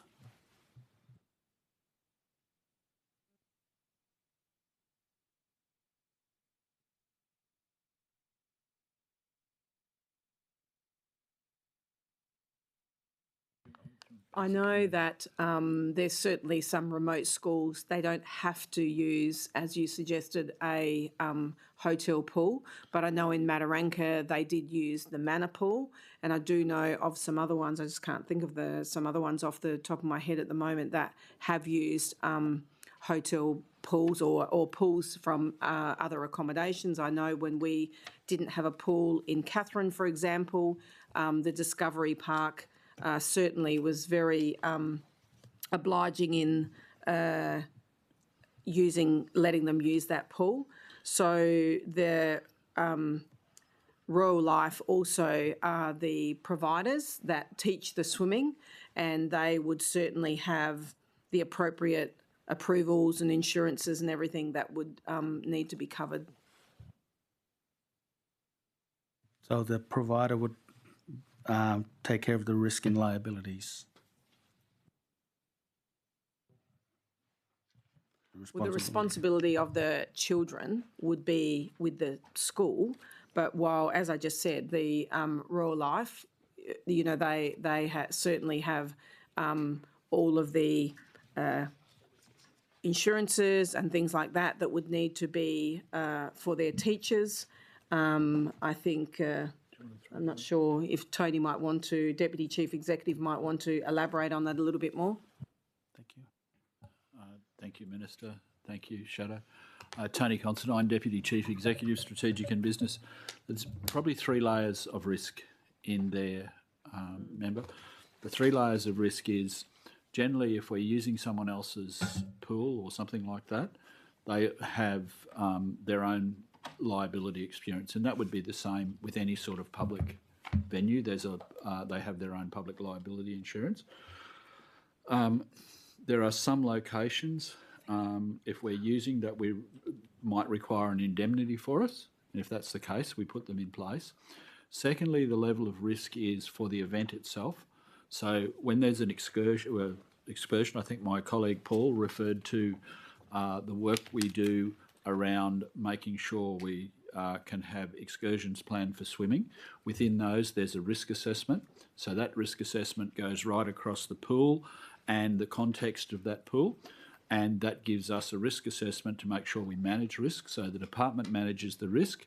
There are teachers there who act in loco parenti, and they take risk in that circumstance. And lastly, Minister talked about where we work with providers, and we work with multiple providers who are swimming coaches. They also have a degree of personal of liability, and they have insurance at that. So there's multiple layers that we manage in all of those situations, but we take it very seriously, and a risk assessment is done for any excursions where we're undertaking that swimming. Thank you. Thank you.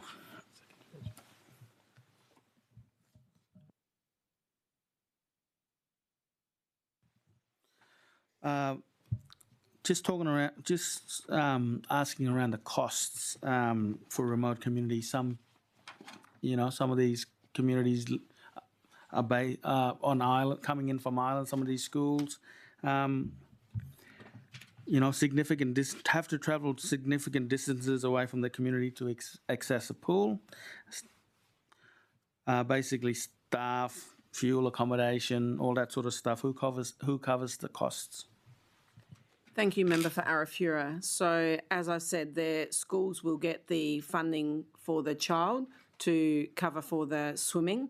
But if there are schools out there, and again, I've said this to you many times, and we've had this conversation, if there are schools that are certainly finding financial difficulty in coming in, then they need to get in contact with the department and seek some additional funding. It's up to the school. If the school doesn't ask, the department doesn't know that they don't have the money there to provide the program. Thanks, Minister. Any schools have been asking for additional fundings for this program to happen? And if you have any numbers? The only school that that asked for additional funding was Waggaman Primary School. So none of those schools that you've ever reported to me that are saying that they are finding it financially difficult to provide swimming lessons or can't get in, none of them have ever been in contact and I've certainly asked you, Member for Arafura, to pass on that detail, and I've never seen that detail. Thank you. So just to wrap it up, to access this program, a school must come in to do to come on an excursion. What about those that don't have that opportunity to come into bigger hubs for excursion, places like Warrawee, Minjalang? Is there a chance of the program or the funding getting reallocated to something that they can use if they can't access? Thank you, Member for Arafura. The funding is for the Swimming in Schools program. And as I've stated, there are certainly schools, again, that can access extra funding. For example, if Warrawee chose to come on an excursion into town and they stayed at the Michael Long Centre, I mean, I don't know what the costs would be to that there, but they would be able to apply for, extra support to run that program. But the funding, there wasn't that many schools that didn't do you have any more? No. Yeah, so, there wasn't that many schools that didn't do the... We don't ask them to acquit it at the end either. Yeah, that's right, yeah. So what Tony's just said is we don't ask the schools to acquit that funding that they get. So all schools get funding for the swimming program. So I suppose whether they use it or not. Tony, is that correct? Yeah. Tony might want to just elaborate on the financials of it. Thank you, Minister. Shadow. Tony Considine, Deputy Chief Executive, Strategic and Business. So we make an allocation. Schools have a global budget, and on top of that, they get an allocation, and that allocation is for their swimming program. They allocate their money to their swimming program. Some schools who may not utilise all the money on the swimming program, we don't then go back to them and say, well, you didn't use $300 of that program, you have to give it back to us. That stays with the school. However, it also works the other way, whereby we have a hardship provision. So if a school comes to us and said we were in a situation where we couldn't afford a full swimming program, it's going to cost us this much, then we're able to provide additional funding. But it operates within the global school budget of the school. And if they move towards moving outside their global school budget, that's when that assistance kicks in. It means that there's equity for schools in terms of delivery of that program. Thank you. Thank you. Member for Daly with a follow-up. Sorry, just one follow-up. Just pick up, you stated there's an overall global budget and there was the additional funding for the swimming program itself, which is $150 per student. So that's obviously based off the school's data in terms of how many students are enrolled at the school. But you mentioned, I think I heard you say, I just wanted clarity, Minister, so have any schools had to dip into their global school budget to be able to provide the swimming program? No, schools don't use their own budget for that. Tony might want to elaborate a bit further, but like I've said, they get funded for the swimming program. If they find hardship or anything, then they can ask for extra assistance, which has certainly been given to only one school that's asked, which actually was a school in Darwin. So what I would just say to both of you, if you have schools in your area, certainly member for Arafura, if you have schools that, are certainly needing extra financial assistance, they certainly need to make it the department aware. Thank you. Thank you. That's fine. Just a quick follow-up on that. Using this swimming program, does that extend to, say, if a teacher buys goggles or swimmers for a student, they can be reimbursed or not? I don't think that's... No. So I do know that, there's, as the Deputy CE, Tony Considine, has said, schools don't have to equip that budget that they get. So potentially they could maybe, purchase goggles if they had money left over or something like that. But no, they don't get reimbursed. The budget for the swimming program is what they get, and remote schools can certainly ask for better support or more support if they need it. Thank you, Minister. I'll hand over to Member for Johnston. We're on output 2.2, primary years education. Thank you. I have a couple of questions on behalf of the member for Mooka, which I'll start off with. Minister, on behalf of the member for Mooka, will the bilingual targeted funding continue next year, and how much is this funding?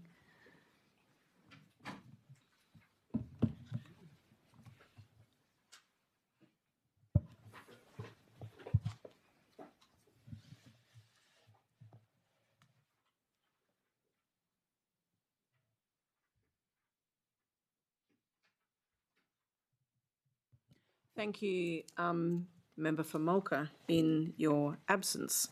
Member for Johnson, sorry, in the Member for Mulca's absence, wrong way round. The bilingual education is $3.64 million in the 2026 calendar budget. That includes 3.28 for schools and 0.36 to provide centrally based bilingual education support to the 9 bilingual schools. And those bilingual schools, I think I've spoken about this in Parliament before, we have those 9 bilingual schools, and there's certainly been, I think Shepparton, I went to their celebration out there. We've also been to, where else did we go? It was 15th year. There was a couple that we've been to huge, they're 50-year celebrations of bilingual schools, and for the life of me, I can't think of them off the top of my head. Maybe somebody sitting beside me might. Yuendamu was the other one. So there is no, this comes up quite often. There is no, we're not scrapping bilingual education. We have 2,109 students enrolled over those 9 schools, which was an increase of 67 students. However, what I would say in the Better Fairer Schools agreement, that all of those schools get a considerable amount of money extra in the Better Fairer Schools agreement, and there is an expectation for them to employ engagement officers and make sure that their students are actually going to school, because there's a considerable amount of those schools that are very, very poor in attendance, like 20, 30, Thank you, 40%. Minister. The question was specifically about bilingual education funding. That's all about bilingual. The second question on behalf of the member for Mooka. Last year, the member for Mooka raised the question of whether Year 1 children at bilingual schools undertake the Year 1 phonics testing in their first language. And he also asked about the NAPLAN testing. Since then, the member for Mooka has corresponded with the Federal Education Minister, Minister Clare, who stated that the Commonwealth Department would work with the NT Department to address these issues. Minister, could you advise what the current policy is for the Year 1 phonics test and NAPLAN tests, Year 3 and Year 5 in bilingual schools?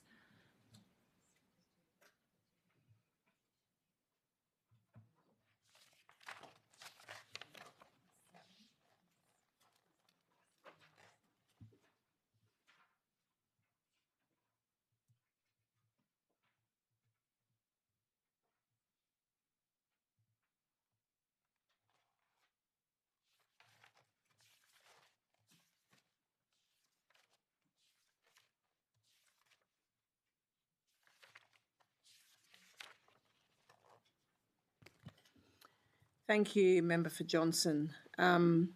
So at the end of semester 1 2025, students were monitored as beginning level 1, reading for the NT EALD learning progressions, were not required to be assessed. So these students have yet to develop the foundational understanding for English print literacy skills to participate successfully. So that answers your question. Thank you. So just to be clear, the current policy is they're assessed as whether they are able to do that the Year 1 phonics test, and if not, they don't do it.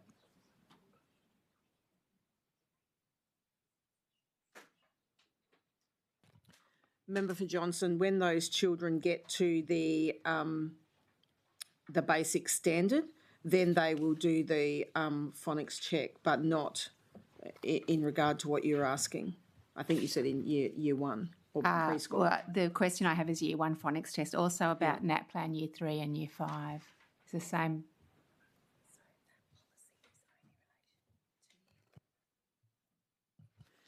The answer that I've given you is only in relation to Year 1. In Year 3 and 5, they would be doing it in English. Okay, so for students who often don't start... Thank you. So for students in bilingual schools who often don't start to write in English till Year 4, is there any intent to revisit the policy on that? Thank you, Member for Johnson, for the question. The bilingual schools have team teachers there where they do English and their own language, and there is an expectation when they go to school that they learn both. So I would be thinking that they would be starting to learn that when they first go to school. They're not. There is an allowance for those younger students, but by the time they get to Year 3 and Year 5 for NAPLAN, they would be doing that in English.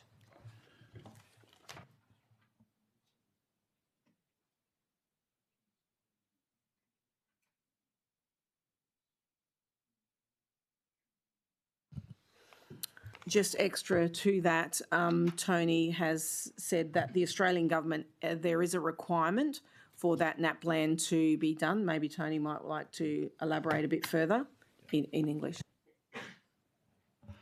Thank you. Tony Considine, Deputy Chief Executive, Strategic and Business Services. Thank you for the question. The Australian government requires us, for requires children to undertake the NAPLAN testing and schools to administer that. Now, there are some exclusions that can happen to that based on a parent not wanting a child to do that, but they must provide information to that effect. It can't be a school making that decision. So schools are required to administer the NAPLAN test. It's part of our overall funding agreements. Thank you, Mr. Considine. Just one other question on this line of questioning, which might be quite close to home for you, Minister. 11 schools in the Territory are almost all Creole speaking and 7 have a significant Creole population. It's the second most spoken language in the Northern Territory after English. How much funding does the department put towards Creole specific resources, and what specific training and support is given to non-Creole speaking staff tasked with teaching in the dozens of classrooms where students all speak Creole as a first language?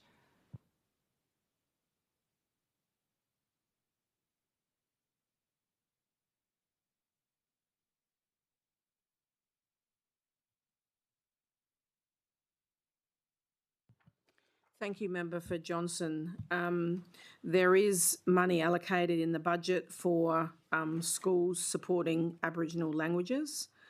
All schools may teach Aboriginal languages using the Northern Territory Indigenous Languages and Cultures curriculum. During the 2025 school year, 4,000, no, you probably don't want to know that information there.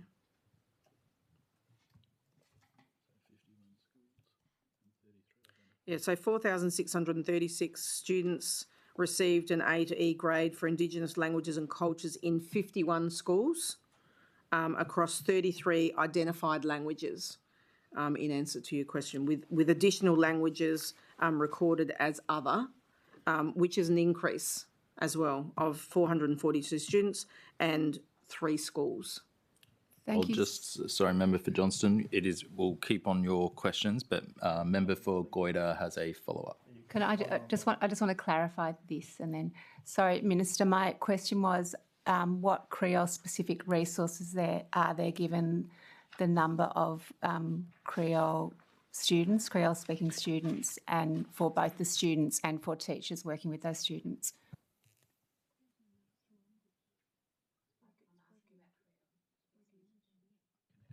So, Member for Johnson, I think I've already answered that, because there's 0.595 million for supporting Aboriginal languages, and there's 51 schools across 33 identified languages. It can fit in there. So we're not specifically saying whether it's Warlpiri, whether it's Creole, whatever, it fits in those additional languages. Member for Goyder with a follow-up, and following that, it will be back to Member for Johnston. Member for Goyder. Minister, with the schools that are engaging in doing bilingual education, is there any evidence to suggest that offering bilingual education improves attendance rates? If I have a look at the attendance rates in those schools that do bilingual education, even the school that I went out to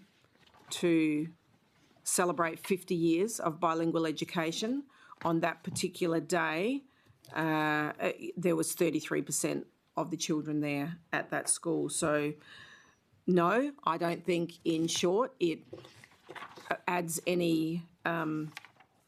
it doesn't add to getting those children to school. You would potentially think it would, but we as a government are not cutting that bilingual education money just because, we're certainly looking at those correlations, but we are not cutting any money to those bilingual programs. But as I said, under the Better Fairer Schools agreements, those schools get a considerable amount of extra funding, and there is a expectation that they would employ engagement officers and work within their communities to make sure that they are getting extra students to school.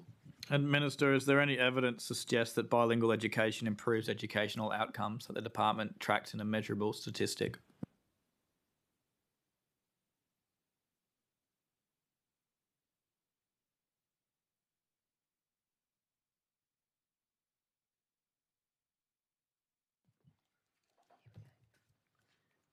there are in 2025. Some of the children that do their NTCET certainly in remote areas can use Aboriginal languages to get them through their NTCET, whether it be with vet certificates or whatever. And there was 16 students that were enrolled in vet certificates for Aboriginal languages in government schools, and 3 of those students were enrolled in stage 1 Australian languages, first languages in non-government schools. Sorry, Minister, still on primary education. So there's no metric that the department tracks to show positive outcomes for educational outputs in primary years, be it NAPLAN results, be it whatever other testing's available for primary years bilingual education. No, only when they get to high school. I'd just like to welcome to the gallery the Public Sector Management Program, the second group through today. So welcome and thanks for being here. I'll now hand it back over to the member for Johnston. Thank you. There's substantial evidence that bilingual education contributes to literacy, numeracy, and ongoing educational things. Committee, or everyone on the committee. We've all got our views on that. As a linguist, I have views on that, but we're not going to get into them. We're going to go straight to a question. I will move on, thank you. Following up from some questions I was asking in the opening statement in relation to students with disability, Minister, I was interested in the attendance rates and suspension rates for students with disability, but in the interest of time, I will move on from that and I can put that in as a written question. But just quickly, I have an answer for you. Oh, okay. We don't publicly report suspension data by disability. Okay, thank you. That saves me some time. Thank you. Through the NCCD, the Commonwealth pays the NT for every student identified through the NCCD. Is that correct? Sorry, what was the question? The Commonwealth pays the NT for every student that's identified through the NCCD. So for students who are not attending for whatever reason, does the NT still receive Commonwealth funding for those students?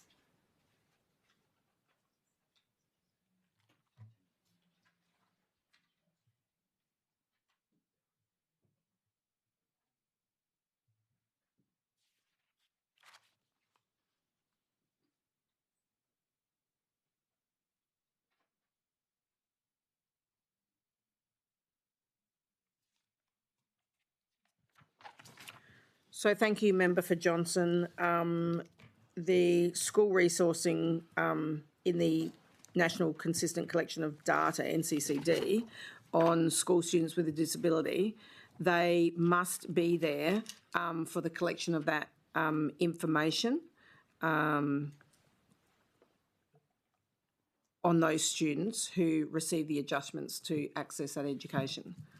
So they've got to be there when that collection of data is. They have to actually be at school for that collection of data. On that day. So if they're absent on that day, does that mean that the money does not come to the Territory from NCCD?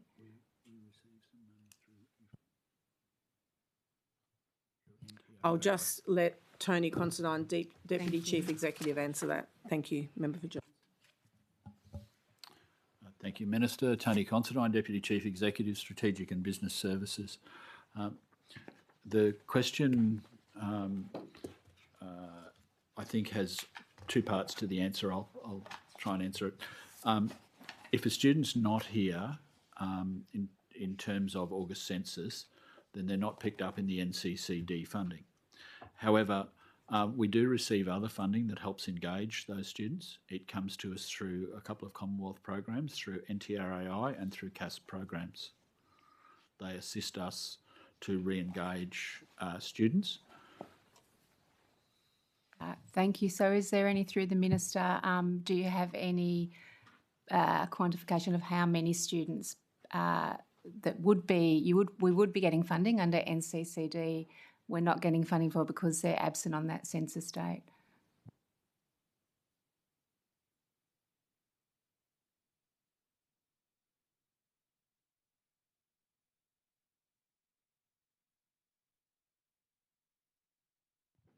I'll just throw to Paul van Holstein, Deputy Chief Executive. Thank you, Minister. Thank you, Member for Johnston. There's probably a few pieces just to make the point here. So the funding from the Australian Government to the Territory is based on the age grade census. The age grade census isn't actually a day, it's a 4-week reference period. So already then we're capturing a greater number of students. And to be funded through the age grade census, students don't need to be attending on that particular day. They need to be enrolled, have an active enrolment in a school.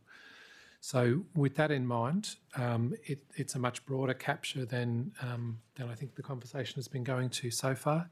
With regards N's national consistent collection of data for school students with a disability, the funding that comes from that collection, there are some requirements around 10 weeks of adjustments and evidence of 10 weeks of adjustment that a school has provided. That's an Australian Government metric, not our metric.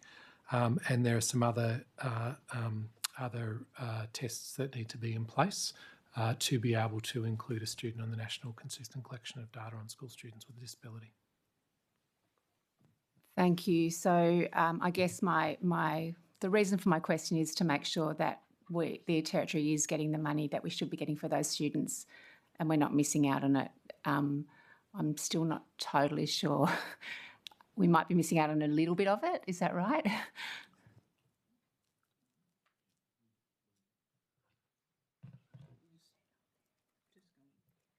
Thank you, Member for Johnston. Paul van Holstein, Deputy Chief Executive Schools.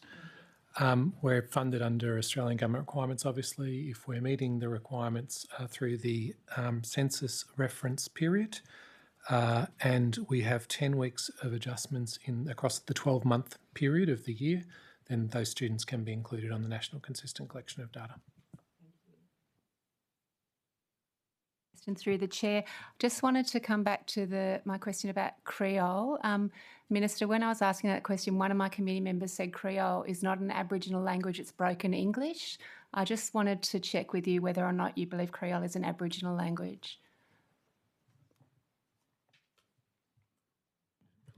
It's in the department and in the funding. I'm aware that it's broken English and it certainly is spoken a lot around where I live in Katherine, but it is actually captured under that Aboriginal languages, which I stated before. Thank you. Sorry, Chair. So just to be clear, is the department's position that Creole is an Aboriginal language?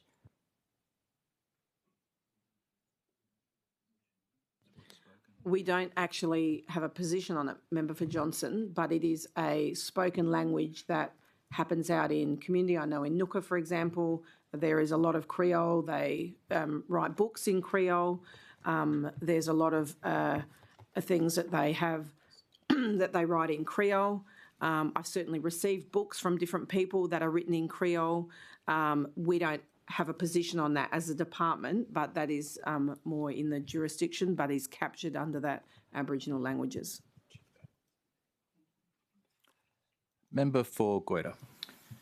Sticking with output 2.2, earlier you talked about the number of teacher vacancies. How many of those teacher vacancies are for primary education frontline teachers?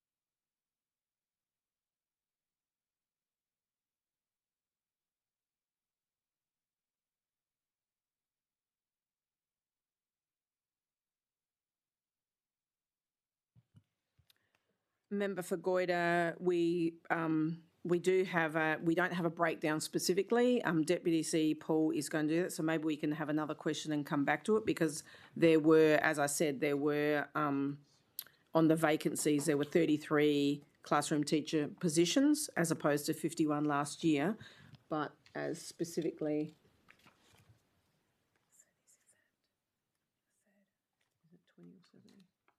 So there's 20 as at the 3rd of June. And does the department meet the recruitment costs for those schools, or does the school meet the recruitment costs? Who pays for the recruiting for a teacher for a school? The schools pay for that recruitment. And is there any extra funding that can be tapped into? So, for example, with the new Palmerston special education school that's being developed in 2029, will there be a year's worth of funding provided by the department before that school's established to be able to recruit suitably qualified people? Thank you, Member for Goyder. That work will happen in that year prior to that school coming online to make sure, and I think if we go back to when Henbury was built, there was a principal online there for 12 months, 6 to 12 months before working with that school. So that would happen in lead up to the Palmerston Secondary Special School as well. And sticking with output 2.2, is there any department-specific programs or funding specifically for English second language students to provide that extra support? So when I was at primary school, we had an English second language class for English, helping to, especially people of migrant backgrounds, my friends. Is there any specific program or funding for supporting English second language students by the department?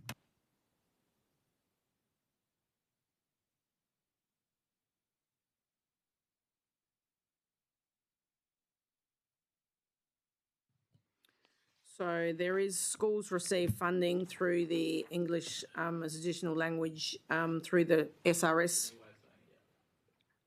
The funding is based on the learning progress of those learners at the age grade census. What was the other part of your question, sorry? The specific programs or funding for schools for teaching English second language classes.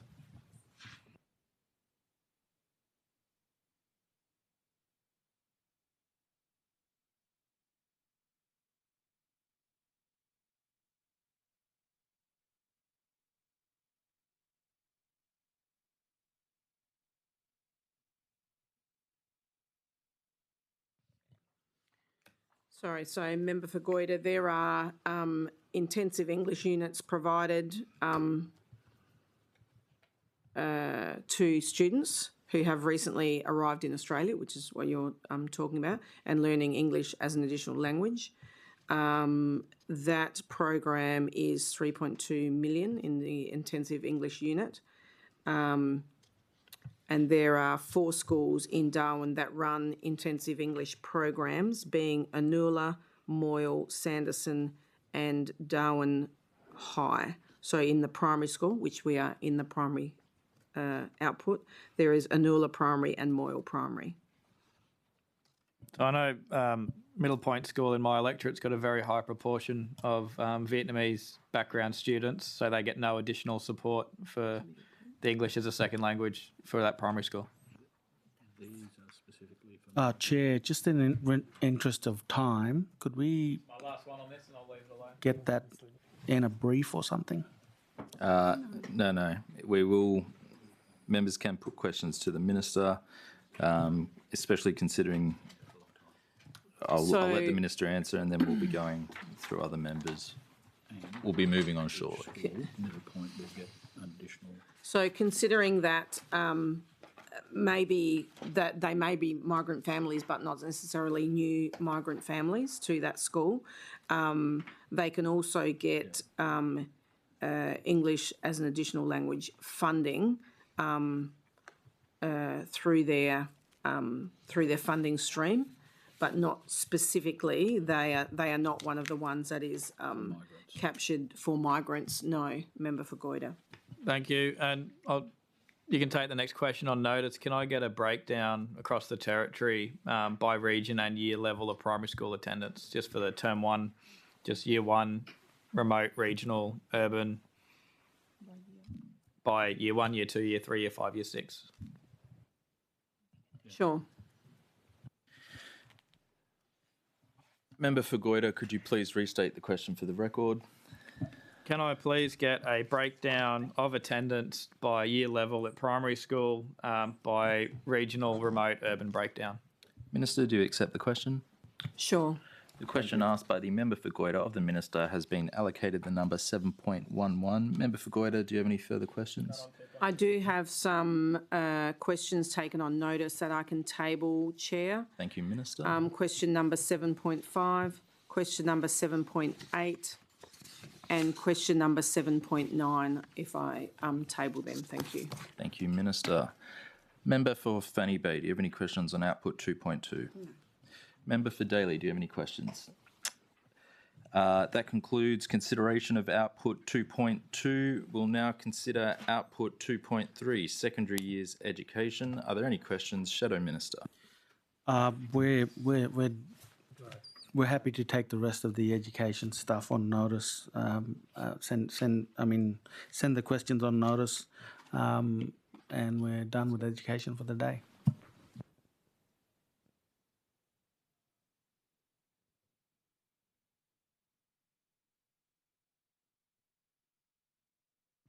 Just a couple quick ones.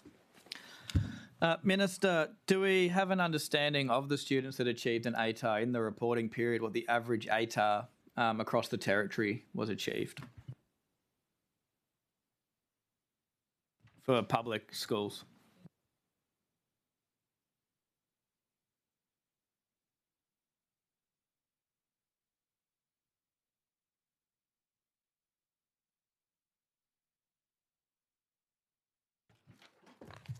Member for Goyder, we have the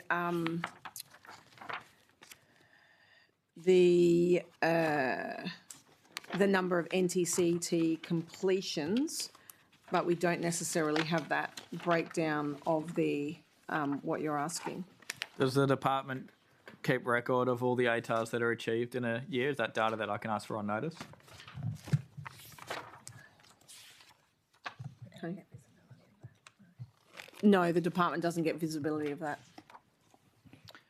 Of the students that achieved their NTEC, how many would also have gone on to achieve an ATAR? So how many academic pathway rather than a certificate pathway or another way of achieving your NTCT?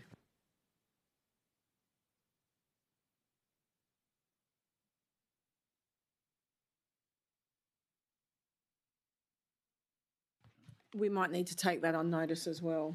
We've got the NTCT completers, but not that specific.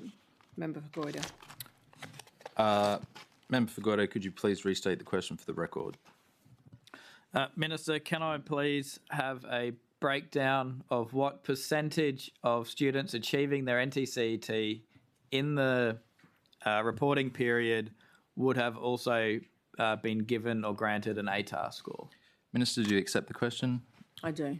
The member asked by the question asked by the member for Goyder of the minister has been allocated the number 7.12. Member for Goyder, do you have any further questions? Is there any money in this year's budget for secondary education at looking at the long-term planning for a new rural high school in the Greater Darwin rural area?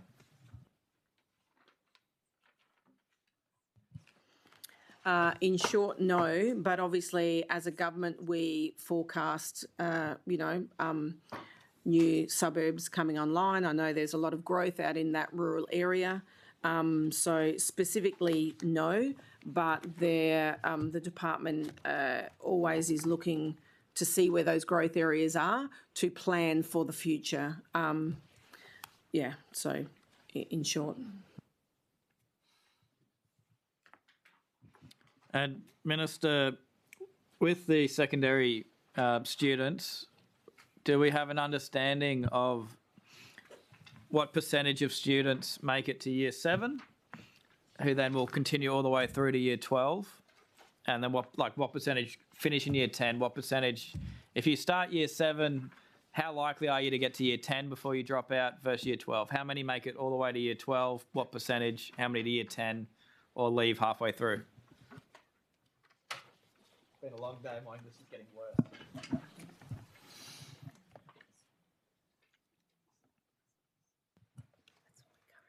So with the merging back into comprehensive schools, that more of that data will be captured, but we have NTCT attainment rate for government schools. So for non-Aboriginal students, it was 84%, down 1 percentage point. For Aboriginal students, it was 42%, up 6 percentage points, which is good. And NT government total, which was 72%, that attained their NTCET, which was an increase of 5 percentage points overall. So a 5% increase of students attaining their NTCET, which is great. But more of that granular data that you're asking for as to if they go from year 7, whether they drop out at 10, 11, 12, that is something that the department will be capturing in with the move into comprehensive schools. And if you can take this one on notice, Minister, up to you. You can answer it now if you've got the data. How many students start in the reporting period or appropriate period? How many students start year 12 and do not complete year 12? So they drop out within that year. I'm happy for that to be taken on notice if you don't have that data handy in the interest of time.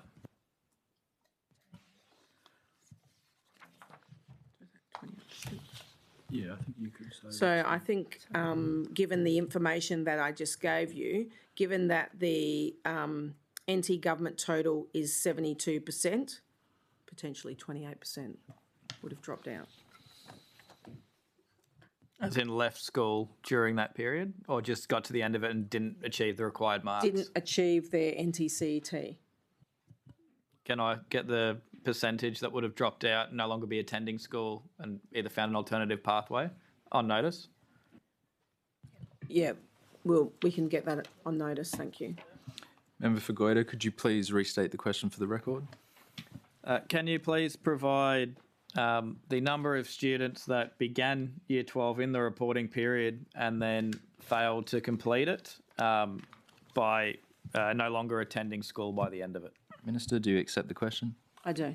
Done on that one. The question asked by the member for Goyder of the Minister has been allocated the number 7.13. Are there any further questions on output 2.2 primary years education? I think I've got one more question on notice here. Apologies, Sorry that I've got 2.3. number 7.4. Yes, Minister? And I've also got an answer to 7.5, which was how many students as a percentage of enrolment would fall into the 60 to 80% attendance category. In 2025, there were 15% of students that would fall into that category as well. Thank you, Minister. And there is another answer to 7.8 before, I think. Minister, confirming you're tabling 7.4. Correct. Thank you, Minister. Has 7.8 been tabled? I feel like I did that before. If Yes, Minister. Yep. And correction to my last, we are on output 2.3, so are there any further questions on output 2.3? That concludes consideration of output 2.3. The committee will now proceed to output 2.4, internal education. International education. It is getting late. While the Minister for Education and Training is responsible for the delivery of education services to international students in NT government schools, I note the questions relating to international education strategy should be directed to the Minister for International Education, Migration and Population when she appears before the committee this afternoon. Are there any questions on output 2.4 international education? I have one quick one. Member for Goyder. Minister, how many international students are in government, NT government schools?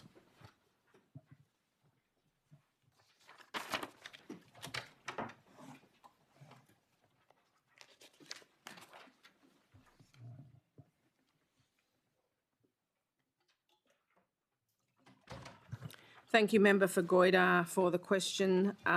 We have 214 students in April 2026 that are full fee-paying students. 41 of those are on student-specific fee-paying visas, and 173 are on other fee-paying visas.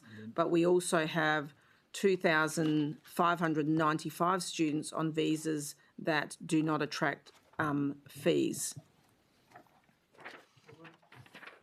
Are there any further questions on Output 2.4 and Output Group 2? That concludes consideration of Output 2.4 and Output Group 2. The committee will now move on to Output Group 3, Non-Government Education, Output 3.1, Primary and Secondary Years Education. Are there any questions? You don't want to ask about Gamadi? Sorry? You don't want to ask about Gamadi?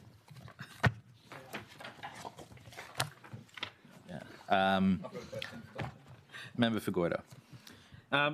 Does the department have any visibility into the number of students that, again, start year 12 but then drop out for a non-government school? Do they provide that information that this is no longer a student attending to the department in any form?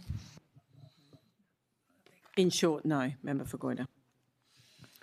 And do we have an understanding of, I know we don't collect ATARs, is there any way of tracking the difference in educational outcomes? Does the department compare the NAPLAN results, for example, between the independent schools, the Catholic and the Christian schools, and then the anti-government schools, and does a comparison for the Greater Darwin region or Catherine or Alice or anywhere?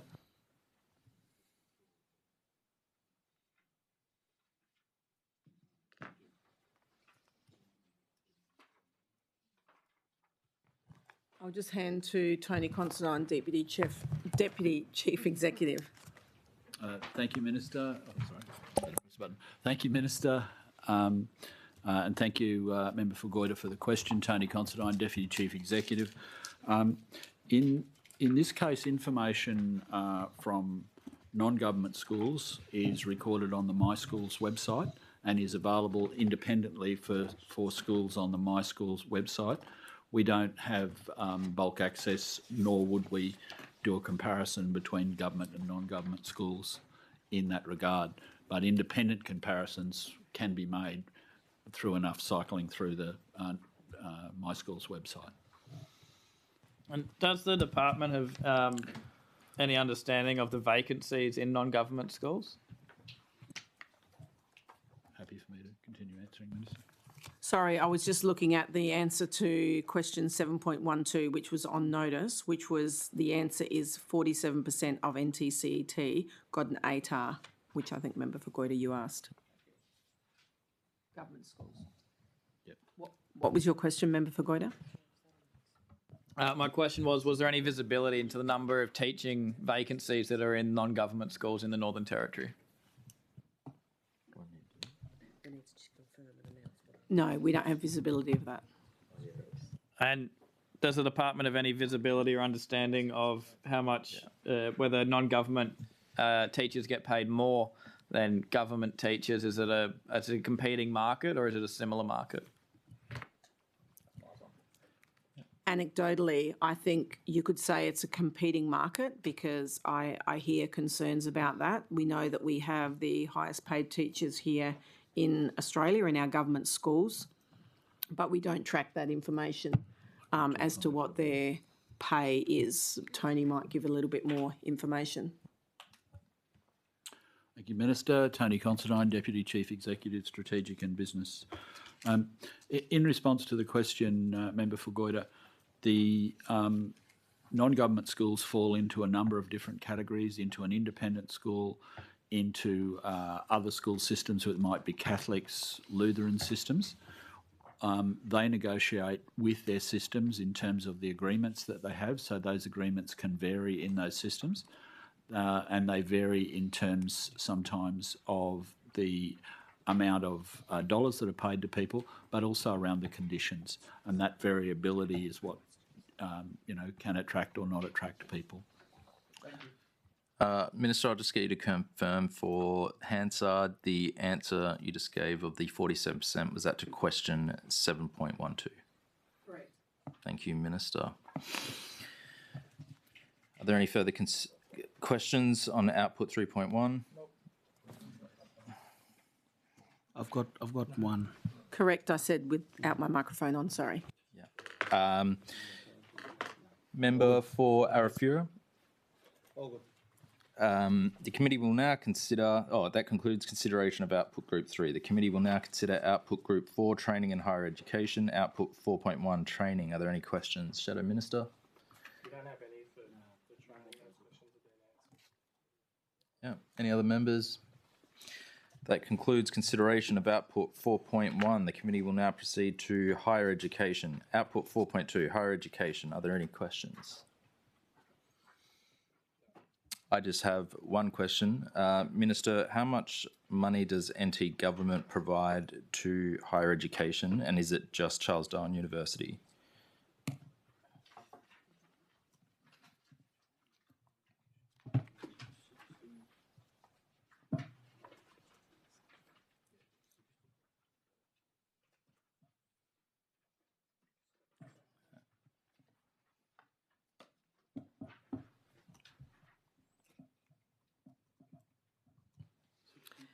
Thank you, Chair. There's 61.4. Higher education is the question, Minister.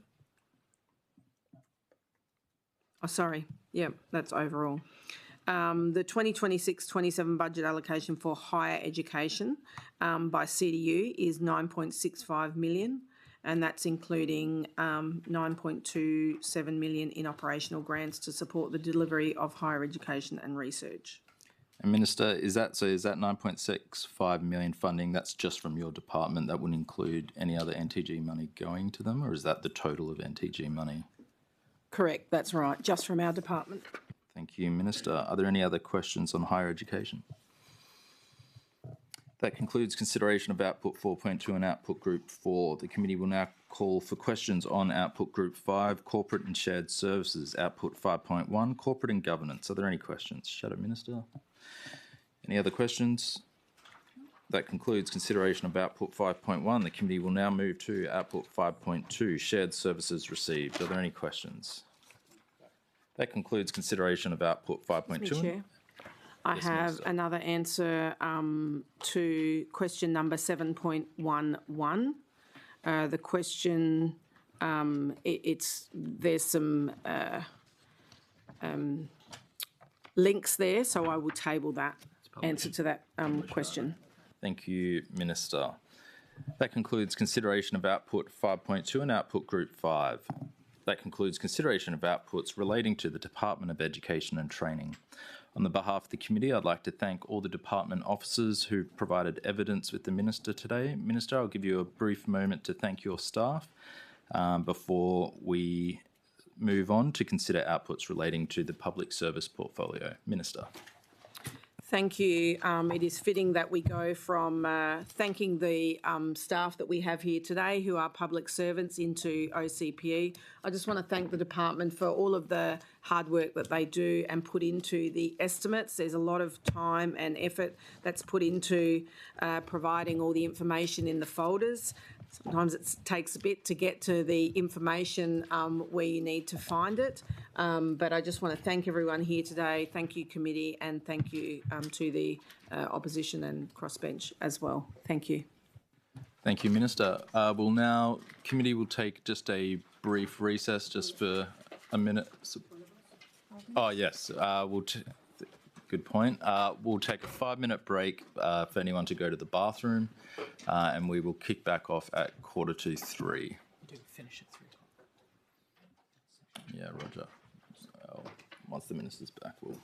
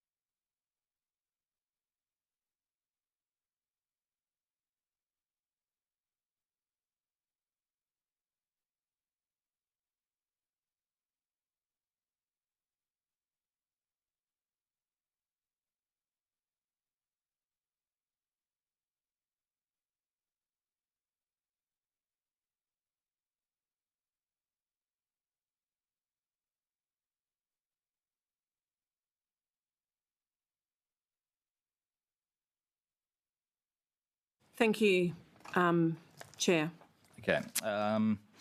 So, Office of the Commissioner for Public Employment with the Minister. I note that while outputs relating to the Office of the Commissioner for Public Employment sit with the Department of the Chief Minister and Cabinet, the Minister for Public Service is the responsible Minister.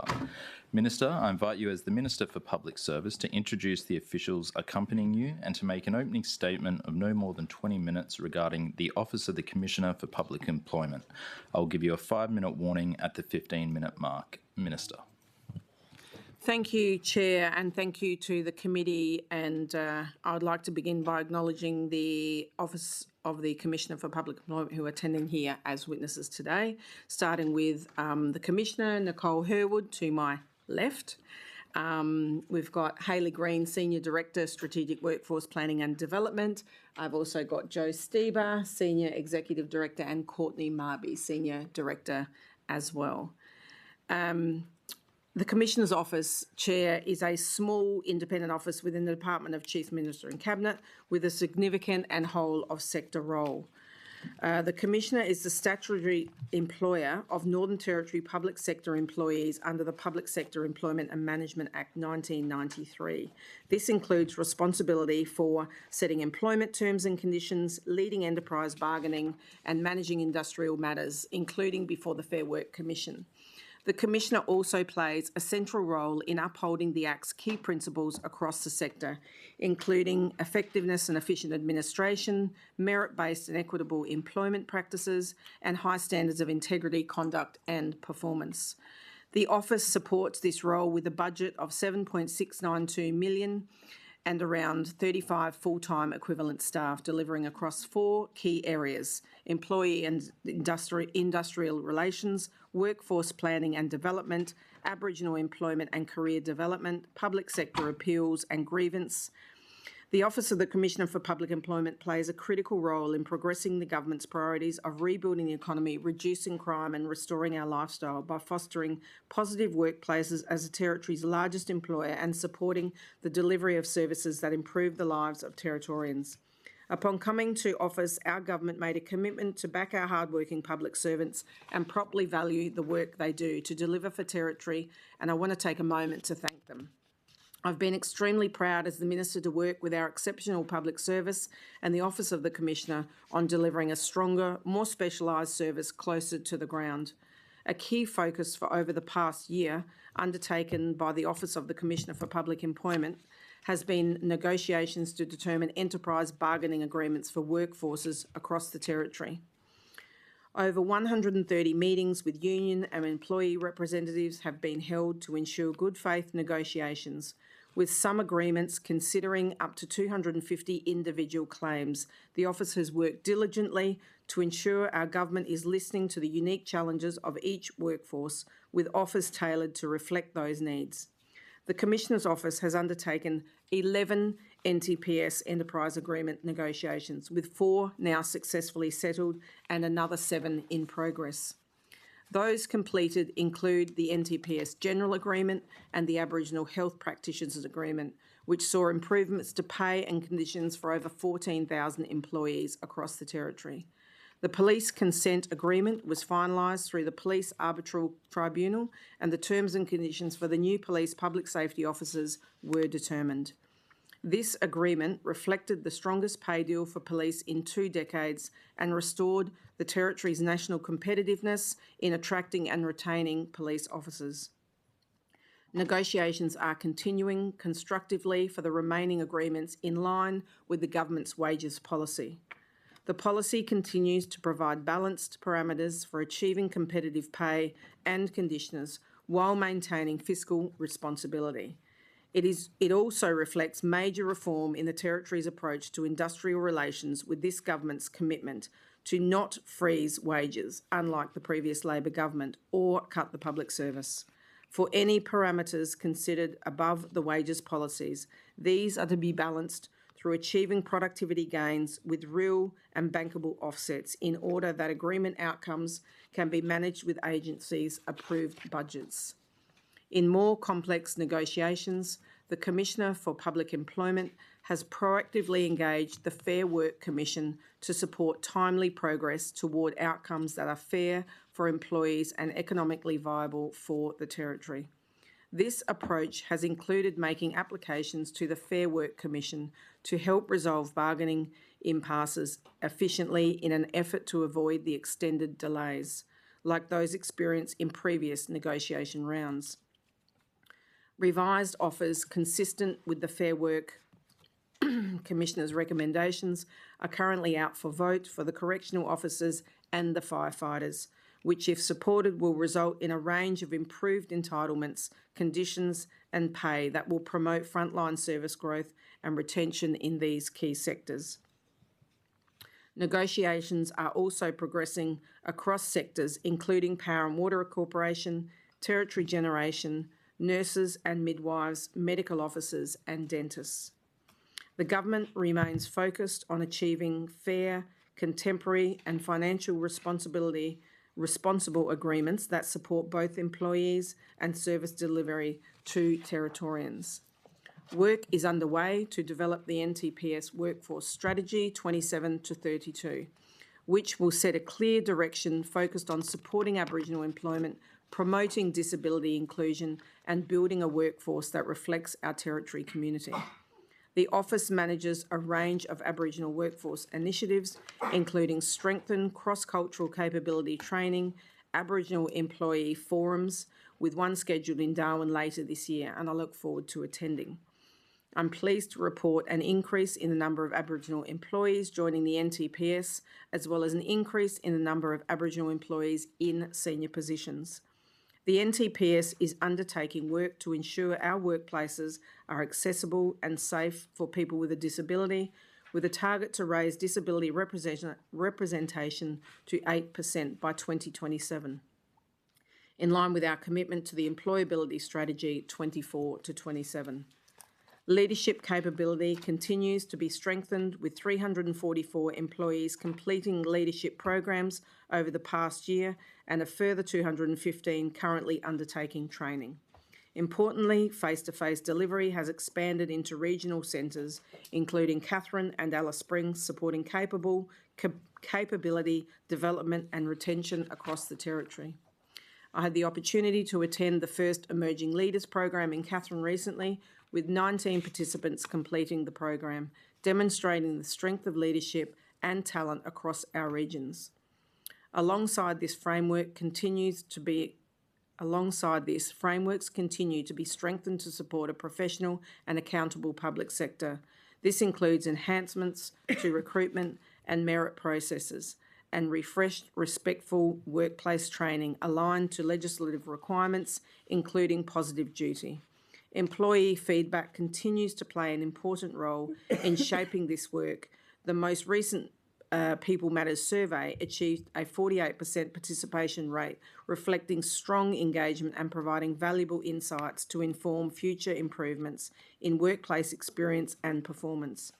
Overall, employee engagement and workplace satisfaction increased by 2%, representing a meaningful uplift across the sample sizes. Encouragingly, 80% of employees believe that bullying and sexual harassment is not tolerated in their organisation, an improvement of 15% since 2021 and 3% improved compared to 2023. For the first time, the survey also gave staff the opportunity to report racism, further reinforcing our zero tolerance approach and ensuring sector-wide decisions align with the experiences of staff. Thank you. The Office of the Commissioner of Public Employment is a small team with a significant responsibility in supporting a capable, professional and high-performing public sector. Small but mighty, Mr Chair.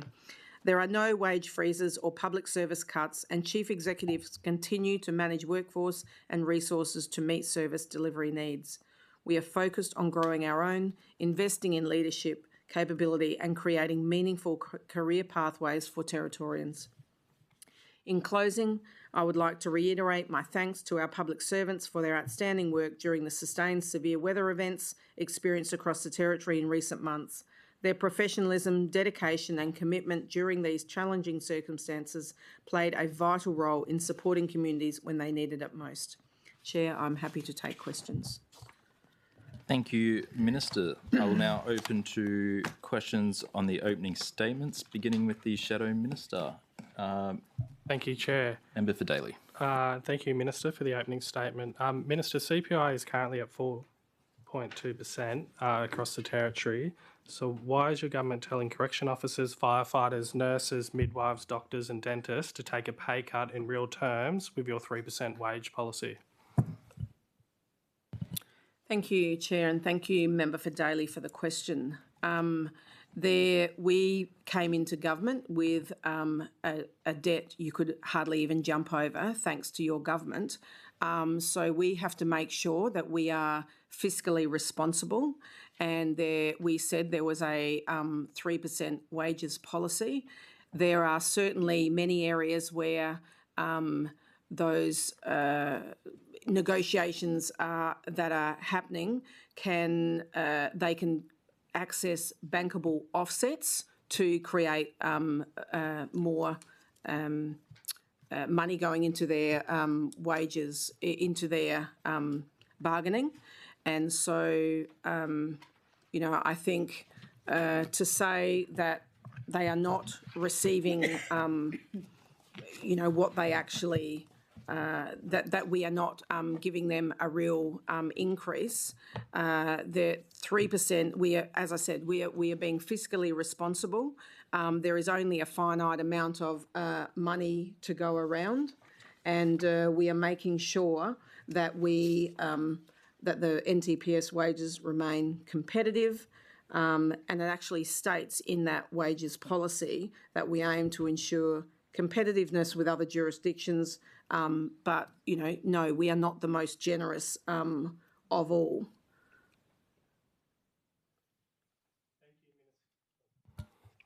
Thank you, Minister, and through the Chair. Minister, the Corrections Office EBA was voted down by 97.2% of voting members. Given your track record to date with ABA negotiations, do you still believe you're up for the job? 109, that stop. is a Everyone opinion. stop. Member for Goyder, stop. That is an opinion.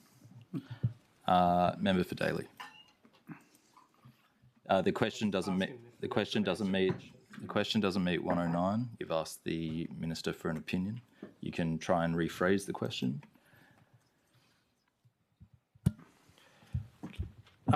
Thank you, Minister. So, Minister, just going back to the corrections question, how much did it cost the OCPE for the service of Correction Chambers West Garth for the intractable bargaining declaration against correction officers' union members?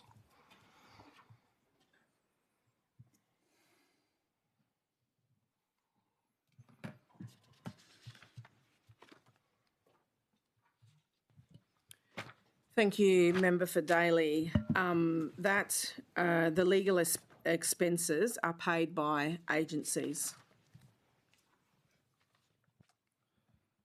Do you have the breakdown of those costs through the different agencies? It's not with the. It doesn't sit with the OCPE. It sits with the agency. Okay, so you don't have any oversight of that cost at all? No. Thank you,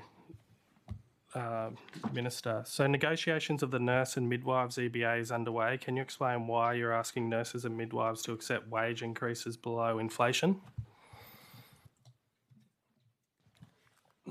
Thank you, Member for Daly. The nurses and midwives has not gone out as yet. In actual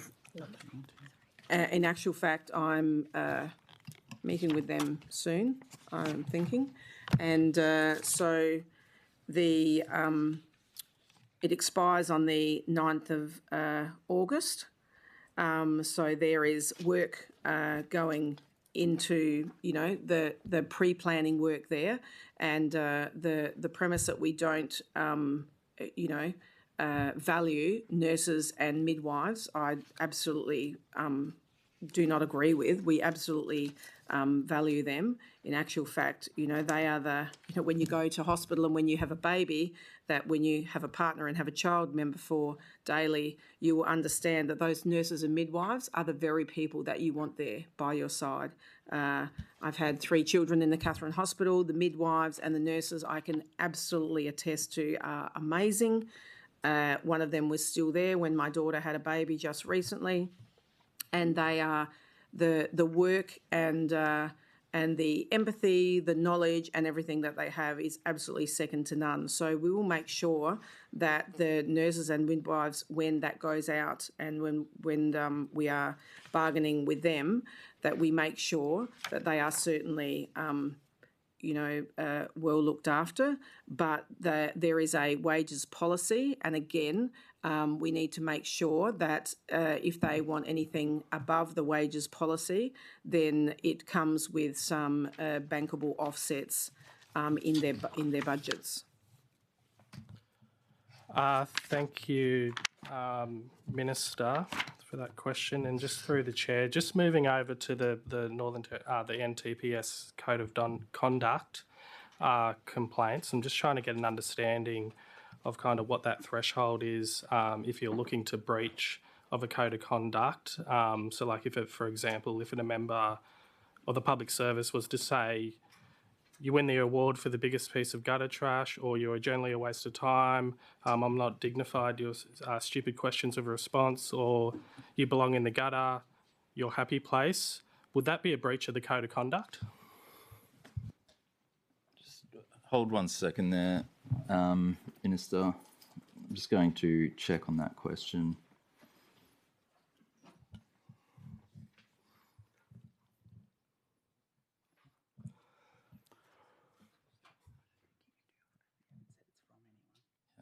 I haven't said it's from anyone. I was just trying to understand the threshold. Minister, it's you've asked a hypothetical question. It's a hypothetical. It's not a hypothetical because I haven't linked it to it. I'm just trying to. I said at the start I wanted to understand the threshold of a breach. Determination. So I said I'd use it. Yeah. Well, you can re-ask to say what is the threshold. I did say that at the start of my question. But then you've created a hypothetical list of statements. No, I was giving an example, if that was just to guide the minister to answer the threshold. Time has concluded. We're now a minute over. Minister, I will give you an extremely brief moment to thank your staff. Or maybe answer the question. I am happy to give an answer to the question and thank the staff if that is okay with you, Chair. Hey, look out, yes. It is a hypothetical question, Minister. You can thank your staff. Thank you very much to the staff. Just in relation to the question, there is a code of conduct, and the PS has strengthened its focus on respectful workplace behaviours through a range of initiatives. But we are also committed to safe, respectful, and inclusive workplaces, and to preventing bullying, harassment, and inappropriate behaviour. In wrapping up, Chair, I would like to thank the OCPE. There are so many questions here, certainly around all the enterprise bargaining. The OCPE office has done an incredible amount of work, and if the opposition or crossbench have any questions, they can write in written questions. But I would just like to thank everyone here for all of the work that they've done, and I certainly think that given the public service and how much we value them, 20 minutes probably would have been a little bit falling short on my expectation of questions to the public service. Extend your time out. Committee. The committee would like to thank everyone from the public employment. I know a huge amount of work goes into this, and I know both members present and not present have put a huge volume to prepare for today. So we thank you, and I do apologise for the short time you're with us. The timings is the timings. We will now break for 30 minutes till 3:30, and I'll have a quick committee meeting in the Ormiston room. Thank you.